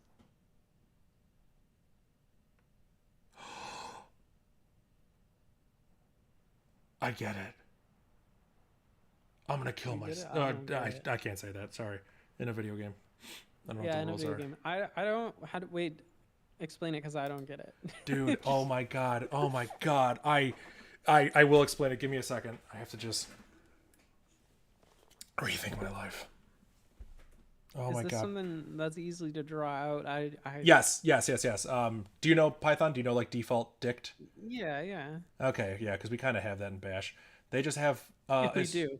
Yeah, we have our declare dash capital A, and if you treat it like a number, it's 0. They're just keeping track of every time they've seen a stone. That's it. So at the first, like lines 3 and 4, for x and inputs.split, you just keep track of like, so if you have, your input is stone 5, 7, 8, You've seen stone 5 once, stone 7 once, and stone 8 once. Then you just do a loop 75 times. I know it's supposed to be 75, not 25. And you make a new stones default dictionary. And then you loop over the original stones. These are your inputs. And if it's 0, then you know it should evolve into stone 1. So you keep track of, oh, I've seen another stone of stone 1. If it's hold on, I'm losing it. Oh, what? Yeah, and then That works? if it's divisible by this, yeah, you keep track of your new stones. You keep track of your new stones. And then this is the key. You set stones equal to new stones because that is the level of the tree that you've gone through. I don't. I'm Yeah. not happy. And then you print the sum. Is that what you're supposed to do? Wait, are you supposed to sum all the stones? I thought you just show how many times they show up. V for V in stones not value. I don't know this much. Well, this Python. is summing how many times they show up, right? Oh, right. You're right. Yeah, you're just going through. Oh my God. Wait a minute. Hold on. If this is the case, Yeah, this should be super easy to port. Yeah, like porting it to Bash would be such a joke. I just would have never come up with this algorithm on my own. I'm gonna port it and see if it's faster than my solution. Oh, okay. So we're gonna port it together and we're gonna see who's faster. Got it. Oh yeah, porting race. You know it. Oh my God.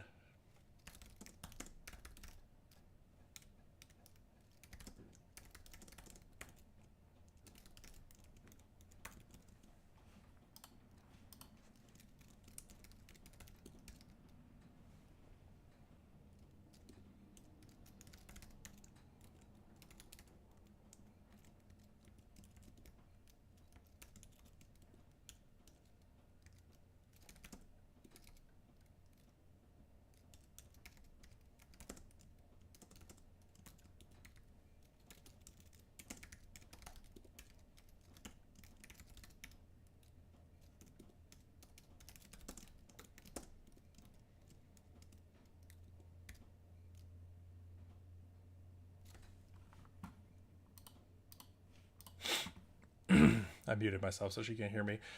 James, just so you're aware, I was not close. I know it may have seemed like it, but I can tell you just how my brain works. I would have never gotten this. I don't think in a million years I would have gotten this. Maybe if I took some time away, I would have done it, but like truly, I mean that. I don't think I would have gotten this. Like, that's just the truth.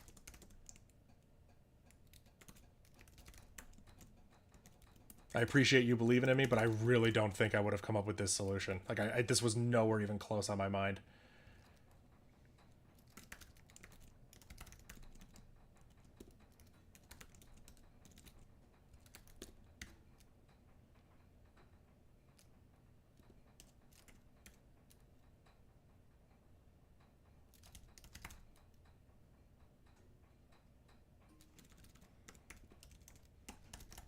I'm just going to try and port this exactly as is. You can't see it, but I'm just cribbing off the Python in the other window, which I grabbed from her chat.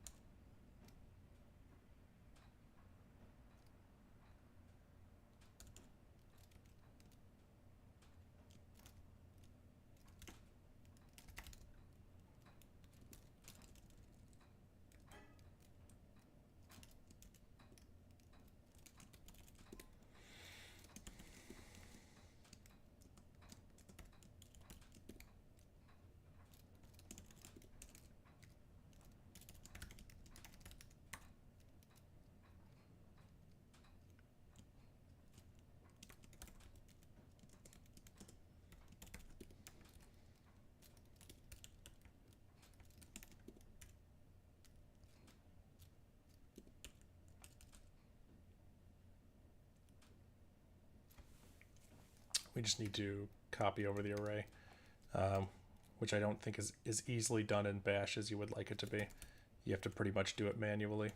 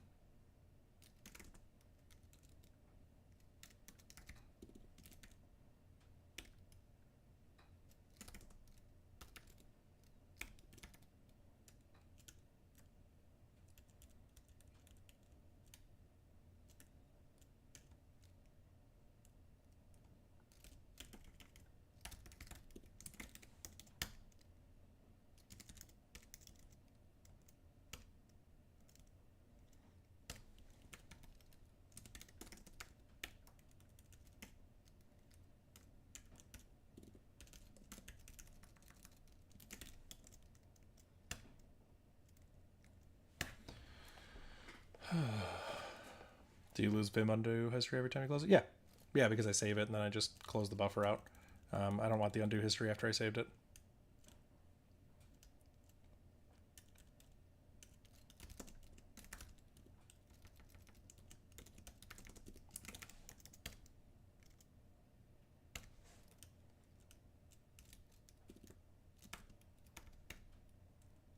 Oh, you know what?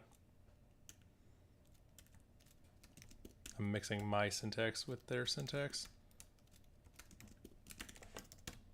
It's not going to work.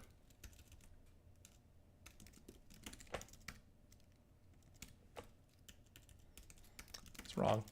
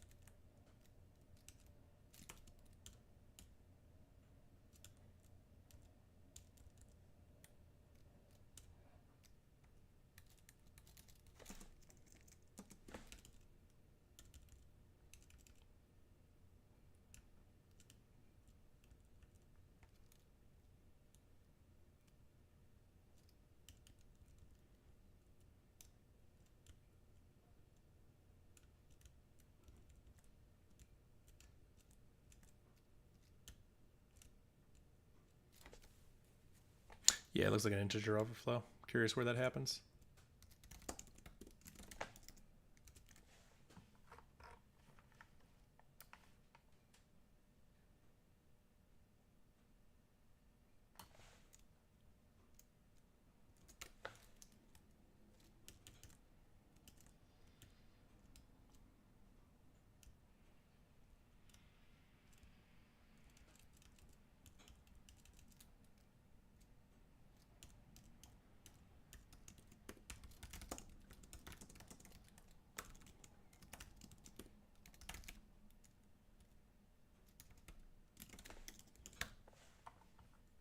Yeah, none of these are right.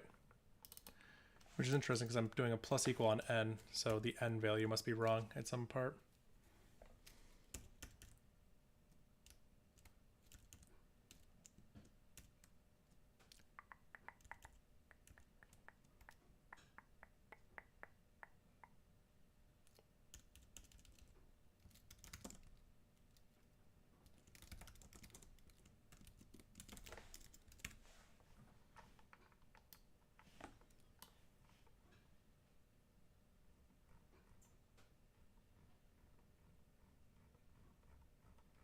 Those look reasonable.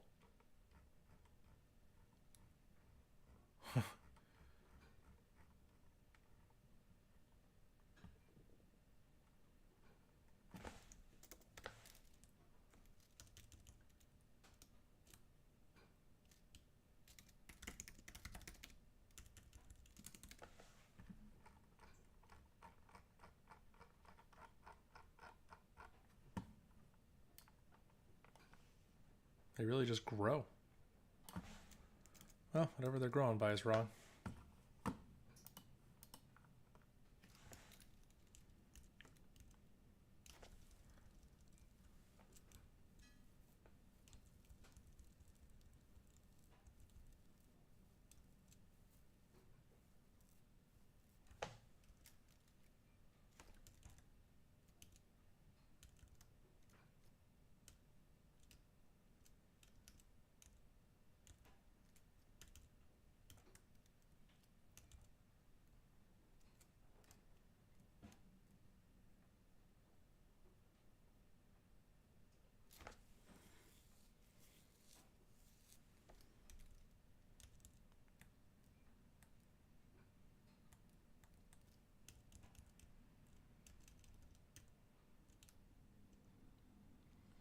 It'd be so funny if the person in her chat just lied and the solution didn't work. I would laugh so hard. Looking through the solution, I understand how it works and I believe it should, but it'd be so funny if they just lied, wouldn't it? Like, that's actually hilarious. I think I would think that's very funny. Yeah, I don't think 84 showed up this many times. Do you happen to know if numbers in Bash are 32-bit? I'm running into the same issue. They should be 64-bit. They should be. I did say, I don't think this is true, but I said it'd be so funny if the person in your chat just lied and this just didn't work. Like, I would respect that so much. No, I trust me. Okay. All right. Legit. I mean, like, and looking through the code, I get it. It should work, but I'm encountering that error too. The numbers are getting really, really big. Yeah, they're wrapping around, aren't they? Yeah, but I'm pretty sure we should be able to get 64. I've used 64-bit numbers in here before. Well, hold on. Let me try with Oh yeah, go on. I'm gonna try with Pipe out to like 5 iterations. Oh yeah, I've been doing No, 25 iterations. I still get the wrong answer. Oh, I thought I was doing 25. I'm dumb. Wait, why doesn't that work? Yeah, when I do 25 iterations, I get a giant number. Now I'm not getting any number.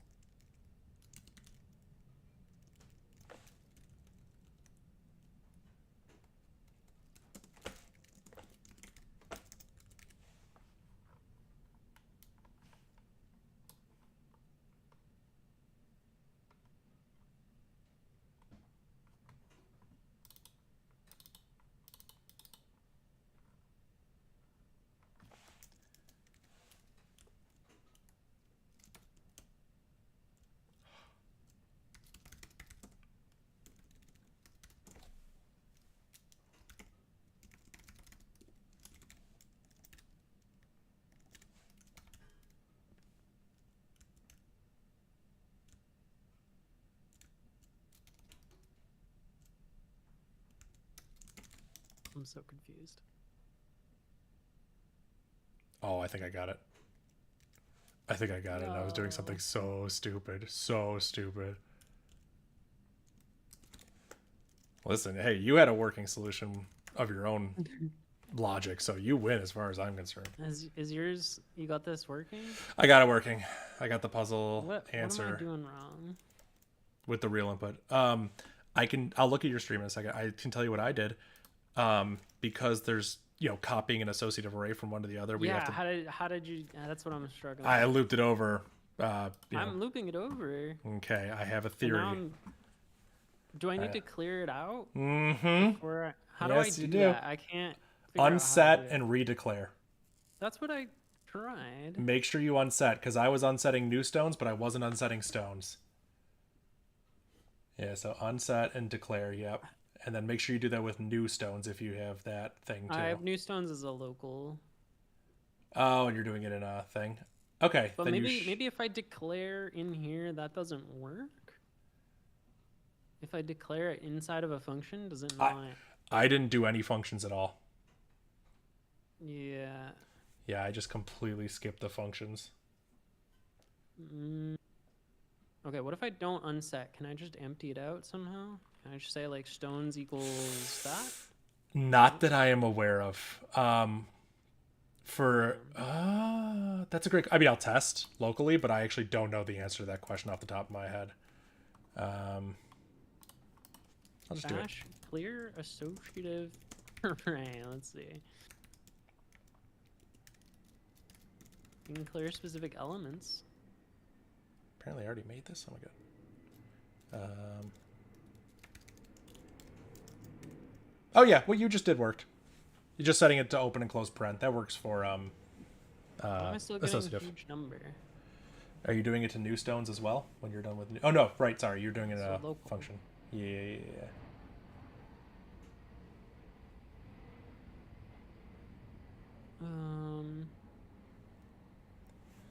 Let me pull up your stream. Okay. Did I hold on. Did I read the indentation here right? Or is this? Yeah, this is still inside the loop. I hate Python. I love Python. It's great, but I hate the indentation so much. It makes it so hard to find this exact situation.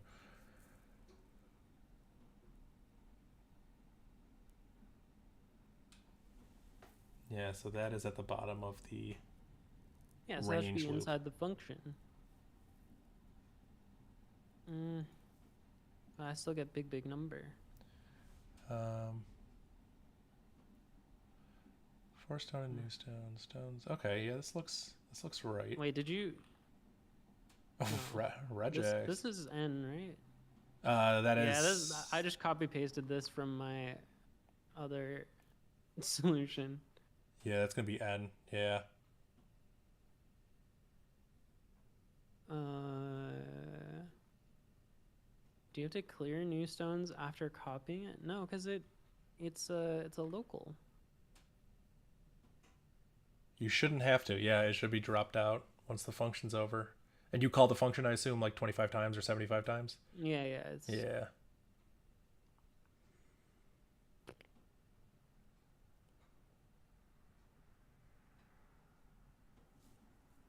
And you do local stone, right? You're being good about your locals? That's a great question. I mean, you can. No, do you that, are. Right? Yeah, you can. You can. Is there another one that I'm not localing? I don't know. I'm looking.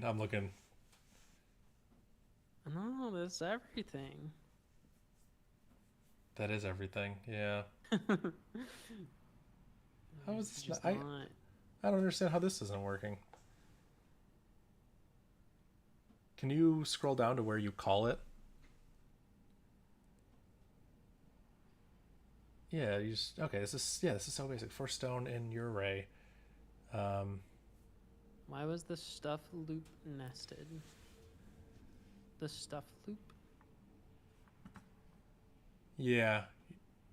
Is there another loop in here? Oh, yeah. No. Yeah. No, that's a good point. All the way at the bottom. At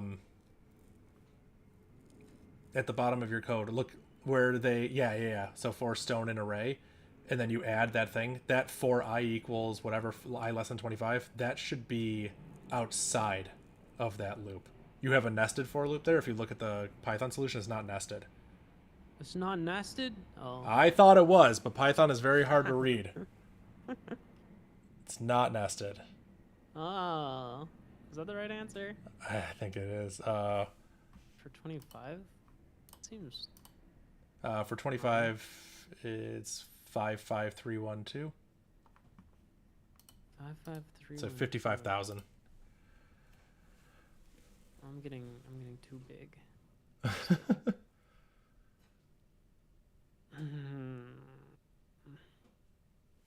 Where do you... I don't know, I'm thinking. Was this still... Did you lie about this? No. Okay, that is supposed to be N.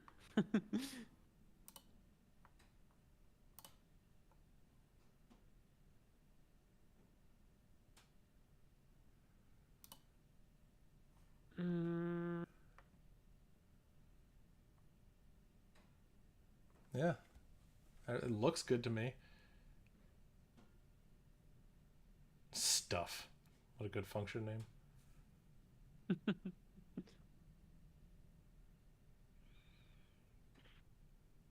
Well, I'll give up. I don't know. How fast does yours run for the... I actually, now that you say that, I haven't actually tested it to get the right answer. Feels weird because it's not my own code. I'll go back and do this yeah, just that's fair. because I'm crazy about that. But let's see. For I in 1.25, let's change that to 75. Run, called it PyBash on the real input. Oh, I print a lot of stuff. Oh wow, it's still finished. That gee, even with all that printing, it was super fast. Oh my god. All right, I'll time it. 2 seconds. Now, let's see if it's right. I'm gonna get rid of this function. That's the right answer. I don't like this function. That is the right answer. For my chat's own sake, yes, I will go through and I will figure out the solution I was trying to working on, and I will get it working. Maybe not in Bash, but definitely in Rust, because I have a tree structure in my mind. I'm going to make that work. But thank you, Meep. This is a way better solution. Oh my god, you did what I couldn't do. What have I done?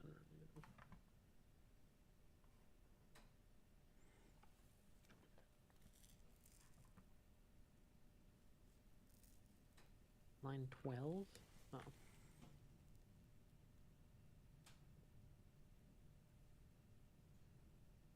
Oh, I had to do that same thing. I copied my old code over and had to get rid of all the locals. Even getting rid of the... I don't understand. Is my left-right logic wrong? I don't think so.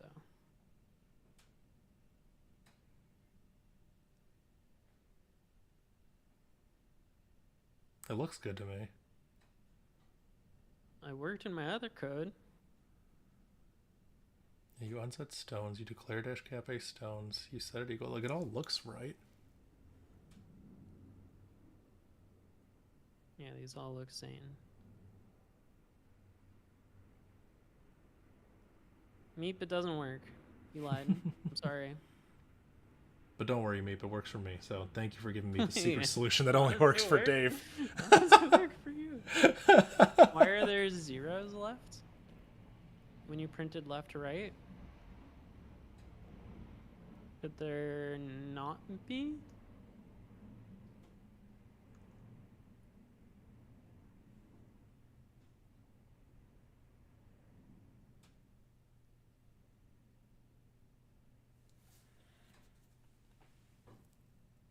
Were there like leading zeros or trailing zeros in the output? I didn't see any.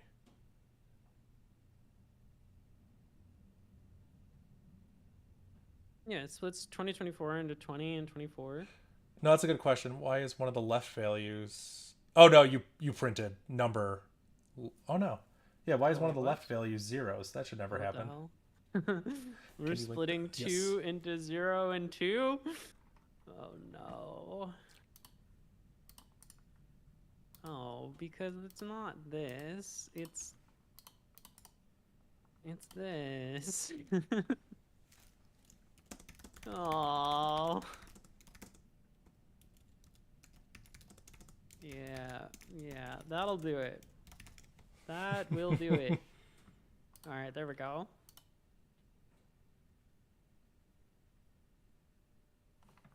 So 25 go to 75. Oh my god, it's so much faster. It's so much faster, isn't it? P2 input. Oh wait, no, that's my original one. It's like upsetting how fast it is. It's not instant. Let's see. Okay, it's about 5 times faster. It's oh man. I don't even know how to describe this. It made me so upset when I saw the solution. It makes perfect sense, and I don't know if I would have thought of it on my own, but like I've encountered this situation so many times. Wouldn't have. I've encountered this situation where it's like you have to just reverse the data you're thinking about. It's like, oh, I have a stone, or like I have a stone I have to do work on. It's like, no. You have a count of how many times that stone appeared. You just have to like think about it differently. Like once you have an array that has all these duplicates, you got to start using like hash maps and frequency counts. That's the word I'm looking for. Oh man, it reminds me of like my computer science days, and I'm like, ugh, I can't believe I forgot this. It's so useful for these puzzles.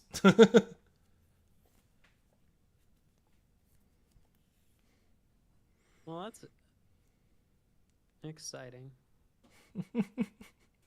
So, why was day 10 so much easier? True. Can't wait for day 13.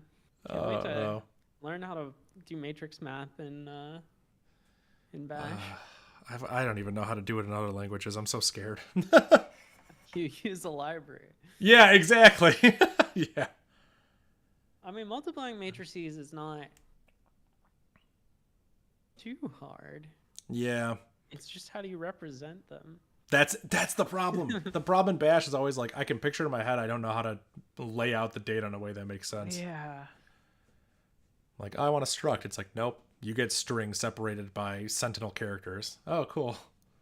I don't know if it's actually going to involve matrix math, but the only spoiler I've seen is that there's linear algebra involved. So I can only assume we have matrices in our future. Oh, I'm excited for this. Yeah, I'm going to go ahead and commit this as well. That's a good idea. Oh, well. It's been fun. Well, GG, it has been fun. Oh my god. Oh my god, your layout's so cool. You're just floating over your terminal. It's so fancy.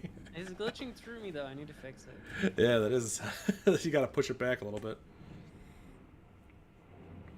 Oh man. Oh, I'm tired. I need dinner.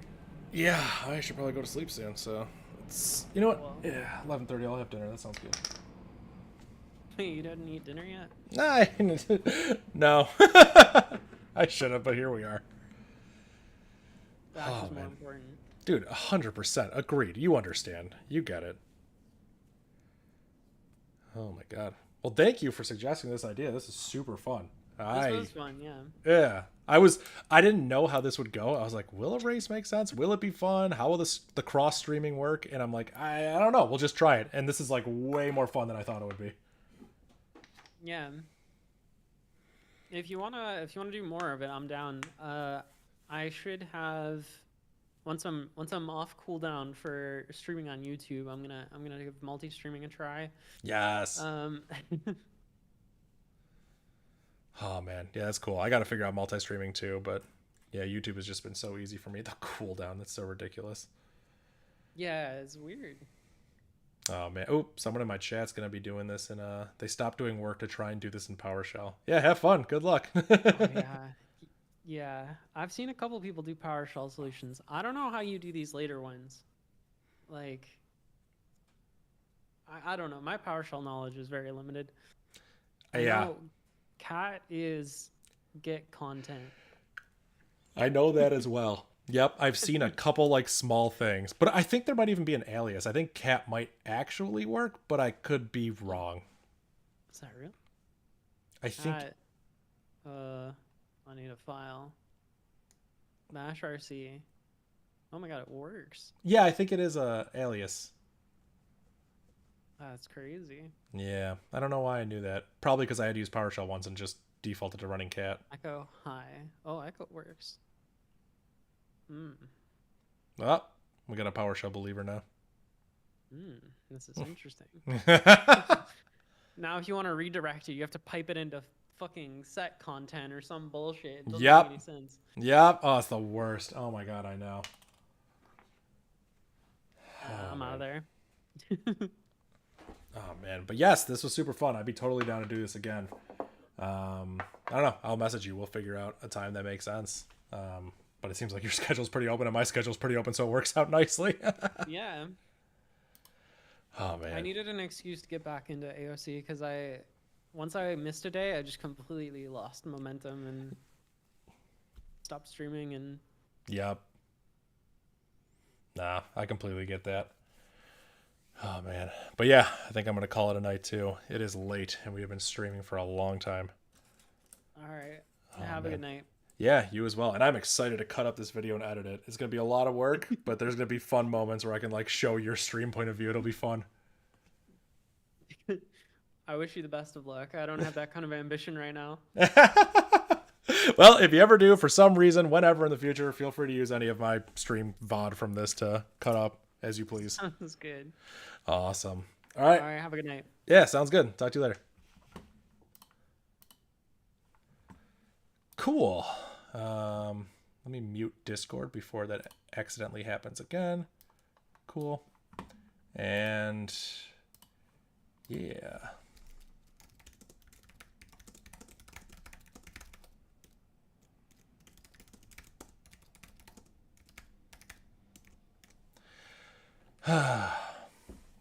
Yeah, I'm going to call it a night. Oh, Bob, thank you for the $2 super chat. That is super nice. Have a super chat. Yo, I appreciate it. Hey, what do you guys think? Bad Cop is streaming right now. I think we should just like throw her a subscribe or something. I think that's what you do on Twitch, right? How do I do that? I'm sorry, I'm not that great at Twitch. Oh man, yeah, before I call it a night, I got her stream open. How do you subscribe on this thing? Do you just hit subscribe? Gift a sub?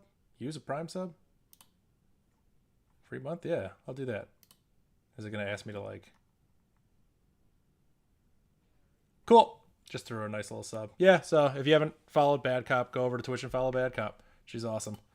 And we'll be making more content like this in the future because it is super fun. All right. I'm jumping off. Thank you everyone for watching. Have a good night. I will cut this up and we'll make some fun videos out of it. Take care, everyone.